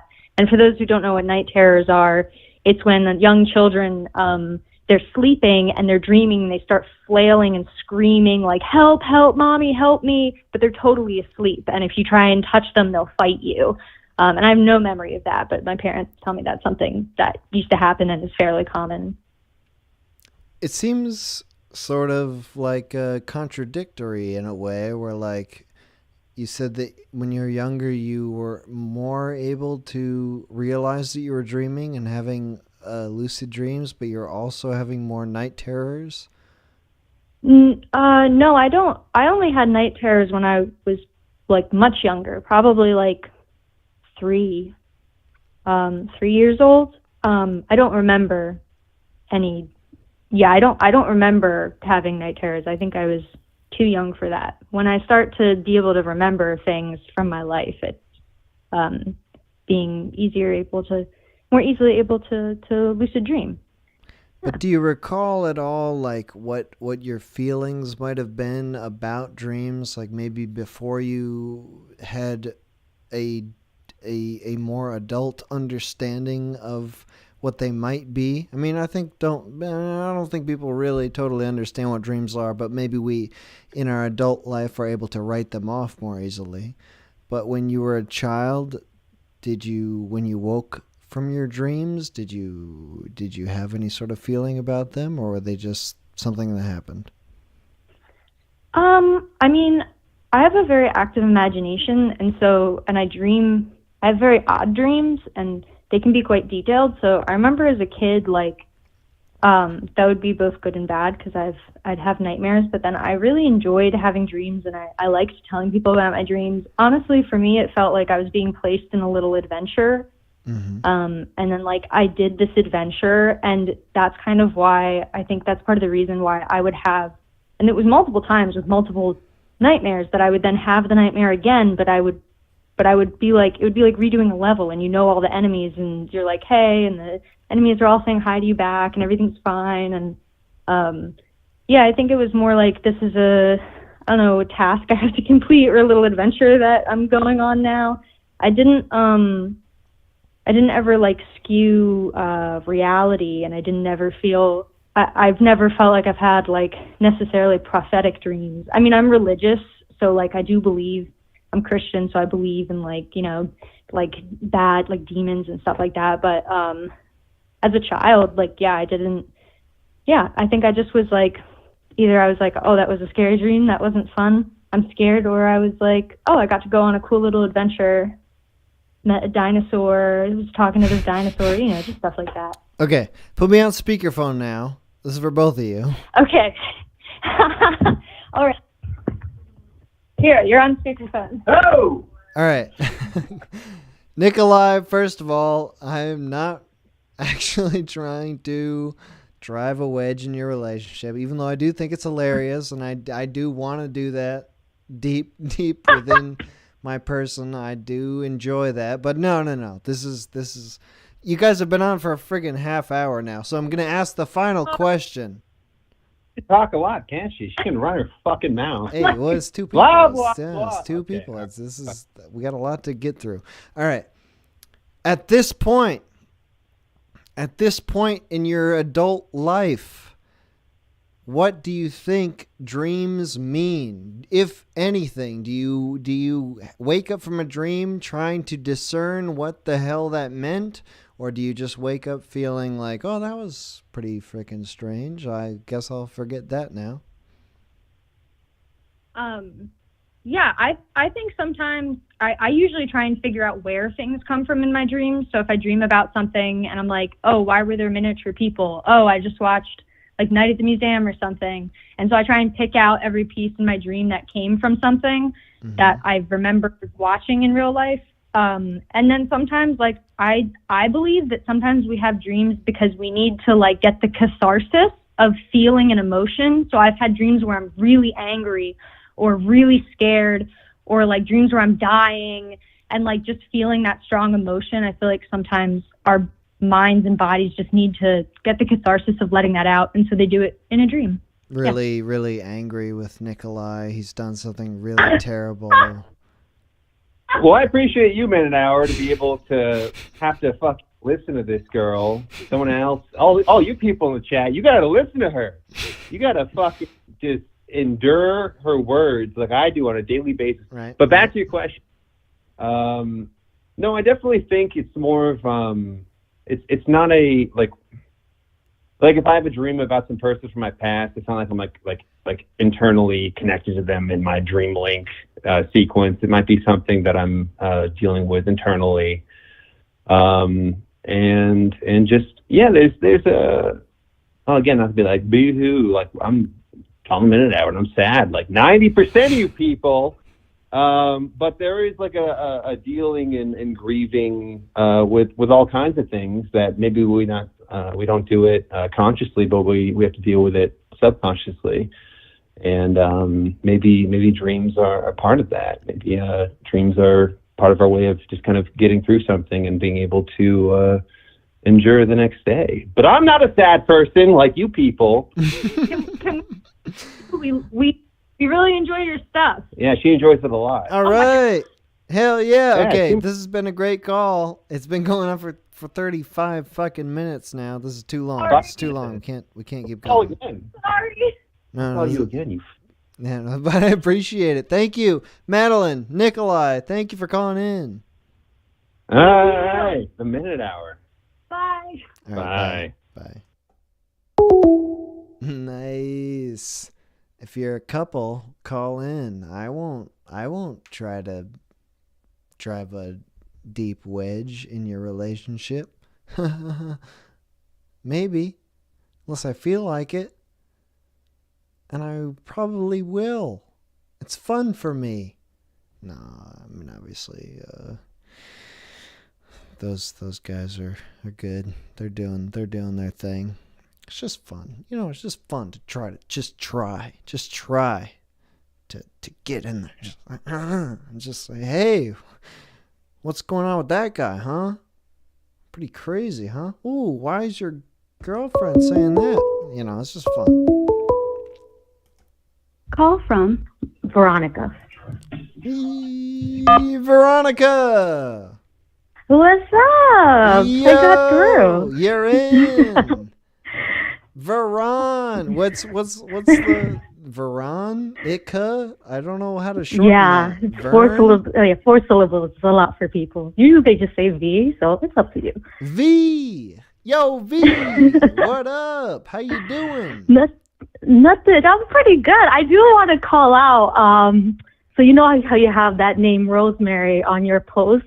Yes. So I'm the pregnant lady, and it looks like it is going to be the Rosemary. So I feel like you manifested it through the post, through I did the TMX live stream. So you did it. I don't know how you did it, but I named a baby. yeah, Rosemary. You knew it. You named it.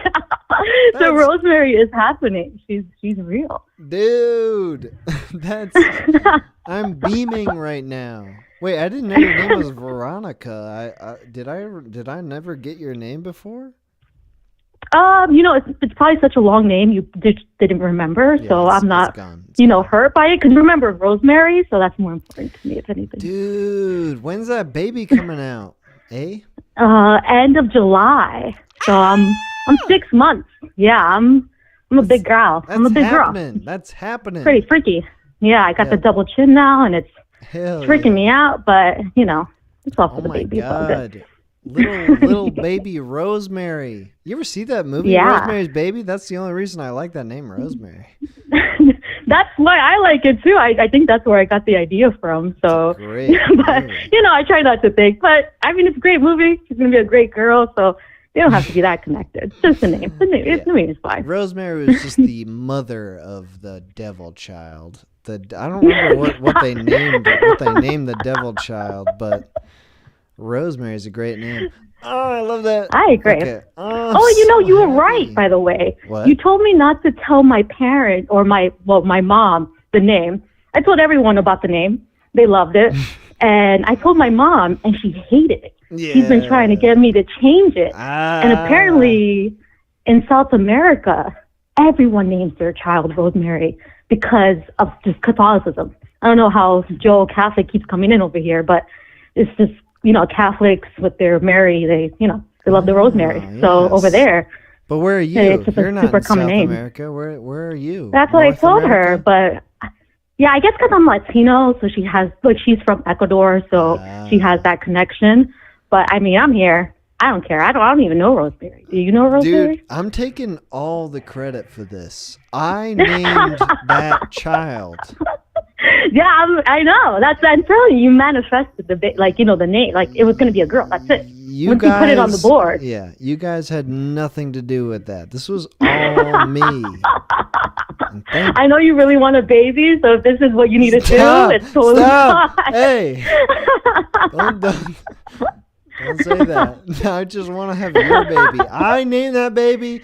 Nothing can take that away from me. I named Rosemary. You do what you need to do vicariously. I'll take it. I'm totally fine with it. This is my baby. That's fine. Okay, good. All right, Veronica. Anyway, you're having a baby named Rosemary, which I named, which is my name, and I did it. It has everything to do with me, nothing to do with you and your husband. Whatever. Let's not get into it. Let's not get into it. Like, it was me. We don't need to get any further into it than that. Okay, Veronica. You're feeling a lot of girls tonight, aren't you? You're the third. I know. No, I'm saying you're stealing a lot of girls. You got Madeline, now you got me. This is like, I don't know what you're trying to do here. Yeah. This is all me. I'm doing it. I'll name everybody's baby. Anybody who calls in who's pregnant, I got a name idea for them, and they're gonna love it. You're proof. You're proof that I have great. You got to get burned through. Dude. That's the real name. That's the real name. Someday. That's Nobody can take that. That's my name. All right, fine. Veronica. First of all, remind me of your husband's name. Brendan. Okay, Brendan. Because we're going to go back and forth. Because this is something I like to do. Oh, okay. This is something I like to do.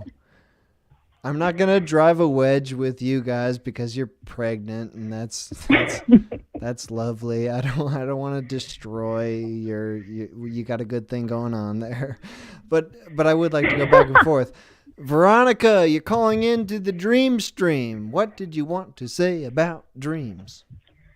So I used to be, not so much so anymore, but I used to be all about dreams. I used to be the type that literally searched what the symbol, I guess, meant to see if it kind of resonated with me. And I even did that so much with numbers. So I used to be crazy about dreams, not so much. But I think I wanted to just mention how it definitely has to do with something connected to your subconscious. Because I remember just the differences between, like, my reoccurring nightmares as a child versus, like, my reoccurring nightmares now. Mm-hmm. So when I was a kid, I used to dream, like, my reoccurring nightmare was Michael Myers. I was like 5 or 8. Sure. Michael Myers just terrified me. And, it makes sense because I didn't know this, but apparently the mask was just William Shatner's face painted in all white, and that's how they originally got the mask. You're talking about the very terrifying. The Halloween Michael Myers. Yeah, not the celebrated comedic actor. I mean, just as scary, but he didn't terrify me as much. So him as the cat in the it's hat just the Halloween Michael Myers. And he would always break into my house. It would be so scary, and I used to be terrified of this character when I was younger. And, now that's not a nightmare for me anymore. But now that I'm older, I have a recurring dream with a man. And it's always it's the same man, but in a different disguise. And he's always chasing me. And he's always trying to trap me.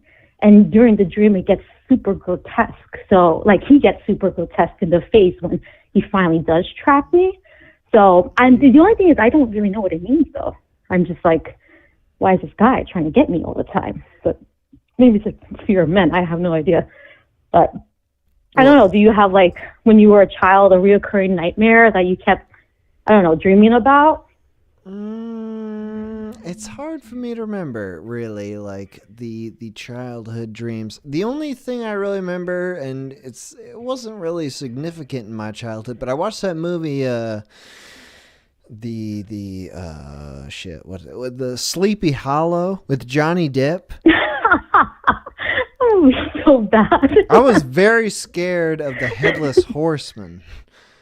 It's scary with the teeth and everything. Yeah, at one point in my childhood, I definitely thought the headless horseman was living in my closet. And I did have some sort of recurring dream or nightmare that just like he was in there and he was gonna come chop my head off. It's really not a scary movie. It's not.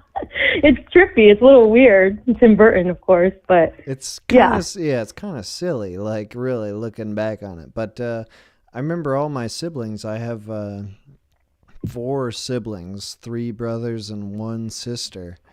And they all had different levels of different nightmares. I remember my little brother Ben watched the Goosebumps TV series.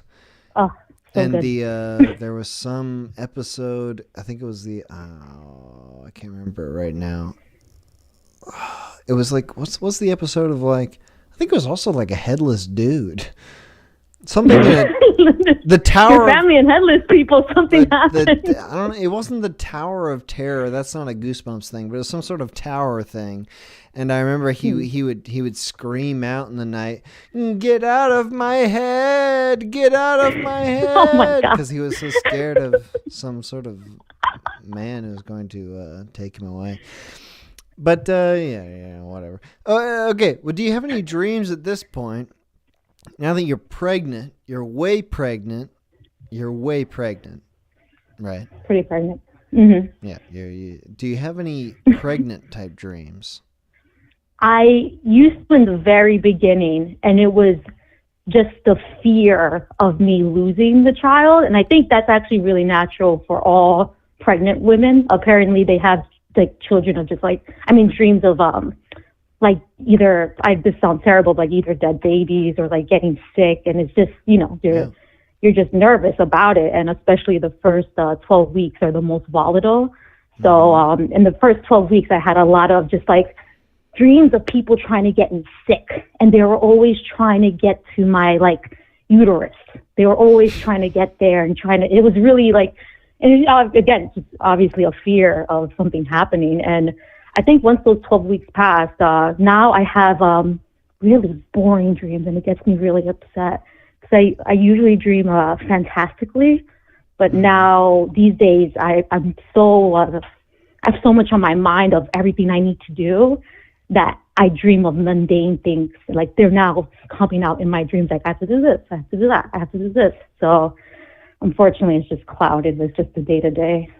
I can imagine that, though, because I was sort of saying earlier, like when I get a new job, I always have feverish sort of dreams of like very long dreams where I'm trying to do the job and I'm failing and doing a bad job, and it's like, it's something that's very much outside of my control, but it's just because I'm thinking so hard about like trying to do this job. But it almost seems like pregnancy in the same way is like a job where like you oh my gosh, it's all this stuff, and especially like I'm a new mom, so it's all a bit overwhelming in a way. So once the baby's out, I think it's going to be easier. It's going to be easier and a million times harder, but at least maybe I'll dream normally. Yeah. Once the baby comes out, that's when it I'll stops be fine. being It'll be hard. a piece of cake. Yeah, exactly.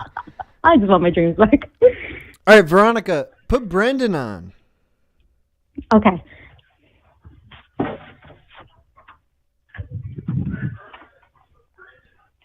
He's in a different room. Whoa, Brendan. Hey. You're going to be a dad soon. Oh, my God. I know. You been having any stress dreams about that? Not really. Oh, good. Not that much. It's easy. I've always heard it said, and I'm actually living it, that, like, when a couple gets pregnant, like, the man kind of feels it really more when the baby's born compared to the woman. And maybe, my lack of dreams about baby is part of that. I mean, it's more like, I guess I'm just so used to the idea already, you know?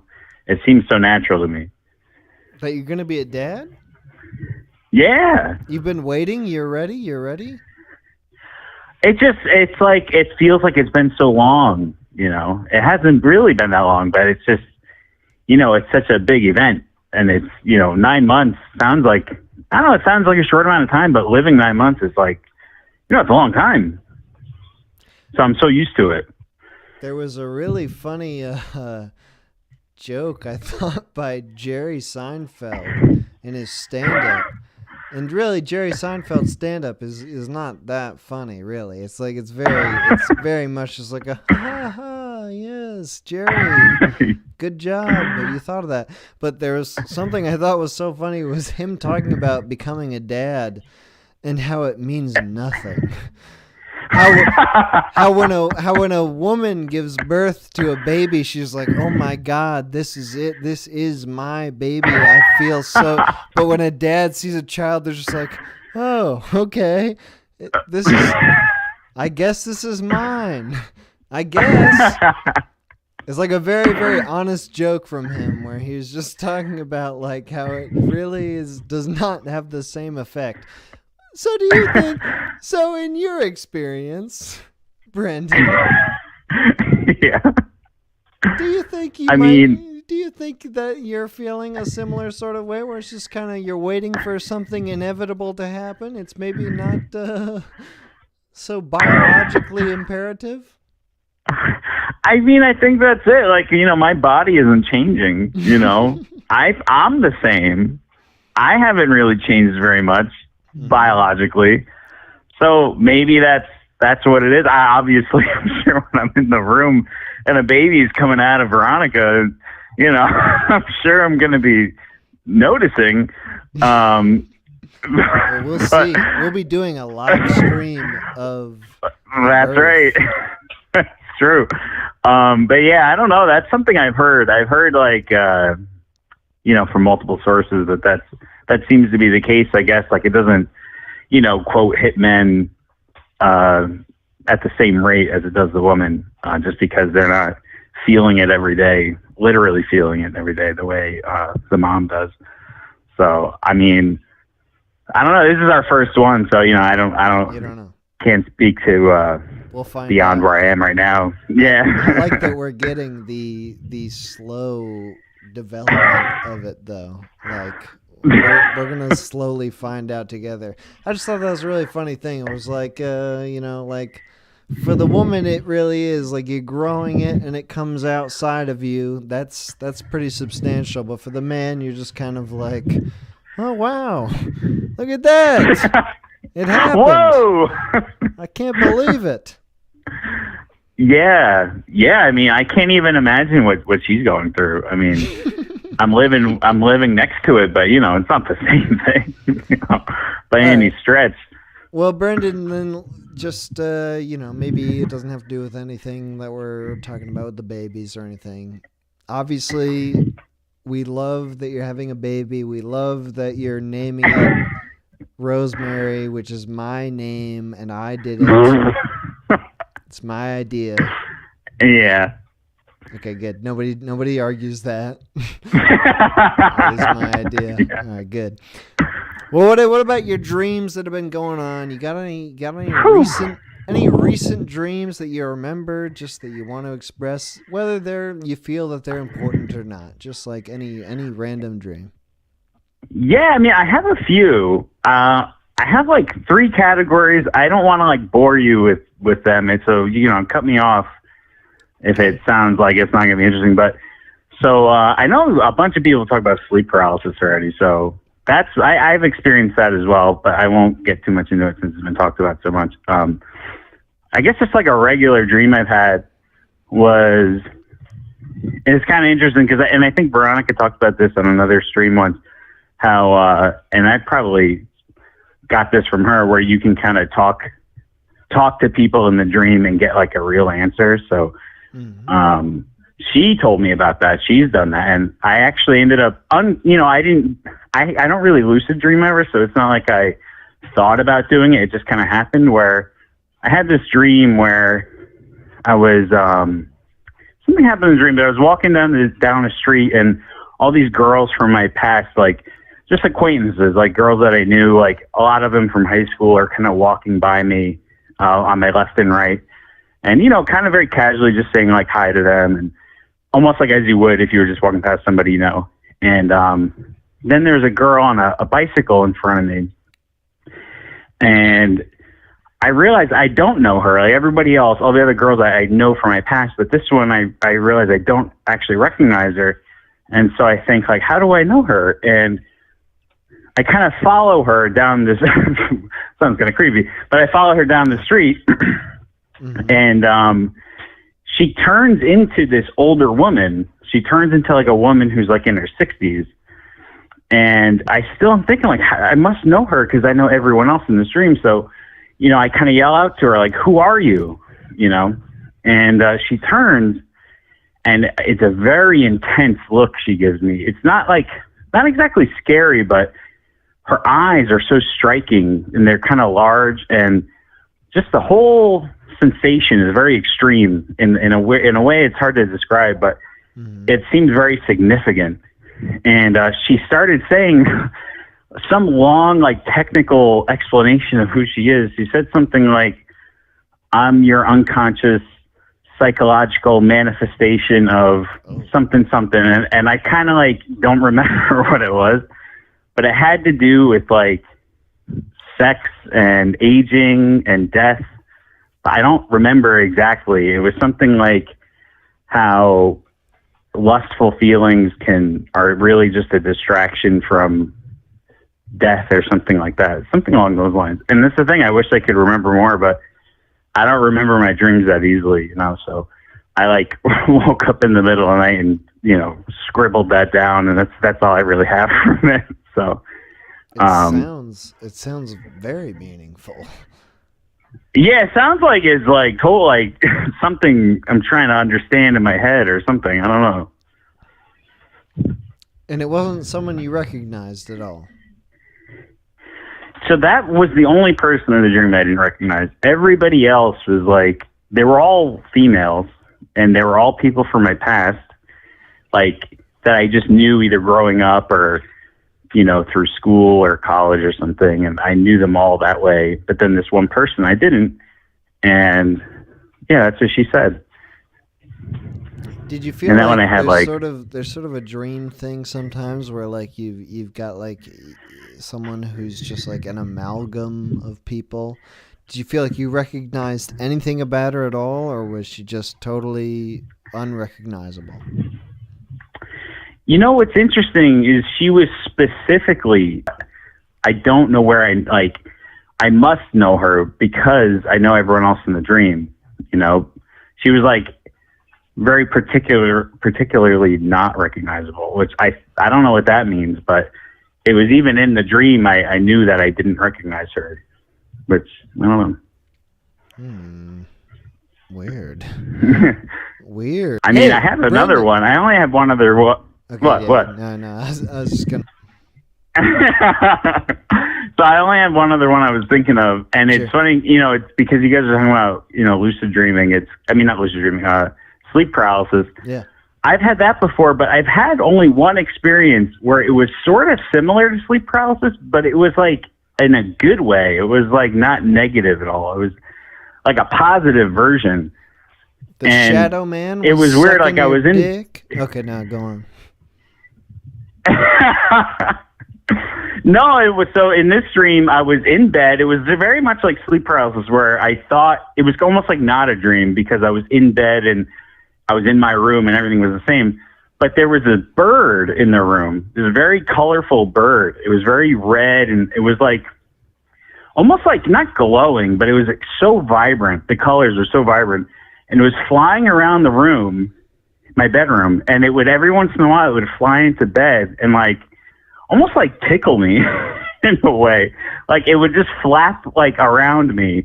And then it would fly to the corner of the room and then keep doing that. And it was flying around the room and I was laughing in the dream. I was like, because it was such a funny bird. And then I woke up. I know it sounds pretty weird. And then I woke up And I don't know if you've had this where you wake up almost like very slowly.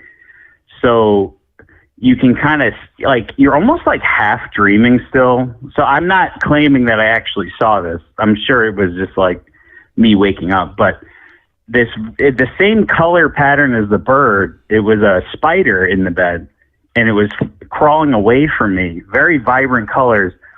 As I was waking up, I watched it like crawl off the bed. Were you still feeling like it was a happy, great thing, or did the emotion change when you were in this sort of semi-waking state? No, it was I was like as if I had just stopped laughing like from a really funny, joke, so I felt pretty fine, All right, Brendan, put Veronica back on. All right, good idea. 1 second. Hello. Veronica, were you listening to that? No, I was lagging really bad, so I started doing a puzzle. The video started. I'm sorry. No, I was gonna try to turn you guys against each other, but if you weren't listening, I guess I can't do that. All right, fine. Yeah, that's my defense mechanism. Yeah, dang it. All right, Veronica. I want to say. I mean, you can make up whatever you want, and you can try to create a. No, it's too late. It's too late. We can't do it. I want to say sincerely, I am so gosh darn excited for your baby. I wish you the best. I want this to be the best baby in the whole wide world. Oh, thank I'm you. so glad you're naming it Rosemary, which is my idea, and nobody contests that. Nobody would say anything. We're not saying anything. We're not saying anything. Of course. I came up with that, and I'm so glad. We're gonna say we got the idea from you. So I'm so glad that's what we're telling everyone. Yeah, and I'm so glad that I did, and thank God you guys called me, and because otherwise this baby would be nameless. You wouldn't. I mean, what would name? What would you have named it if not this name that I came up with? Tell me. I have no Jane Doe. I have no idea. No, that's no name. That's no name. That's no name at all. Exactly. All right. But thank you for calling in again. I wanted to say thank you and wish you the best of freaking luck with everything. Like, I hope you call in. I do want to do a live stream of your birth. So when that's happening, just let me know. Yeah. Well, you said that you were going to go couch surfing, so maybe, we'll tell you the hospital. It's in Rhinebeck, so you're kind of familiar with this area. It could be your first stop when you do your summer tour. Yeah, we could totally do it. You'll be I think they only allow 2 visitors, so it'll be obviously Brendan and then you, the name of the namer of the child. So I think it'll work out. I do think perhaps that might be a lot. I don't know. Okay, too fast. I don't want to make any real commitments here, stopping at the hospital. But I do want to live stream your birth. So just okay. Let me know when it's happening. Give me a call, text me, through the Google Voice number, and we'll start streaming immediately. And you can do the pushes. You can do all that on YouTube. Okay, hopefully it's on a Friday too. It'll happen really, naturally. But we'll start whenever. If you tell me you're like 30 minutes away from pushing, I'll get ready. We'll start at top. I think you're in labor for like 24, 32 hours. So I don't know. It's just going to be a really long stream. That's okay. I don't think people are going to want to listen to all that. That's good. That's good. That's 24 hours of content right there. The marathon. We're going to want to hear you in pain for the whole time. Okay. Veronica, Brendan, thank you for calling in. Appreciate it. All right, thanks. See ya. All right, bye-bye.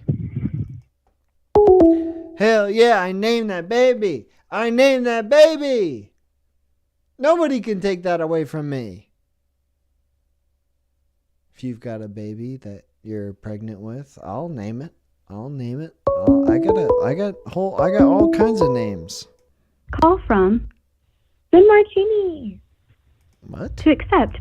What? Hello? Hey, how are ya? Who is this? This is Gin Martini. Who are you? Gin? Martini? Gin, like the liquor. Yeah, Wait a second. Is this related to Toner Martini? it sure is. You're sitting right next to me. Oh shit! I was I know, you're trying. getting another couple's call. I'm so sorry. I don't mean for you to be dealing with like all these couples. Jeez. I Louise. actually love the couples calls so much. Well, we're happy to be here. This is magical for me. Okay, good. And it's good because it's extra good because the last time Toner called in, I was I don't know if you heard that, but I was trying. I heard you were shit talking me. Yeah. Yes. I It was the was. talking, wasn't it? It was all the talking. I was shit talking you a little bit, but just for fun. Fun. That's okay. I probably Okay. deserved it or something. I don't know. No. Jin. Hi. You're calling into the Dreams and Nightmares stream. You might even be the last call on. What time is it? It's getting late here, so like you might have to be extra entertaining. When I get into these couples calls, they get really long because I want to talk to both sides, and I can't help myself. But Jen, what do you think about dreams and nightmares? Do you have an opinion about what dreams mean, or do you have a dream you want to talk about? Oh my God. I mean, I don't know what dreams mean, but like I have always like had sleeping issues since I was a kid. When I was like super young, I had the hallway door open all the time, and I used to see like a black sheep when I couldn't sleep at night. Mm-hmm. And then like there was like 3 years of my life where I didn't dream at all. And now I have like episodes of hypersomnia and insomnia. And when I dream, they get wild. I've had like dreams where I made out with Shia LaBeouf. I've had dreams where people like cut off all my limbs. There's a variety. Wait. This is a lot. This is a lot right here. I know, I'm sorry. I'm all over the place. What is hypersomnia? That means that you It's like where you love sleep, like, sleeping? a lot. Yeah, it was back when I was like super depressed, lived alone, and like all I really did was sleep, and I would sleep for like 17 hours a day sort of thing. Whoa. But yeah. Did you have... Okay, so there's sleep time during the night, and then you're sleeping during the day. You must, if you're doing 17 hours a day. Were you dreaming the whole time, or was it... What was going on? I mean, there's no way to actually know. But my dreams are very... I guess cinematic is probably the best word to put it. It's very like almost like, I don't want to call it an alternate reality because that sounds but it's almost like our reality but a little different. Like I heavily recall in like the last 3 years, one of the worlds I was in was like shutting down. Like they were like, hey, you gotta go. You can't be here anymore. And I was brought to like, what do you call it when you're at the airport? Like, is it customs? Customs. Yeah. I was basically at customs for the next world. And I didn't have any money or a passport. So I was just kind of sitting there like, hey, I don't know what to do. Where do I go? And then they were like, oh, you're getting arrested. And I was like, oh, word. Okay. You were some sort of okay. interloper in your own dreams. You were disobeying the so. rules, going I from don't world really to world. Yeah, like a lot of the time I know I'm dreaming, but unlike lucid dreamers, I can't really control anything other than what I know. Like I know what's going on. I've heard that you're also not supposed to be able to read in dreams, but I can like read stuff, so I don't know. I've never heard that. I've heard that. I've never heard that. What the hell are you talking about? You can't read stuff in dreams? I can read all the time. Pick up a book. Try it. I bet you can't. Okay. I've never really truly read stuff in my dreams, but I feel like I could. I feel like I have that ability. But, all right, anyway. So, you feel like you're living in an alternate reality when you're dreaming? Is it that when you go to dreamland, you are actually brought to some alternate place? Do you feel like it's something that's just your own mind creating a subconscious weirdness, or do you feel like that there are external forces that are creating your dream? What do you think? Like when you dream, what do you think happens? I personally think it's just my mind at work, but I wouldn't doubt for if some people experience like alternate realities. I've heard that. I think it's called shifting. I think some people are like able to shift into other realities, but I don't think that's my case. No. It's all coming from your own brain. I think so. Yeah. Who knows what's going on in there, you know? But even in your weirdest dreams, like you think that it's just, do you think that it's like random neurons firing off, like past experiences and just some random shit mixed in for fun? Or do you think that like, do you ever have the feeling that like when there's something that you don't recognize at all in your dreams, that it's coming from somewhere else? Well, there's like these are some 2 years hard-hitting ago, questions. I actually, it's okay. You're all good. There was this dream I had 2 years ago. That actually when they brought up the sleep paralysis thing, there's this entity I had in a dream once. It was like pink, gooey, tall thing, that I don't know. But it triggered this feeling I have never felt before.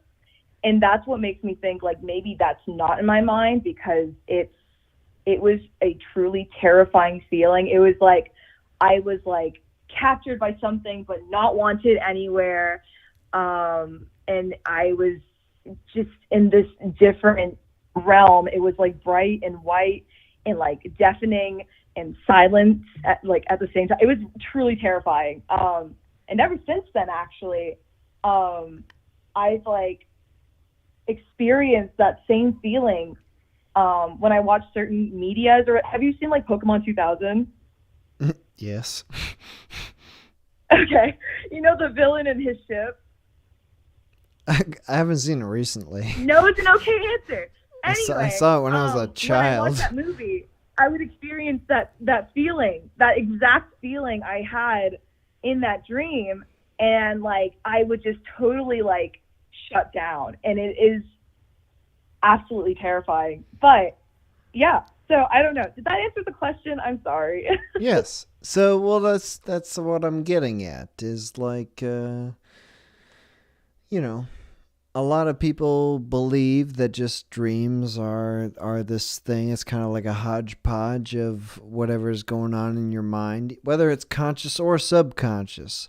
But if you have a feeling, which is so relevant in dreams, it's just like you kind of have like sometimes when you're dreaming, it's not so much what's happening, but just like you have a feeling of what's happening.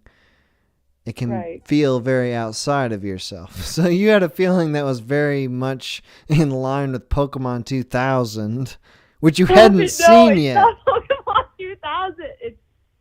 I can't explain it. It's truly something you have to experience. Not that you should, because it's scary, but yeah. When you woke up from that dream, that particular dream, were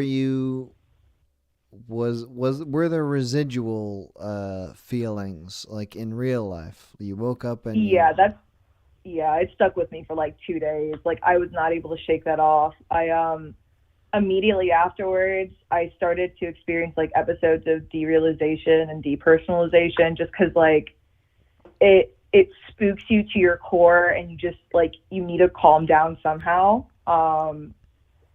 But yeah, no, it's something that doesn't really leave you. Is it something you talk to people about?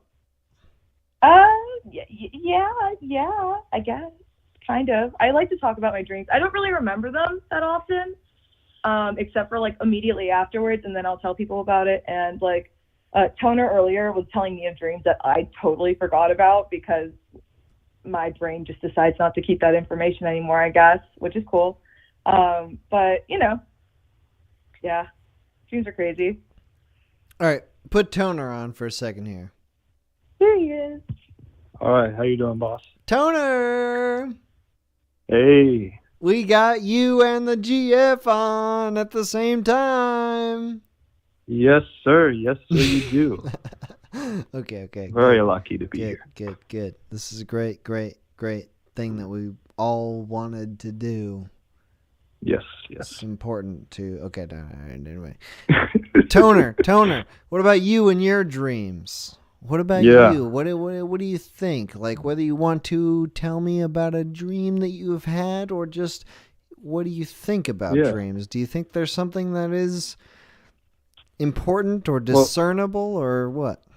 Yeah, I think we've been kind of in and out of the stream, so I don't know if anyone else has brought it up recently, but like deja vu stuff, you know. Do you get deja vu? Yeah, absolutely. Yeah. So I don't know how it is for most people, but most of the people I talk to at least are kind of the same way. But usually when you're in the deja vu moment, a lot of times you're like, oh shit, I've seen this moment in a dream, right? Mm-hmm. So I for like the longest time, I kind of like got deja vu like about as often as I think any other normal person would. You know, it'd just be like once a month or something like that, and be like a very brief moment, right? Mm-hmm. But there was this one time, like a few years ago, where I was at like a fraternity trip in like a cabin in the woods, and I had like little to no experience with drugs, and my friend brought like a brownie, and I had the whole thing, like, and then I was just off my ass for like most of the night. I was like, oh geez, like, I asked my friend, like, hey, when does it stop? And he's like, oh, no, it doesn't. So I was like, all right, I just need to go to sleep it off, and I'll be fine, right? And I tried to lay down, and I was kind of in, like, the in-between sleep and, like, not sleep mode. And I started seeing these, like, visual things that felt really, really familiar, right?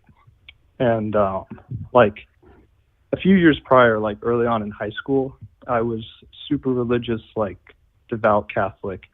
And for a brief period of time, I would pray for like 30 to 45 minutes before I would like go to bed. Mm-hmm.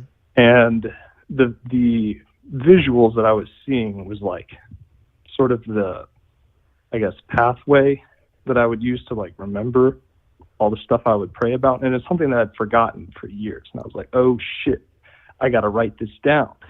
So like, my high ass is like slowly typing out this thing, and then it hits me, and I'm like, oh shit, I've been here before in a dream. And it all felt so familiar, like the cabin I was in, the room I was in, and everything I was doing felt like I was like on rails, right? Mm-hmm. Like everything, all my actions were predetermined. And I go downstairs, and all my friends are down there, and they all just look at me, you know, like the way that, you know, just like 20 faces come and look at me. And that's not something you really need when you're in that state of mind. Mm-hmm. And I just like back into the corner, and I look at the faces of all these people, and I'm like, oh shit, I've known you guys like since I was a child. And genuinely, I do think that, like, I don't know, childhood dreams are, we've talked about it a few times, but they're kind of on a different level, right? But these people just seem so familiar. Like, this is the kind of shit I was dreaming about when I was like less than 5 years old or some shit. Mm-hmm. And these guys like walk in front of me, and from left to right, the colors of their shirt is like green, red, blue, yellow. And those were like my favorite colors in that exact order when I was like a kid. And at that moment I was like, oh my gosh, like the events that I'm experiencing like under the influence right now had an influence on myself like as a child. And then ever since then, I've gotten like deja vu much more often, and it lasts like a lot longer and stuff. And it always feels like it's something that I've already seen in a dream, you know? So, Well, I don't know. I think I mentioned a little bit at the very, very, very beginning of the stream about deja vu. Nobody else had brought it up until now. But I think that deja vu, as often as it happens, and it does happen for everybody, I think, pretty often. It's an odd experience that we all go through. Right. I think that like as often as it happens, like, and it can be explained as just like something that like as being a maybe typical thing. Because like a trick of the mind, like because we do all experience it. Like it might just feel like a sort of typical thing, like we experienced something in the past, and then there's just like something that happens later on, and it feels similar. I think that as often as that happens as something in the past, it could all as often be something that we've experienced in a dream, and it's sort of up to the person who's experiencing it to determine whether or not like something you experience in a dream that you feel later on, whether that's something that's I don't know, special, whether it's something that's like you experienced it because it's going to happen later, like in your dream, whether you have some sort of very lightly precognitive ability, or whether it's just literally something that happens a lot in your life. It's hard to determine. Yeah, there are a lot of ways you can go with it, like I feel like most people are just kind of generally dismissive of like deja vu or what have you. And there are people that can like categorically place it in different things. On one spectrum, it's just there are people like, oh, it's just your mind is seeing something that's familiar. And then the other side of the spectrum is like, oh, you have, precognizant abilities or whatever. But I don't know. At the end of the day, like it hasn't impacted my life all that much. Right. But I mean, because it's not like you dream something and you like feel like this is going to happen. Yeah. If I haven't experienced this already, that means that this will happen in the future. Nobody thinks that. Right. And I could get like really complicated, if you want to like dive into like, is time, is fate a thing? Like, does your decision in the present influence the future? Or are we all just like on one track? You got to take that sort of stuff into account, and that's kind of out of my league, at least. So, well, yeah, I don't have any interesting thoughts on that. Hey, put Jin back on. Yeah, here she is. Hey, what's up? All right, Jin. Hi. Yo. Hey, sorry, I'm like half asleep. Yeah, wake up. This is the end of the stream here. Oh my god, I'm here. You gotta say something just amazing that sums up everything that we've been talking about thus far. It's on you. Can I get like a spark notes for... Say what? Never mind. Okay, it's on you right now to just perfectly describe everything we've all been feeling. Everybody in the chat and just listening. Are you ready? I'm going to ask you the question. Responsibility, dude. No. Don't worry about it. Hey, I'm going to ask you the perfect question that makes it so easy for you. Don't worry about it. Ready? God. I have pretty bad text anxiety, dude. Like, I don't know. Okay. Yeah, okay, sure. Ready? Okay. I got to think of it real quick. Okay. Give me 1 second. I'm just. Oh my god! I'm just thinking about it. Hold on, real quick. It's hard to think of a perfect question, isn't it? No. It's formulating right now. I'm just. Don't believe in you. Don't say anything. I'm Don't get nervous. I'm not nervous. I'm thinking about it. I'm formulating. Okay, here it is. Yeah, you can do it. I believe in you. Here it is. This is the important thing about asking the perfect question is you don't think about it. You just say it as you are Off the thinking. cuff. Yeah, exactly. So here it comes. All right. So, okay, gin, What? martini. Yes, why? You called in to this stream. You told me a little bit about some sort of childhood weird thing or whatever you're talking about. I don't remember. I was all over the place. It's okay. No, I don't remember. I can't remember anything that's happened in the stream so far. But I remember that I was going to ask this question.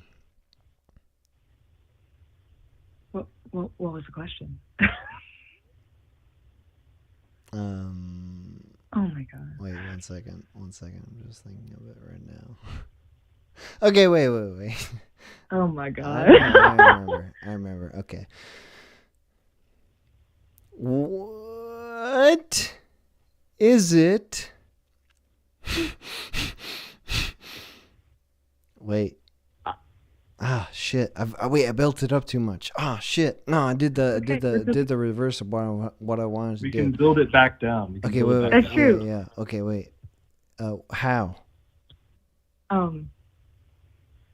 Okay, wait. No, I got it. This is my freaking stream. I know what I'm doing. Don't even start here. Okay, wait. Dreams, we all have them. They're all this terrible freaking thing. We don't know what the hell it is. We don't know what the hell it means. God, gold darn, we don't know. We have them every night, whether we remember them or not. We have them, and they're just like this kind of crazy show that goes on, and we have to, like, maybe we pretend to make meaning for our dreams, even when they're not meaningful at all. Maybe. I feel like I have dreams. I have a dream every night of the week, and it's not every dream that is meaningful. I only feel the need to write down the dreams that like seem funny or like seem interesting. Like, perhaps they all have meaning. Perhaps they're all meaningless. But what is it about your dreams specifically? Gin Martini. Oh my god. You said Jean. You call me Jean. That was just a guess. Oh my god. That was a guess. It's but okay. I think it is gin martini. It's okay. What is the difference? What's the question? Here it comes. What is the difference between the dreams that you've had as a child? I think that is what is significant, is like when we were children, we had a different idea of what is real and what is not. Like, and you asked me a question that was sort of similar to this, and so this is why I'm going with this, is like when we were all kids, there was a less fine line between fantasy and reality. What do you think it is about you now as an adult that makes you react to your own dreams differently than when you were as a child? Like, do you think that when you were a kid, you put more emphasis on your dreams? Do you think that now that you're an adult, you put less? Or is there some sort of continuity there where, like, the things that you think when you're asleep, like that they have meaning? Do you think they have any meaning besides just like this sort of random firing off? Like, I don't know, when you think when you're a kid, like maybe your dreams are like some sort of something that's beamed into your head, whereas like when you're an adult, do you think that they're just something that comes out of your head? That was a question with a lot of parts. I was just going Yeah, you for kept as going. long as possible until it sounded like a question. That's okay. Okay. Honestly, I feel like it depends on the person. Because, like, when you're a kid, or, like, generally speaking, you haven't experienced a lot of life. So I feel like as a child, a lot of dreams tend to be surrounding, like, fantasy and stuff, and something that isn't of this world or something you've already experienced. But again, that's not a lot. But as you get older, I feel like they get realer and surround things that you've already gone through. And for a lot of people, I think dreams become less exciting that way and become less of a thing people think about. But what a person goes through in life, oh my God, I feel like I'm just rambling. I'm so sorry. It's good. It's good. It's good. I think it really can affect them deeply to their core. And it just, I don't know. Do you That's think such a great so? question. What's the? Yeah, thank you. Hell yeah. No, it's not. It's not a good question. It's not a good question if I can't get a good answer. Do you think that like the being, like having more experiences then, like makes you more able to discount your dreams? Like you're able to just you can more easily say, it's just like a bunch of random shit I was thinking of. Whereas like when If you're you live like a normal life, like a really boring life, like like the SpongeBob normal life type of normal life, like the really like just monotonous life, probably. But if like there's a lot going down up there. Oh my God, going on up there in your head. I mean, maybe not. Is there ever a dream that you've had recently where you don't know where the hell it came from? I can't explain most of my dreams. They make no sense half the time, and that's why they're kind of difficult to describe. But I feel like they have to come from somewhere. But like you can't just create a picture in your mind. I don't know. I don't have an imagination. Like I can't. If you told me, no, I really don't. I really don't though. Like when you're told as a child, like to close your eyes, I can't picture anything. Like I don't see anything. I know a lot of people do, but I don't. And that's like, I don't want to sound special. Oh my God, ew, I hate that. Ew. Anyway, but that's why I've always found dreams so interesting. Because I don't typically have an imagination, like, where does this shit come from? Like, it can't be inside my head. Like, where does that come from? I can't normally do that. Does that make sense? It's perfect. That's that. We're going to end the stream. Okay. Awesome. Jen, Toner, thank you for calling in. Thank you. It's been a pleasure. Thank you. Appreciate it. All right. Have a great night. All right.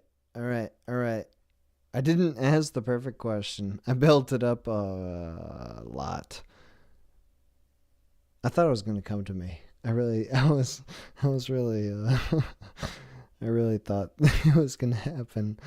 It didn't happen, but I tried. Well, that's all we can do. Okay. That's the stream. The dreams, the nightmares. We did it. We talked to a bunch of different people. We got a couple different shadow people, sleep paralysis things. We got a whole bunch of dreams. You know, we did it. It's another stream in the books. Okay. HUD from the stream came from Slouch. Slouch, great animator. Link in the description to his channel. All the music from the stream came from Woofoo Doofoo. Link to his channel, his or her channel, in the description. I think the link that I put in there is everything that I played on the stream. I think. But there's also great other albums on his channel that you can check out, and animations, 3D, sort of weird 3D animations. So check them out. Woofoo Doofoo, Slouch, and that's everything. I'm gonna play a couple more songs here as we close out here, but that's the whole stream. We'll be back next week. Actually, there's gonna be an interesting change to the stream. We're gonna have a special guest, either next week or the week after, because I love putting things off. Probably the week after. I think I just decided the week after. But we're gonna do a special sort of stream soon. Maybe next week. I don't know. Maybe. I don't know. Okay, anyway, that's it. Thank you for watching, and goodbye. Goodbye, people.